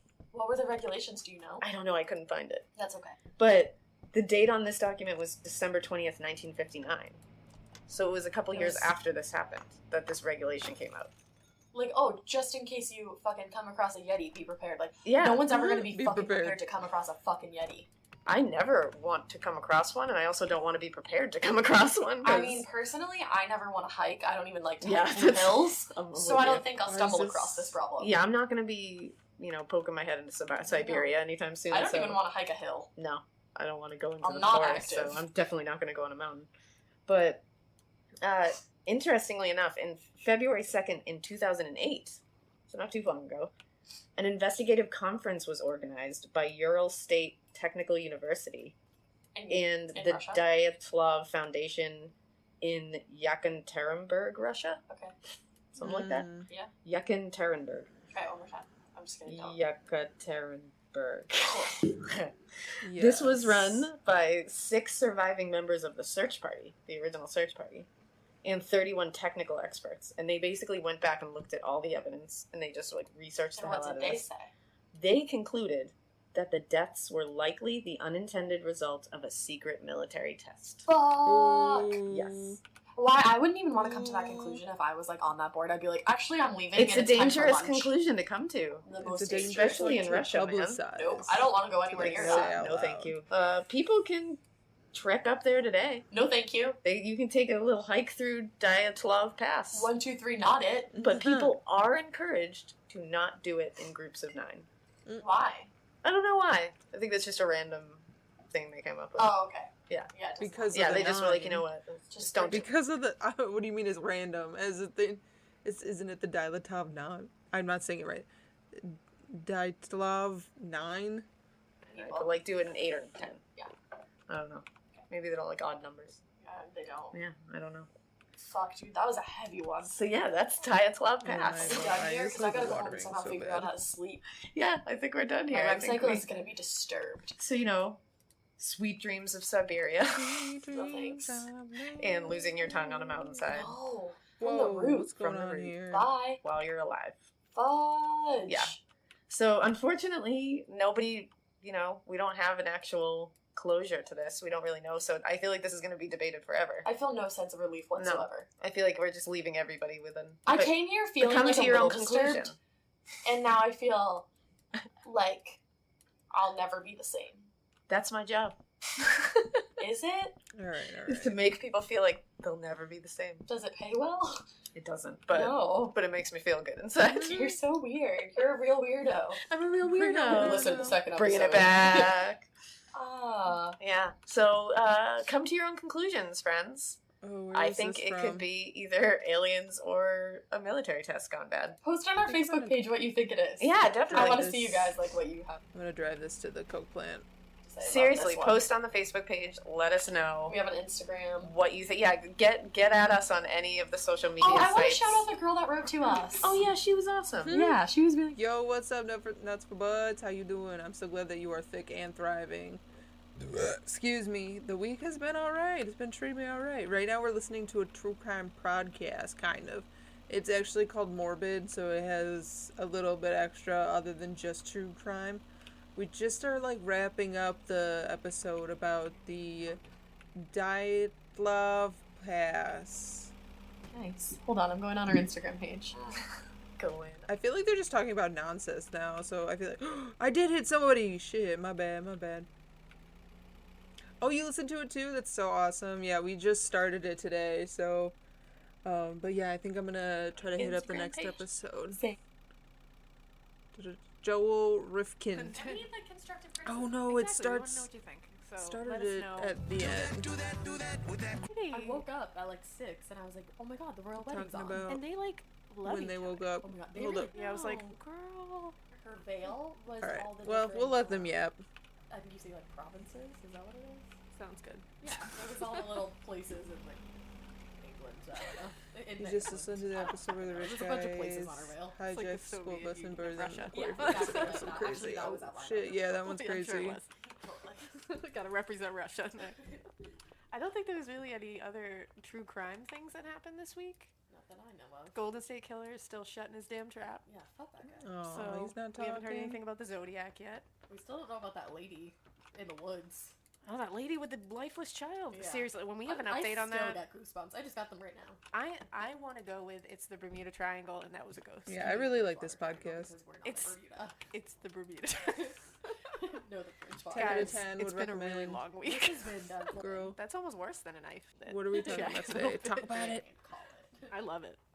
Well, I I guess wanna now that talk we've enthralled about you, it. Yeah, let's not be assholes. I So just ran much. for a long time. we should probably get right into it. Here we go. 1, 2, 3, go. So, June 28th, 1993. My Set the grandmother's scene. birthday. Look at that. And your mother's birthday. That's my mother's birthday. The date of my mother's birth, 1993. Long Island State Troopers Deborah Spargarin. Sorry if I said that wrong, Deborah. Not often, because I try to like expand my horizons. I'll listen to music, watch Twitch streamers, I'll watch YouTube, I'll listen to audiobooks, I watch documentaries here and there. So like, to be honest, I only remember podcasts exist every so often. But so I don't have that many on deck. So yeah, recommendations are nice. So you say Creepcast, okay. And then there was like the Dungeons and Daddies one that got recommended earlier for like a fun one with comedy. So check them out if you feel so inclined. Use a boss. And Sean Ruin. Sorry if I said that wrong, Sean. I think it's Use a Ruane. boss. I watched a Ruane documentary. sounds better. So Deborah Spargarin and Sean Ruin Shit. spotted a I'm just 1984 waiting Mazda for pickup Coke to truck be driving around with no made, license plates. but it's fine, I at got a lot about on deck. 3:15 in the morning, when nothing good happens. I'm just gonna tell you. I'm just gonna give you a quick tip. When If you're nothing good doing happens. Spooky, sketchy, weird shit. Make sure you have 2 license plates, Yeah, or at least 1 even. you don't want to be like Ed Kemper, Mm-mm. get pulled over for a busted taillight, have 2 dead bodies in your car. Nothing happened. I mean, also I think don't I just need a don't have crap 2 ton dead of bodies in your car. Just don't do seeds. that. Number 1. So, not having license plates is a big vehicular no-no, Ah, welcome as we all back. know. So these state troopers attempted to pull him over. The driver didn't exactly accelerate, but I he, guess I'm gonna so go he text wasn't Herbert. speeding at all. But he also refused to pull over. He was not complying. But it wasn't a high-speed chase. It was like a low-speed he- chase. Like he is just this wouldn't pull old? over. This lasted for like 20 minutes. Yeah. He never went over 50 miles an hour. They threw on the sirens. They used the loudspeaker to demand that he pull the truck over, and he still just puttered along like he didn't even notice that they were there. Yep. They called for backup, but as soon as they were calling for backup, the truck missed a turn and slammed into a utility pole. They drew their guns, and the driver The worst literally got out of the car spot. with his hands up and handed over his license with no issues The at all. worst So as spot they for looked him over to his go. credentials I hate and got him. him out of the truck, they started to smell something, foul. Following their noses, they were drawn to something quite large and human-shaped that was wrapped in a tarp and wrapped in rope in the bed of the truck. What do you think it was? Quick little sneak peek in the tarp revealed a badly decomposing body of a woman. Shit. No good. No good. So they went over to the police car and like tap, tap, tap. Hey, What's the dead lady in your so truck what's up about? with that dead lady in the tarp back so there? what's up And with that? 34-year-old unemployed landscaper Joel Rifkin revealed that it was a sex worker named Tiffany Bresciani, and in his words, he said, "I killed her. She was a prostitute." Wow. I mean, thanks. Be a little straightforward All here, right. Joe. All right. I mean, Joel. he really was. I did find a fun little quote from investigator Dwayne Russell that when he talked to Joel Rifkin about this situation, he said, "Well, I picked up this hooker near Allen Street in Manhattan. We had an arrangement for sex, but things got out of hand. I strangled her." He seemed kind of upset, but he wasn't really upset about killing this woman. He was more upset about getting caught because of the missing license plate. So he said, "I know I had a plate on when I left home. It's always a 25-cent part." What a bummer, Joel. Those darn What a 25-cent bummer. parts. Get you You're more caught for stressed out murder about every that. time. Yeah. So this is the story of Joel Rifkin, who confessed to killing 17 women over about a 3-year period, I want to say. Jesus. So 3 years? He was a busy dude. He was real busy. So he was born, this is kind of funny, January 20th, 1959 in New York. That's my brother's birthday. This is Cool weird. stuff. A little too many There's too a many lot of dates fam here. here. Yeah. He was actually born to 2 unwed college kids, and they gave him up for adoption, like immediately. To a super nice family. He was adopted at 3 weeks old to Ben and Jeanne Rifkin. Is it Jeanne or Jean? Jean. We're gonna go with Jean. Sorry, Jean, if your name is Jeanne. So he was adopted at 3 weeks old to Ben and Jean or Jeanne Rifkin on February 14th, Valentine's Day, 1959. Ben was a structural engineer, and Jean was a homemaker. She liked gardening. This family also adopted a daughter named Jan a couple years later. So apparently things were going pretty well with Joel at the time. Right. Joel, Jan, Jean. Yeah. They moved to East Meadow, Long Island in 1965. And when I looked that place up, it seems like it's kind of like middle upper class, like nice place to raise a family, all that good stuff. He seemingly had a loving and normal home life where he was taken care of properly and Nothing not to see abused in here. any way. Like whatsoever. He even attests to that his home life growing up was really good. Yeah, he's not like these other ones that will like try to create a bad home life to make it like validate themselves for being a shitbag. I think he's literally like, yeah, I don't know why I did this. Like, I have no Literally reason. was, like, confused about it. Yeah, so he's very different from like say Edmund Kemper, Right. who had it. Oh, you know what? Exactly. He just started out real bad. Yeah. So the only real bummer with Joel, well, not the only real bummer, the first real bummer with Joel, is that he was bullied pretty badly in school. You know what? Who wasn't? Yeah. I mean, there were plenty of people who weren't. Well, yeah, but, I wasn't bullied in school. yeah. But Not everybody, but a lot of people get bullied and don't turn to serial murders. yeah, like You were bullied a bit. I was sent to an abandoned house when they said it was a cool party. Let's just say, fuck those girls, real quick. Yeah. You know who you are, I girl. hope you're listening. Oh, they're both just She's standing totally right not. there, She huh? doesn't have the device. She's still way too cool for podcasts. Yeah, fuck her. Yeah, fuck her. Ryan Reynolds here from Mint Mobile with a message for everyone paying big wireless way too much. Different. Or I grew up to become an autopsy technician. So that could explain some shit. So I just went the more professional route. But either way, being bullied is not an excuse. You know what? Being bullied is an excuse to show everybody that they were wrong. Oh yeah. Are you kidding me? A morbid PSA. Get out, get out, get out. Yeah. Get out, get And you know out. what? When you get older, It's cool to be weird. I was gonna Everyone's trying say, to be weird. I did everybody's trying to bad. fit in when they're in school, and the weird ones are always the ones that are picked on. But then later, everyone wants to be weird, and they're all trying to be like you when To be you're just honest, innately I literally weird. bought aviator glasses, which are not even cool, but they're cool as hell now. Aviator Here I am. glasses. So see, everyone wants to be nerdy and weird now. We win in the end, guys. Weirdos win in the Taking my end. fashion tips from y'all. That's right.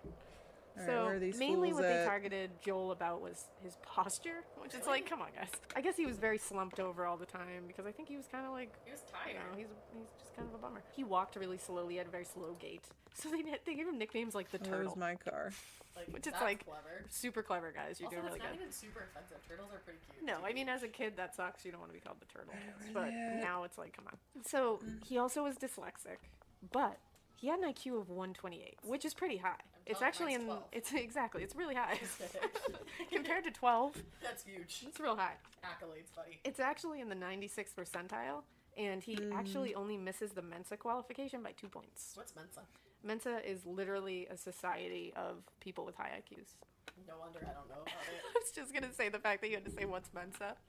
She likes to shit on me. I'm being bullied. You're shoveling the material at me. I'm digging myself a hole. Where are these bitches? No, don't worry. I live a simple life. I live a simple life. I enjoy the simple things.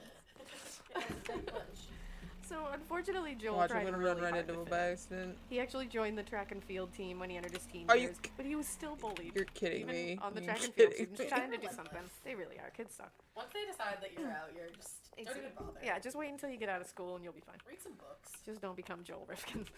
He actually ended up joining the yearbook staff, and he joined because he got a camera given to him by his parents, a brand new camera, because he was kind of into photography apparently. And immediately the camera was stolen. Which is shitty. That's shitty. Gotta go and murder people over it. but He it's shitty. he still like attempted to do all the yearbook stuff. He met deadlines. He did what he needed to do. And at the end of the year, there was a rap party, and they didn't invite him. And I guess he was like devastated by it. The only Which thing that sucks. I'm gonna say is maybe they knew what was coming. I know, but I don't think they did. I think No, kids they just suck, and I think. But again, this doesn't give him any right to do what he did, or to just Get out him. of there, throw him the middle finger, and never look back. That's all you gotta do. Yeah. Come on, Joel. So classmates later said that he was routinely pushed into showers, fully dressed, tripped in the halls, and regularly called nerd, dooms, and oddball. Dooms? Yeah, I guess because he was super depressed and like a bummer. So they were like called him. Already, he was dooms. at the construction site, not the bridge. You're the reason he's a bummer. Like you're the reason he's doomed. Yeah, they're doomed. So, of course, this made him completely isolated. Like mistreatment like this is gonna start wearing on you. No matter who you are, it's gonna start wearing on you. Some people just take it in a different direction.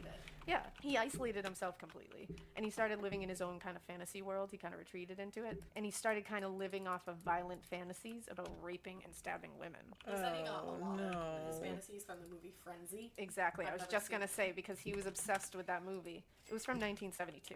Basically, the movie is about a serial killer in London who rapes and murders women. And in the movie, he also strangles women. So, and you'll find out that's kind of something. Spoiler alert: Joel strangles women. During this time, he started to become obsessed with sex workers and fantasizing. And I think sex workers can kind of, since he wasn't really socially apt, sex workers gave him a way to get that part of Right, they don't say no. what he needed, and he could kind of fantasize at the same time. You know, He was more in control. exactly. He felt like he was the big guy on campus here. So. He said it became his drug of choice. It did. He was addicted, for sure. He was addicted. And his parents actually gave him a car. He used this gift to troll for sex workers in Hempstead and Manhattan. His fantasies still had this recurrent theme of rape, strangling, and sadism. So that's not good. Ugh, boo. Especially when you start fantasizing about that stuff, eventually fantasizing isn't going to be enough, as we've seen with so many of these people. You're going to see, I mean, the more we do these different people, guys who do this, we're going to see this as a theme, that it just doesn't satisfy them enough. It's like a drug. Eventually, you need good more and one. more to satiate. In 1977, good he enrolled one. in Nassau Community College. He was super, super smart, but he did shitty. And he did shitty in high school, too, academically. Because he just wasn't doing it. In college, he wasn't going to his classes. He barely showed up at all. He was having so many interactions with sex workers that he was actually missing work and missing classes because of it. And he was going broke. Because if you're not working and you're spending all this money on sex workers, then you're not making enough money to survive. So he had to end up moving back in with his parents. He was also transferring schools quite a bit. He went to a few different colleges, getting shitty grades, and eventually in 1984 he just dropped out altogether.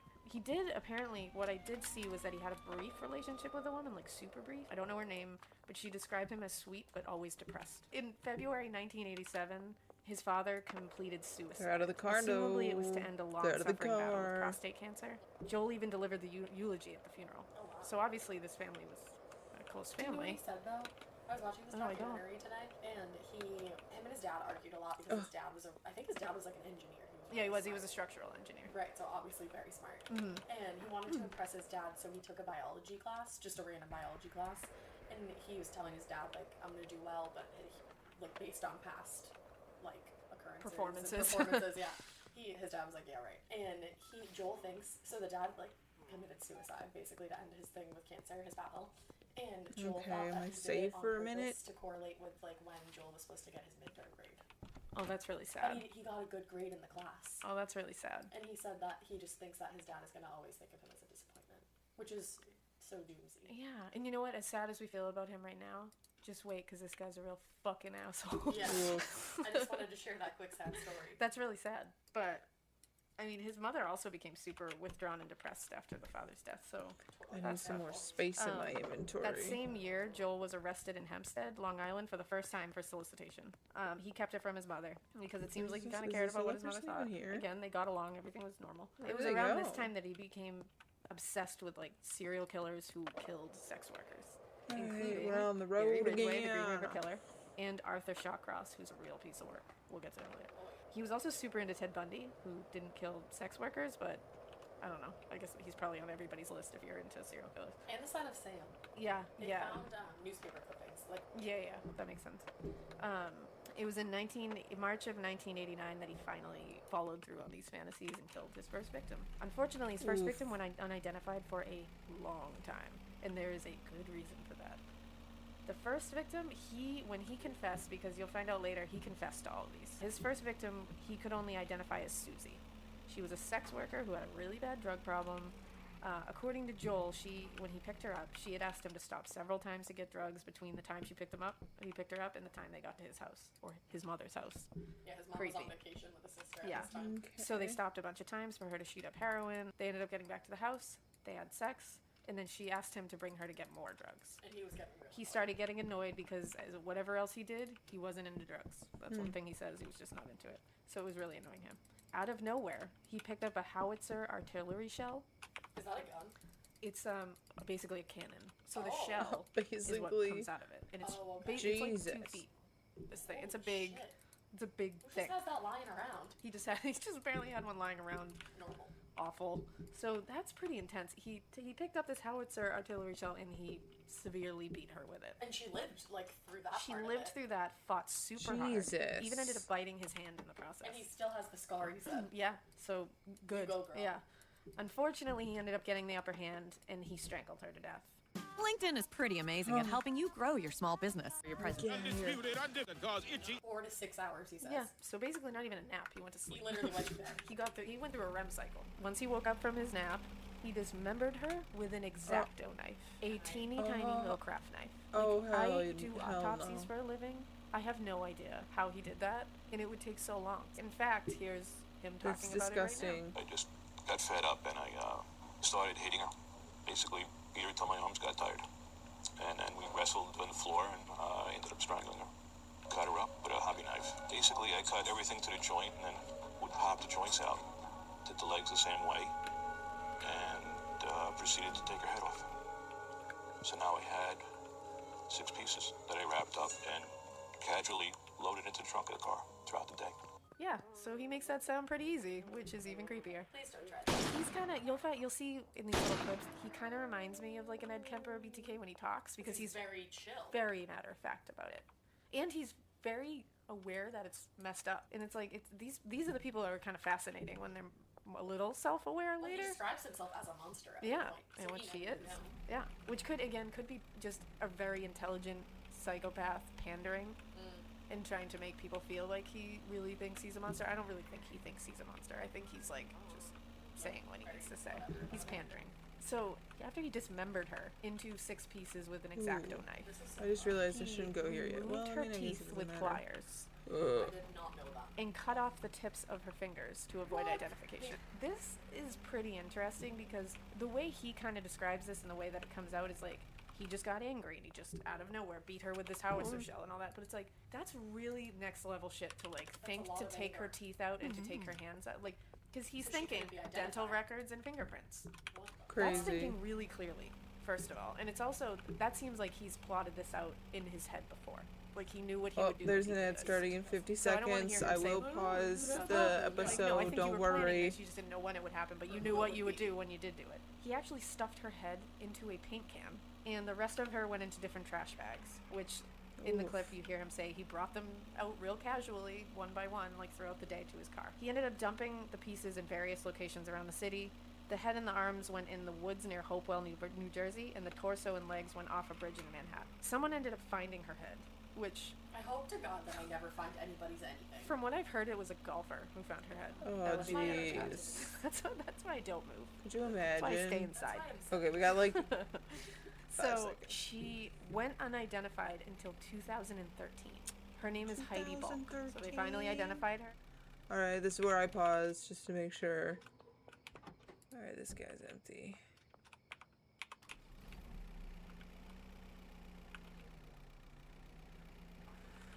We got more soil. We need more seeds. I hope you guys will forgive me. I just don't feel like going back and forth right now. I feel like, you wanna know what I feel like? I took the drugs and the drugs are working. And the drugs are working. I took the drugs and the drugs are working. Took the drugs are working. Because the drugs are working. And I'm hella baked.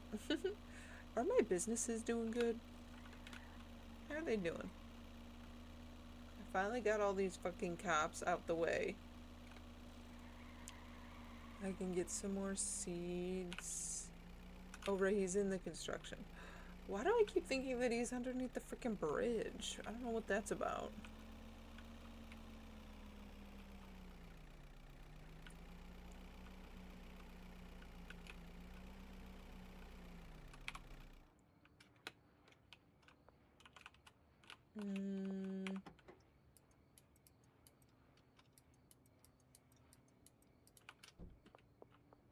Alright, dude.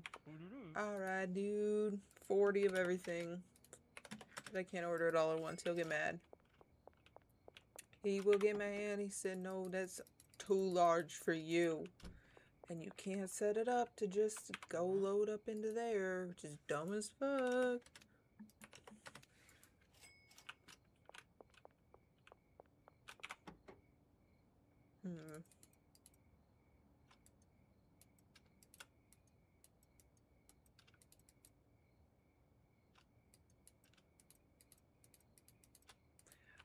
Alrighty. Okay, rolling.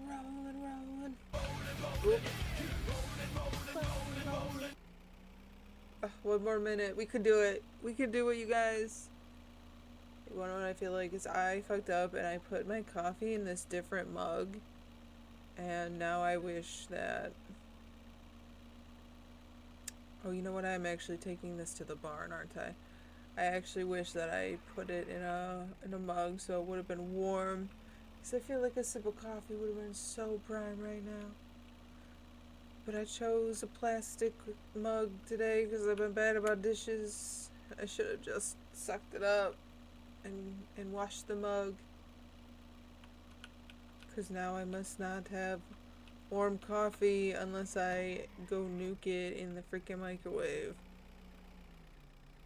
And I don't feel like doing that.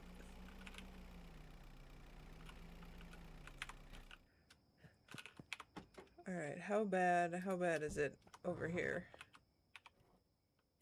Well, shit, look at how messy it is. Oh, I guess because I've been just fucking around. I guess there's a lot of things. Wait, are people back? Are y'all back? They found DNA that they were able to use and identify her. What DNA could they find? Off of her head. Oh. Heads have DNA. Shit. Even millennial heads have DNA. No, I know that. I'm just saying it was so many years ago. I didn't know that. Yeah, But she they still have probably hair and stuff? Yeah, and they probably took samples. Like when they find a dead body, they take all the samples anyway. Even though DNA wasn't a thing, they probably took hair samples, skin and they samples, just back that and now they're able to get the things they need from it. He ended up waiting a whole year to kill again. It was late 1990 that he picked up sex worker Julie Blackbird when his mother was out of town again. He had the house to himself, which seems to be when he does his most gruesome stuff. He had sex with her, and then out of nowhere, he took a table leg and slammed her in the head with it. And a table leg. You know what he also said? He said after the first one, he vowed that he wasn't going to do it again. Yeah. And then right. you know what he said after in the interview? He was like, and then Julie happened, and you know why? I had a bad day. Yeah, had a bad day. Valid reason, right? Day. You know, I have Beat someone with a I table have bad leg. days every now and then too, Joel, and I don't beat people with tables. He ends up, after he Jesus. beat her with a table leg, he ended up strangling her and killing her. This is an interesting one because when he looked at her after he had killed her, he considered necrophilia for a moment. And Because then he was above it. well, he said he was super into Ted Bundy, and Ted Bundy Was was all about it. And so he thought about doing it because he wanted to copy him, which is like such a weird. He wanted like to what? pay tribute to Ted Yeah, Bundy. like This why? is a But, podcast called Morbid. Gash said he was like, you know what? I had a line, and in too good for fact, that. here's another clip of him just quickly telling you why he didn't do it. The thought occurred to me because I had heard of it, and then I shook off the thought and said, no. You know, I'm making this dividing line in my head. All right, I just killed somebody, but no, I won't go any. I won't do this next thing. I won't, you know. Oh, but I won't do this I next know, it's thing. odd, but the whole thing is odd. So yeah, that's fun that he had. You know, everyone's got standards. There's a boundary. Everyone's got standards. So he ended up dismembering her because, again, he had the time because his mother was not home. Whenever she's not there and he has the time to bring these people back to his home, it's when he takes his time and really makes sure Ugh. that he dismembers and places things It's in places that people disgusting. shouldn't be able to find them. He actually put her parts into cement, which is like weird. This is very Oh. odd because he doesn't do this again, so that's weird. He must have just had that. Yeah, he must have, well, he said he actually went to the store and got cement. So he just decided Oh. to try this, I think, which it actually worked. So he traveled, he Just dumped her decided to head do and it. torso in the East River and the rest of her in Brooklyn. She was never found. And the only reason that we know about her at all is from his confession. He was the one who said that I did this and this is how I did it. They did find her diary in his possession. In 1991, he started a landscaping business because he also went to horticulture school for a brief time, and he actually did well Jesus. there. So apparently, horticulture was his thing. And it's funny that he started a landscaping business because it kind of reminds me of Bruce MacArthur in Toronto, who was recently I captured. don't know why this person isn't It going was through the the killer of summer the missing diesel men that in Toronto. fast. Because Bruce MacArthur was also a landscaper, and he used his landscaping business to hide these bodies. Don't tell me this so is it's funny empty. that what an odd profession to like be a similarity. Yeah. Crazy Well, this did work. allow him to get a storage space to hold his like tools and equipment, and he started using it to hide bodies because he was living with his mama. The next victim was Barbara Jacobs, who was, shocker, a sex worker. She had been arrested for prostitution and auto theft before. He picked her up. He took her back to his mother's house. He had sex with her. And he beat her with the same table leg that he beat Julie Blackbird with. In the end, he strangled her too. Oh shit! That's how he. Yeah, That's what's happening. I feel like I should just say from now until the end, he strangles everybody. He doesn't dismember her though. He wraps her in plastic, puts her in a cardboard box, and then I didn't even touch that. Ashley I just had almost to knocked over the reset him. entire computer. I just flew into oblivion. Thank you for being worried about me. I don't even know how that happened. This recliner is haunted. Oh, that was a lot. I experienced that. So he wraps her in plastic and puts her in a cardboard box. He dumps that cardboard box in the Hudson River, which clearly that's going to float. Like That was not he did nothing to hide that at all. So it was super easy to find, and she was found really quickly. There was no connection to him at the time. The only reason this was connected to him was through his confessions later. So again, he connected himself to these things. The next victim was September 1991, when her name was Mary Ellen DeLuca. She was 22 years old. She was a sex worker, and she was a drug addict. At the time, she had left a group of friends saying she was going to get drugs, and she ended up meeting and being picked up by Rifkin. After picking up There some it drugs is. around town, they got a hotel room together, and they ended up sleeping together. But he said that she wasn't into it at all, and she just wanted to get through it because I think she wanted drugs, basically. I think the only reason it was kind of the promise of drugs that she was going along with this. He claims that he asked her, "Do you want to die?" And she said yes. LinkedIn is pretty amazing at helping you grow your small That's business. crazy. We cannot do. Around to tell the other side of the story. So I think he's trying to take away accountability That's here. crazy to He say. seems like this is kind of his MO, is to take all the responsibility off himself and just be like, I don't know why, it was a monster who did it, it's not me. They all say that. Exactly. So I don't think he asked her that. And It if he was did, the like, demons. Fuck him, man. I didn't want So the he ended up candy. The strangling her. demons inside of me wanted the candy. I didn't want the candy, but the demons. And He disposed of her at a rest stop, which is weird because up to this point he's been using water, so it's kind of weird that he just lazy. Yeah, apparently he did. This happened in September. She wasn't found until October, so she was out there for a month. It was really difficult to determine at that point anything substantial, like how she died, especially because she was strangled, which can be hard to see post-mortem anyways. This is another one that wouldn't be connected to him until he confessed to it. Kind of crazy. Within the same month, which points to escalation in my mind, he murdered another woman named Yoon Lee. Now, she was Korean, she was a sex worker, but she was also married. Oh. Yeah. He actually knew her. What? They had had interactions before. Like, he had picked her up before. As a sex worker. So she knew him, and he knew her. He picked her up, he strangled her to death, and he said it actually kind of bothered him because of the familiarity. He said that one bothered him. She was a person. Because he, all of a sudden, yeah. Oh, and because he dumped I her see body her in as the East something River, else now. and she wasn't found until September 23rd, 1991. So it's weird that he picked someone he knew. He just couldn't. You know, in a lot of these cases, like the Green River Killer, Arthur Shawcross, anybody who targets sex workers and people that are kind of a marginalized population of people, Right.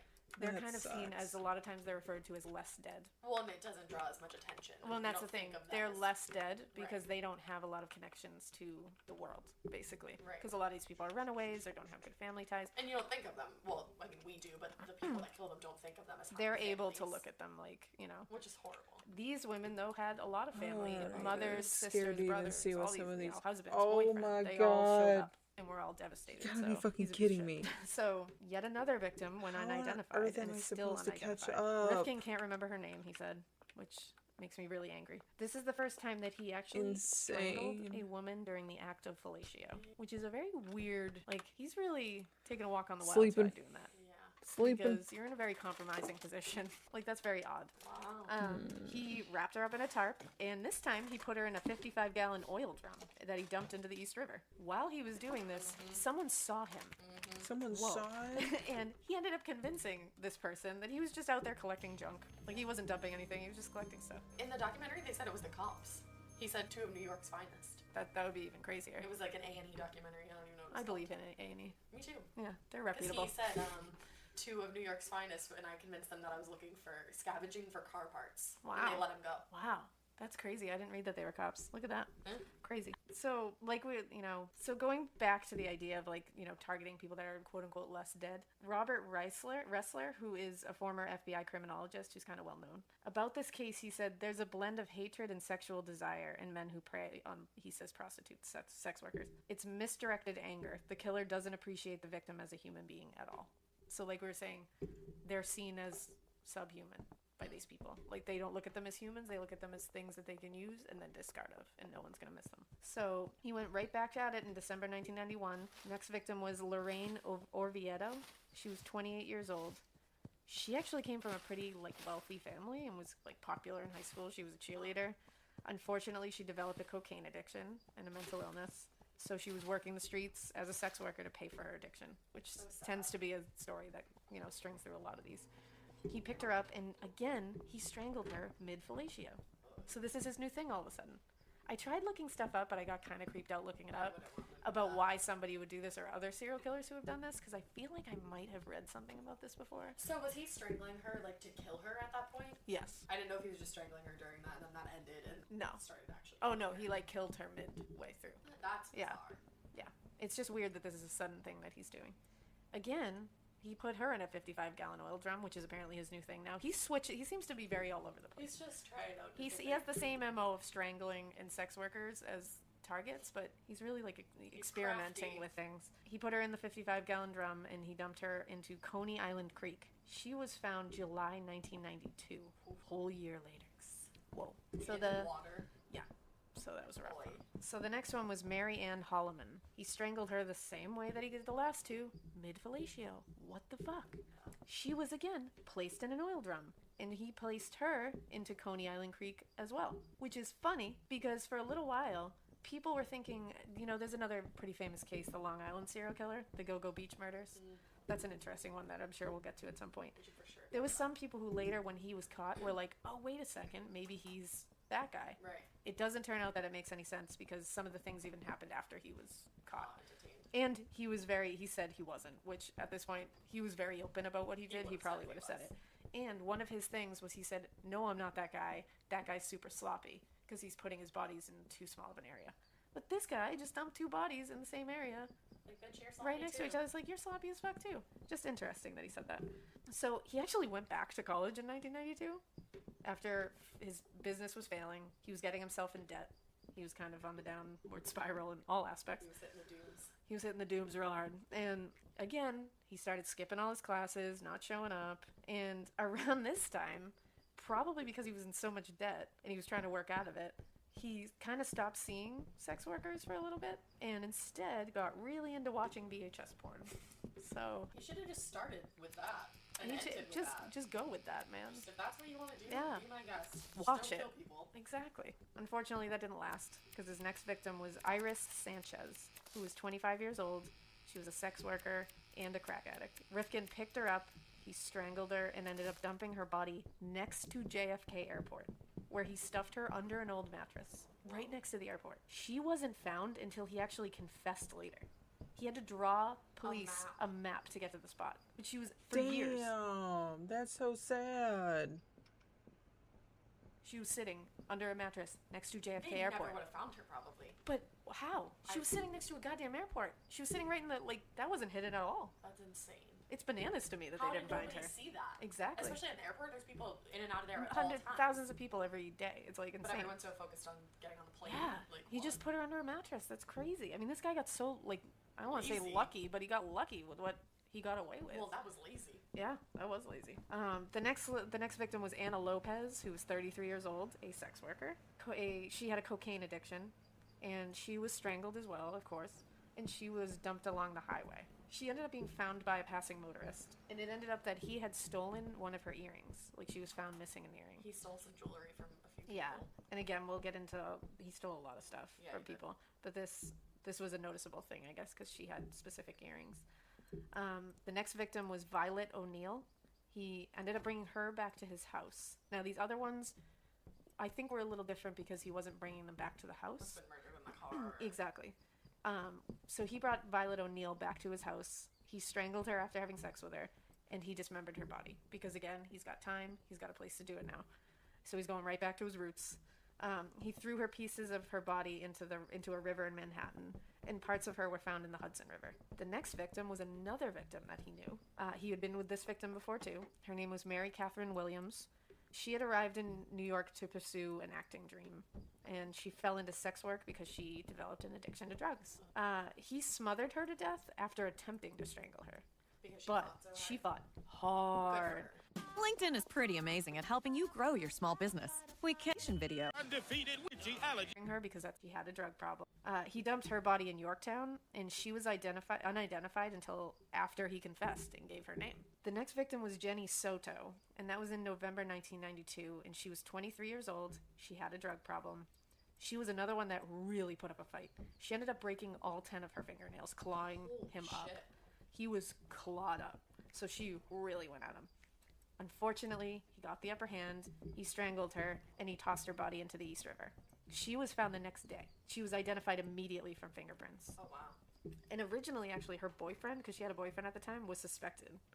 Oh, poor guy. But Rifkin ended up taking responsibility later. Love So that guy. this poor guy, everyone thought he killed her. That must have sucked. They ended up finding her personal possessions, or personal items in his possession too, which ties him to it. February 1993, he murdered Leah Evans, who was 95 pounds and 4'11". Oh my god. Yeah. She was a single mother. Oh. She had a drug addiction. She became a sex worker to make ends meet and to feed her addiction, unfortunately. He picked her up on February 27th. He drove her to an abandoned parking lot. For $40, they had sex. He strangled her, and then he took her body to the woods and buried her in a shallow grave, which he has never done. Huh. That's a weird one. Like, That is weird. it's To make a very grave odd for that he her? gave her a grave, like an actual, what we all think of As a when we think of grave. Do you think maybe because she had kids, he felt something? I don't I know. feel like that's weird to speculate because he's such a fucking monster. And who knows if he knew that she had kids? You know, she might not have told him that. I think he's just weird and manic and just does it, spur of the experimenting on moment, things. yeah. But it's still very weird. Eventually, her hand actually protruded out of the ground, which is how she was found, because he sucks as a gravedigger and he just threw her in a really shallow at one. disposing of bodies. Weather, elements, and just rigor is going to throw that hand into the air and it's going to be found. The next one. Find that either. I know. Can you imagine? Stumbling across a hand. You think you tripped over a root on your hike, but it's someone's hand? I'm gonna be real. I've always wanted to stumble upon a body. I don't even know what to say to that. You're so weird. I am who I am. Okay. Popeye. I gotta go now. My Uber's here. I mean, I'm trying to be honest here. That's some honesty for you. I don't want anyone to die, but if someone is gonna die, I'd like to stumble upon the body. That's all I'm saying. So going back to Jill Rifkin. Oh yeah. Next victim is Lauren Marquez. She was 28 years old, and she moved from Tennessee to New York. I think she probably came from the same reason that everybody else came. Probably, pursue something greater than what she ended up doing. Rifkin tried to strangle her, but somebody walked by while he was doing it. They didn't do anything. They just kept walking. What a shitty person. Yeah. So he ended up killing her by snapping. Yeah. He did, and then he just dumped her in the woods. She was identified via DNA in 1993. The last victim that we know of was Tiffany Bruciani. She wanted to be a dancer. She came to New York from Louisiana. Unfortunately, she developed a heroin addiction, so she had to become a sex worker to feed the addiction, which tends to be just a really sad cycle. That you know, it's the only thing that you can think of to get the quickest money and the most money. That's just to feed your addiction. But it's so dangerous. June 24th, 1993, he picked her up. He said he had been on kind of like a sex worker binge. I think he ended up seeing like 4 in 2 days. Holy shit. He didn't kill 4 in 2 days, but he had that's a lot. He had interactions with 4 in 2 days. He strangled Tiffany in a parking lot, and then he brought her back home to Long Island, to his mother's home. Before he did that, he stopped and bought ropes and tarp with her in the back of his truck. He wrapped her in the tarp and brought her home. His mom, when he got there, was like, "Hey, I gotta go shopping," because it was her car. He had her car that day. Yeah. So Mom used the car to go shopping with Tiffany in the trunk, wrapped in a tarp. She had no idea. He said Mom didn't use the trunk that day. Yeah. That's Can what you he said. imagine if she had popped open the trunk to throw some bags in? Oh my god. Ugh. When she got home, he transferred her body into the garage where he left her for 3 days in the summer heat. And he said they were real hot days. Yeah. It was, I mean, June in New York is hot. It can get hot. I mean, that's just gross. Disgusting. On the way to dispose of her is where he ended up getting arrested, which is the story we began this whole thing with. We're full circle here, guys. So, when he was arrested, he was interrogated for 8 hours, and he ended up confessing everything. And here's Joel telling you, that the cops did a really good job in getting that stuff out of him. Yeah, he really does. They were wearing me down. It was already getting into afternoon. I'm tired. Didn't sleep the night before. They're very good at what they do. How to bring it to the edge and then take you back and then bring you back to the edge again. And then they decided to play numbers game with me, and I came out with more than one less than 20. So one of the investigators asked him, $20 for sex in the back seat of his mother's 1986 Toyota Camry. Then you ended up strangling her. Why? Like, why did you? Why? And this was senior investigator C. Thomas Capers who asked this, and Rifkin just said, "I don't know." So he literally was like, "I have no idea why I did this." That's so crazy to me. Now he gave as many names as he could remember. Obviously, Drew could remember a couple. maps to He drew bodies. maps to bodies. They ended up searching his mother's house, and that's where they found his collection of trophies that he had kept. In my notes, I wrote that his room was like nasty AF. Yeah. They showed the pictures, and like you think my room is messy and gross. Your room is not messy and gross. It's not as messy and gross as Joel Rifkin's room. Well, you know what? What a feather in your cap. Here I am. Hold on to that. I will. Here I am holding on to it. I like it. His room was nasty. Yeah, it really was. And his poor mother said that he gets never went in his room because he's a grown-ass man at that point, and they were like, whatever. Well, he had kept bras, underwear, jewelry, driver's licenses, and a library card for some of these people. In the diary. Yep, and the diary. I mean, there was even medicine bottles with their names on it. So there was tons to connect him back to this. We're going to play a clip really quick of him kind of explaining why he did this. As the numbers started to increase, an ID would, okay, there's a photo, I know who that girl was. Or a piece of jewelry, okay, I know that that's from that girl. So yeah, it would help keep the sequence and to remember who was who and remember the events. It's fascinating to hear a serial killer who does collect, because not all of them collect trophies. So it's fascinating to hear one that does say why he did it, because the way he's saying it is like he kept it almost like a Dewey Decimal System of Like a murder. log. Like he was like, I would like to look back, but he's also, the way he said it was kind of being like, I wanted to remember exactly what happened to each of these people. So he probably looks at these items and relives each moment. Like it's more fantasizing. That's all it is. While they went in his room, they saw that he was clearly very into serial killers, which So are we, yeah. everyone. If you took a little look, in fact, maybe I should post my library. Yeah, I'm gonna post a picture of my bookshelf because if somebody came in and just looked at my books, they'd be like, "Yeah, something's wrong here." So I'm not gonna take a whole lot of stock into that. Like weird ass newspaper clippings. Like, No, I don't. Don't cut things out and I don't. like post-it them and No. paper clip them together. Like that's when it gets weirder. Man. Like I don't have like the big wall of newspaper clippings that have the red yarn that's attaching all the things. Yeah, I don't have that. Not yet, at least. Not yet. I mean, if the Zodiac gets I forgot how to drive. Crazy, but alright. give me that. Fucking around now. That's your hall pass for Yeah, that's my hall pass. So fingers crossed, everybody.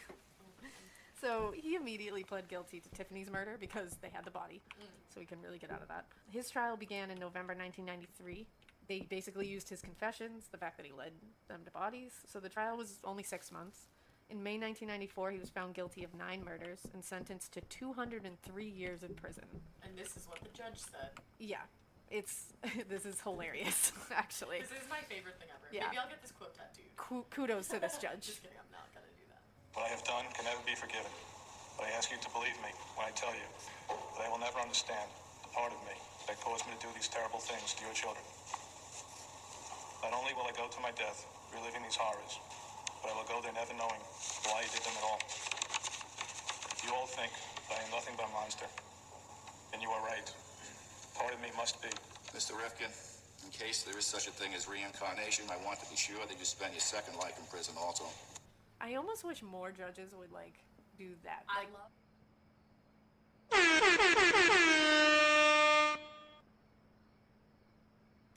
Now, if it was hard for you to hear that, the judge said, if you believe in reincarnation, I hope that you spend your second life in prison too. Like really bring the hammer down on these assholes. Sassy judges are my favorite. Yeah. And you hear him in that clip, he's saying maybe I am a monster and I don't know why I did it. It was some part of me that did it. No, asshole. No, Joel. It wasn't part of you who did it. Your whole body strangled these women. It wasn't part of you that was disassociated. Shut up. Stop trying to be. Yeah, no one feels bad for you. Not us. You know what? I was Not bullied too, today. okay, dude? So hit me with Not another today. thing, okay? Actually, his defense was gonna really tried for an insanity defense, which doesn't make. They said that he had schizophrenia. Yeah, it doesn't. None of it makes sense. You didn't, and bro. and it didn't work at And all. he pled not guilty by reason of insanity. Yeah, because his defense wanted to try for one. And they were like, "That's funny." Well, Why? they were actually going to claim that his adoption status gave him unresolved anger towards his birth mother, and that's what made him lash out at sex workers. That's really crafty and nifty. And that makes it seem like adoption is a bad thing. Yeah, fuck those guys. And it's like, no, there's tons of people who are adopted. In fact, Jan, his sister, was adopted. And She didn't go kill people, as far as we know. And plenty of people get adopted into loving homes, and don't make it seem like adoption is the supposed issue to be a here. beautiful He was thing. adopted at 3 weeks old, and he was into a loving home. He didn't even it know had his nothing birth to do mom. with that. Come on. So, Get real. come on. So he was put away from the general population in prison, which was probably for his benefit. So he's in a cell for 23 hours a day. He was the most prolific serial killer in New York State history. He even eclipsed Rochester's Arthur Shawcross, which we mentioned a few times. And when we get to him in another episode, you'll see he's a crazy one. Mm-hmm. And he killed 11 women between 1989 and 1990. Neighbors of Joel described him as a kind-hearted soul who would let a spider crawl out a window rather than kill it. But they were wrong. They were very wrong. There was one woman who survived Joel. What? She is a sex worker that goes by Charlotte Webb. Yeah, in a perfect world, in theory, the adoption thing would be a nice row. But unfortunately, we live in a society that is super fucked up and disgusting and horrendous, and the naive ideal is not really what the reality is, unfortunately. So, in an ideal world, yes, adoption would be great, but it's a little scary sometimes out there. But there are some good cases. There are some genuine people. You can't forget that. There are some just genuine people who have circumstances and need to have a different route, or just want a different route because they opt out of it. There's just genuine people who are wanting to help out and be good people, but there's a lot of people who use and abuse all kinds of shit. It's actually so sad hearing about all kinds of cases where like adoptive parents use their adoptive children's information and take out credit and loans, and then they rack up a bunch of fucking debt so that by the time they're 18, they can't do anything. They're already fucked. It's just so sad to read about that shit. But anywho, excuse me. In an ideal world, it would be great, but we do not live in an ideal world. She survived 2 encounters with Rifkin. He got her again? Yeah, so she had 2 encounters with him. I don't think he tried to kill her 2 times, but like she encountered him twice. Okay, tell me. She's 27 years old. She's a heroin addict, and she says that he picked her up in Lower Manhattan in April 1993. So this is right when he's in the heat of everything. It was only 2 months before he got caught. She's lucky. He paid her $40 for sex, and she says, quote, "Some guys get rough, but I never had an inkling with him. He was just a mellow, nerdy guy. We talked about photography. He said he could get me a discount on a camera." He says that he told her his name was Jimmy, and that he was going through a divorce and struggling to support 2 kids in college. What a dick. No, you weren't. She said, quote, "He seemed lonely like me," she recalled. "I told him, well, you have a friend." Stop it. So it's all around the story is just kind of depressing in every sense of the word. It really is. I feel sad. Yeah, this one just kind of bums you out. So that's Joe Rifkin, and he's still in prison. I did read something about him making artwork and selling it, which you don't want him to get any of that money. But he said he did it, and half of the money was going to the victims' families. Why not all of it? Which it's like, what a fucking gentleman. Like, oh yeah. But exactly, why not all of it? So I don't know Where's what the other happened half there. going? I couldn't figure out exactly what happened there commissary? because I I hope didn't not. think that they could make money off of that stuff. So, but I don't know. I'm not sure. I don't think they can. I mean, I'm not. I'm not an positive on expert. that. So that was Joel Rifkin, guys. Wow. He's still kicking. I'm gonna propose a deal. Next week, Ted Bundy. Week after that, Charlie. I like it. All right. All right. Oh, so we're really hitting the big guns. Yes. Actually, Ted is going to be a multi-party.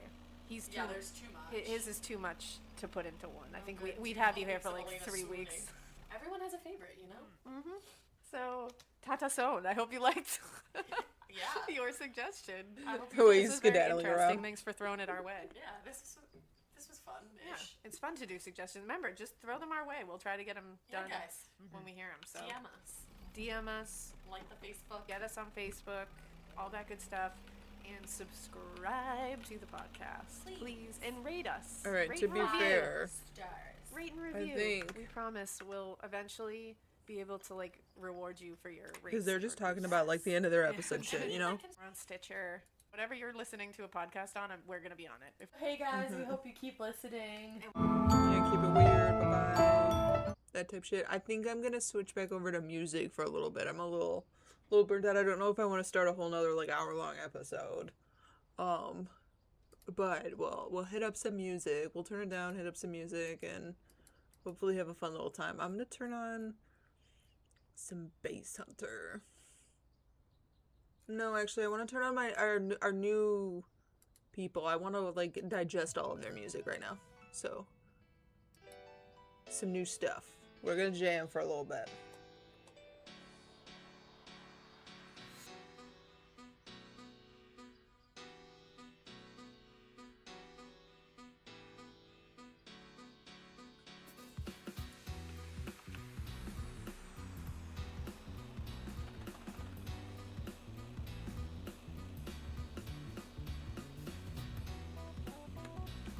What the fuck? Y'all seeing this? Oh my god. Holy shit. Where is he? Where is his arms going?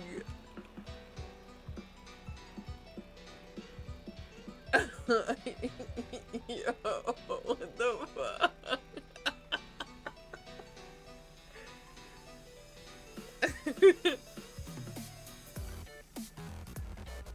They said don't play for too many days because you might get you might start hallucinating. Yo, did you know that? You might start hallucinating.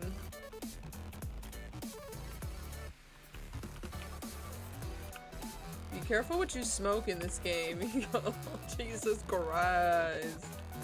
The fuck? Okay, well, I forgot what the hell I was even doing. What the It's Friday. I'm gonna sit at the post office and see how long it takes. I just got very distracted by the long-armed man. Cause what is that? Oh, dang it. Oh, dang it. 7 hours? I have 7 whole minutes? Goodness gracious. I wonder what I'm gonna do for dinner. What I feel like doing? Well, I gotta remember to pull stuff out because that's been the problem. The problem is remembering to pull stuff out. So I got a bunch of frozen shit.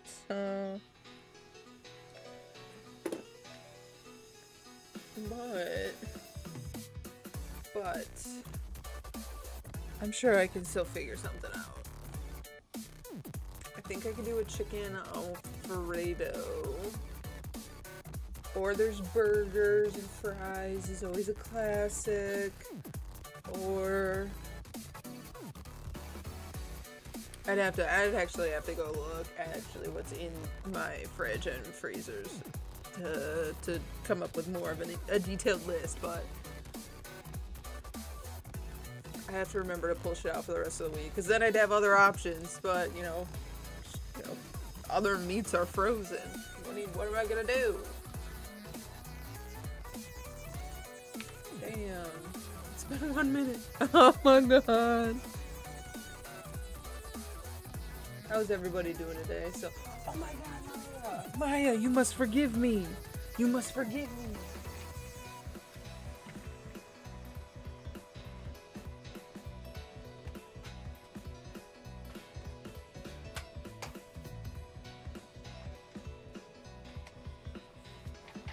We must update the board.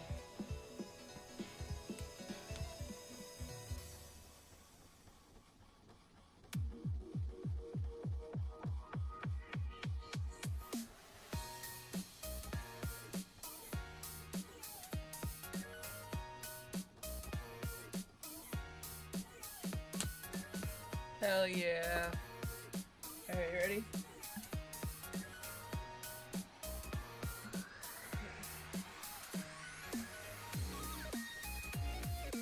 We got you on the board.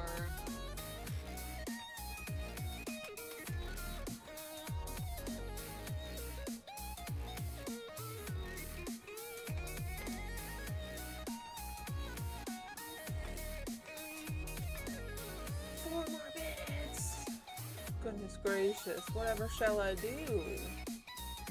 Maybe something like this. What the dog doing? Something like this. Taylor. Hey, baby boy. Are you underneath the blanket? Hello? Oh, you probably just got snuggled in there, huh? What a silly little boy. What a silly boy. Oh, you guys can see my feather now.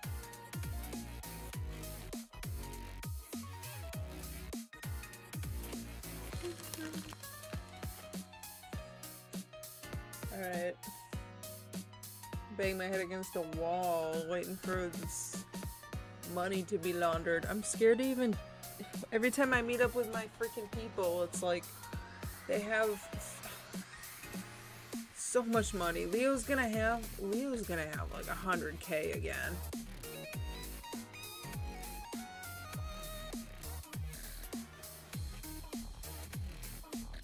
You wanna know what I might do? Is I might wait till like everybody's out and then just,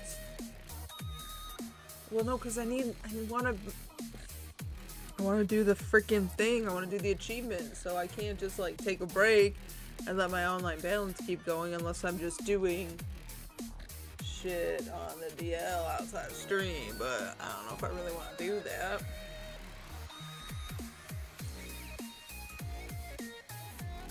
Damn. Damn. Oh my god, no way! It's round 2! No way he's still like that.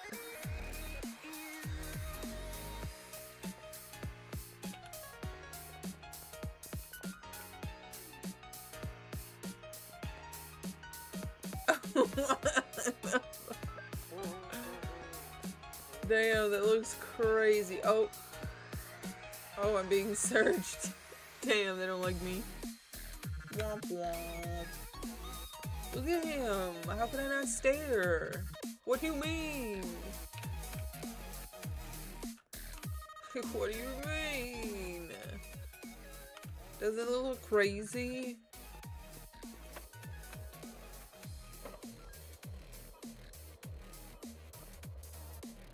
How far does limb go? How far does this limb go? Oh,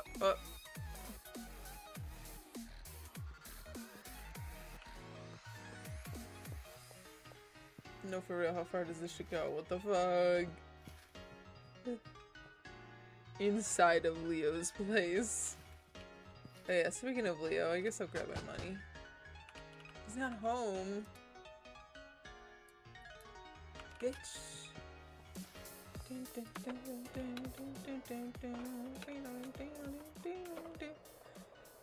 Is the post office done? Probably not. He's back! He's back! God damn it. I gotta get off this fucking game. It's having a time now.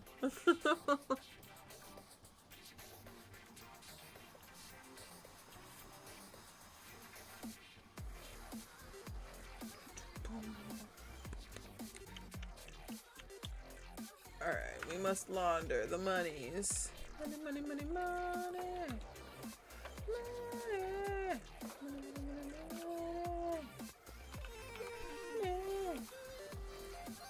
Oh, take forever. Hold up, wait.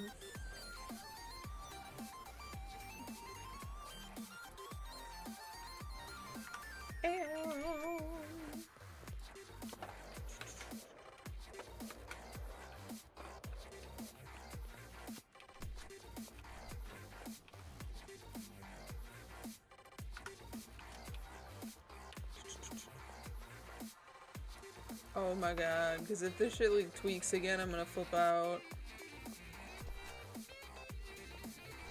It has been doing good today. I can't be that mad at it, but it is kind of annoying still. Ayo. Alright, that's done.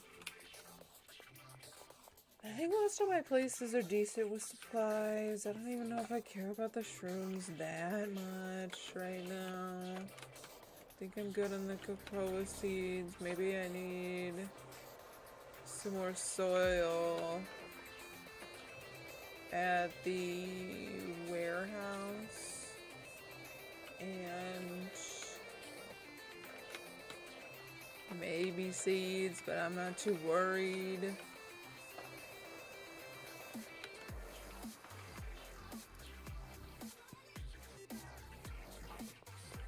Anything in there? Seeds. Okay, where's my other van? It better be over here. No, where was it? Where did I put it? Is it the warehouse? Shit. Shit, let's go check it out.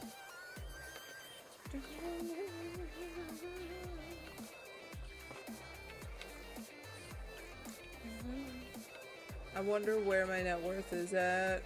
It's probably not that. Gotta keep chipping away at this shit. It's maddening. It's maddening.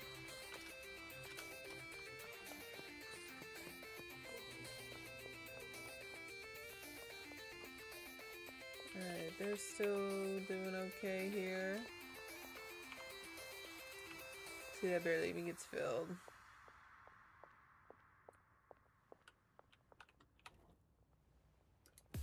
Alrighty, alrighty. Yo, what's up, and me? How goes it? Alrighty, alrighty. I think I'm just waiting the day out because whatevers. Because whatevers. To be honest, I want to see what my net worth is. Let's see if it takes like 5 years to go back to the main menu and come back. If I had to guess, I'm at like 2.5 or 3 million. If I had to guess. Let's find out.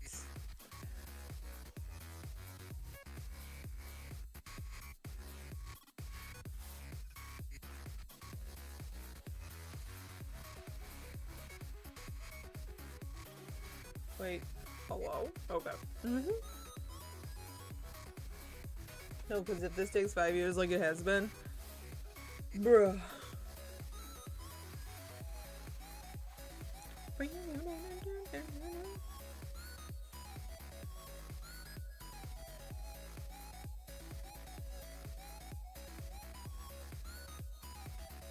Just waiting. Just wait for something amazing, okay? Yes.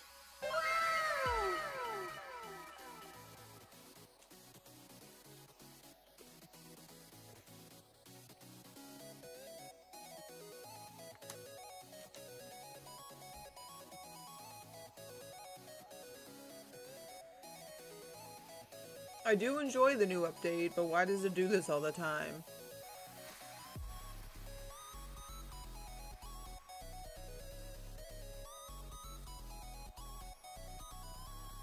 It takes a really long time to shut down for sure. Or to get to the main menu!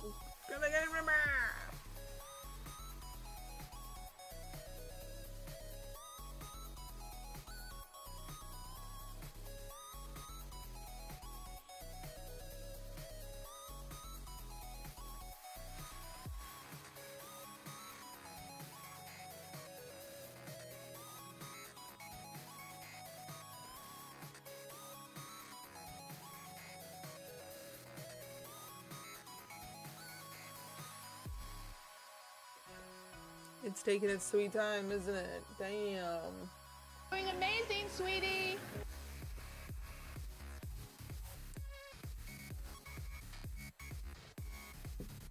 I feel locked in a cage.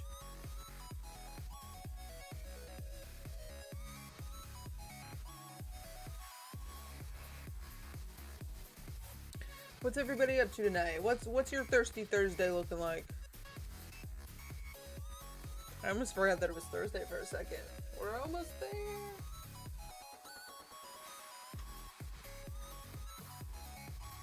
Definitely am gonna make food and then we'll see after that.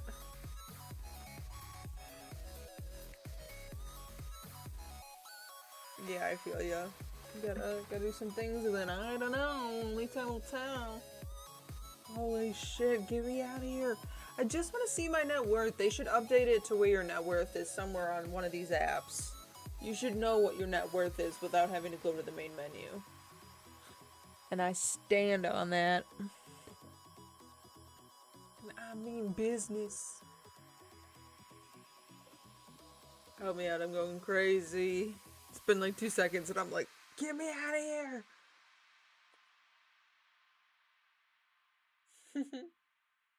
But I'm sitting.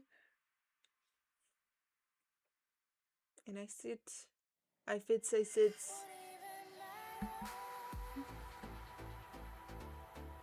Oh my goodness.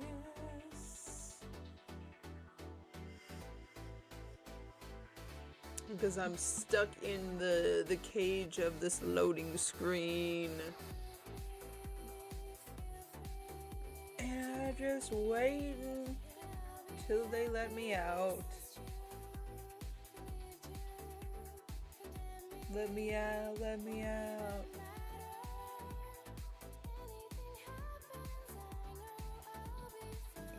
Excuse me.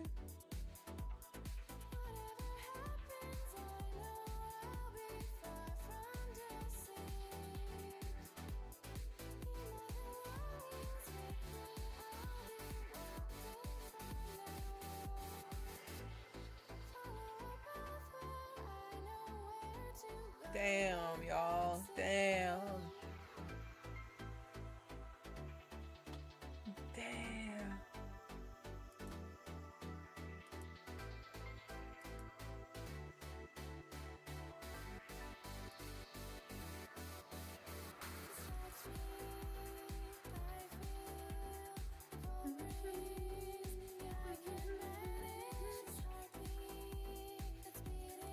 gotta do to get you? I guess I'm gonna have to close the program. I don't want to wait forever. I don't want to wait. I don't want to wait.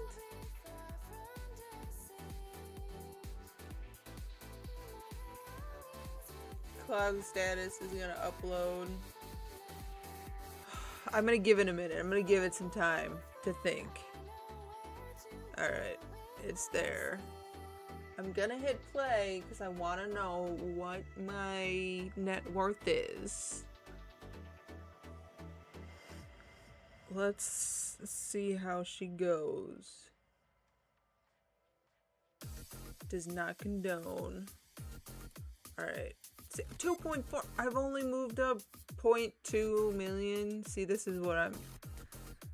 It's gonna be a climb. It's the climb. So yeah, I think I'm gonna start playing this on random days and maybe try not to do it like 4 days in a row like I did this week. But it was fun today still.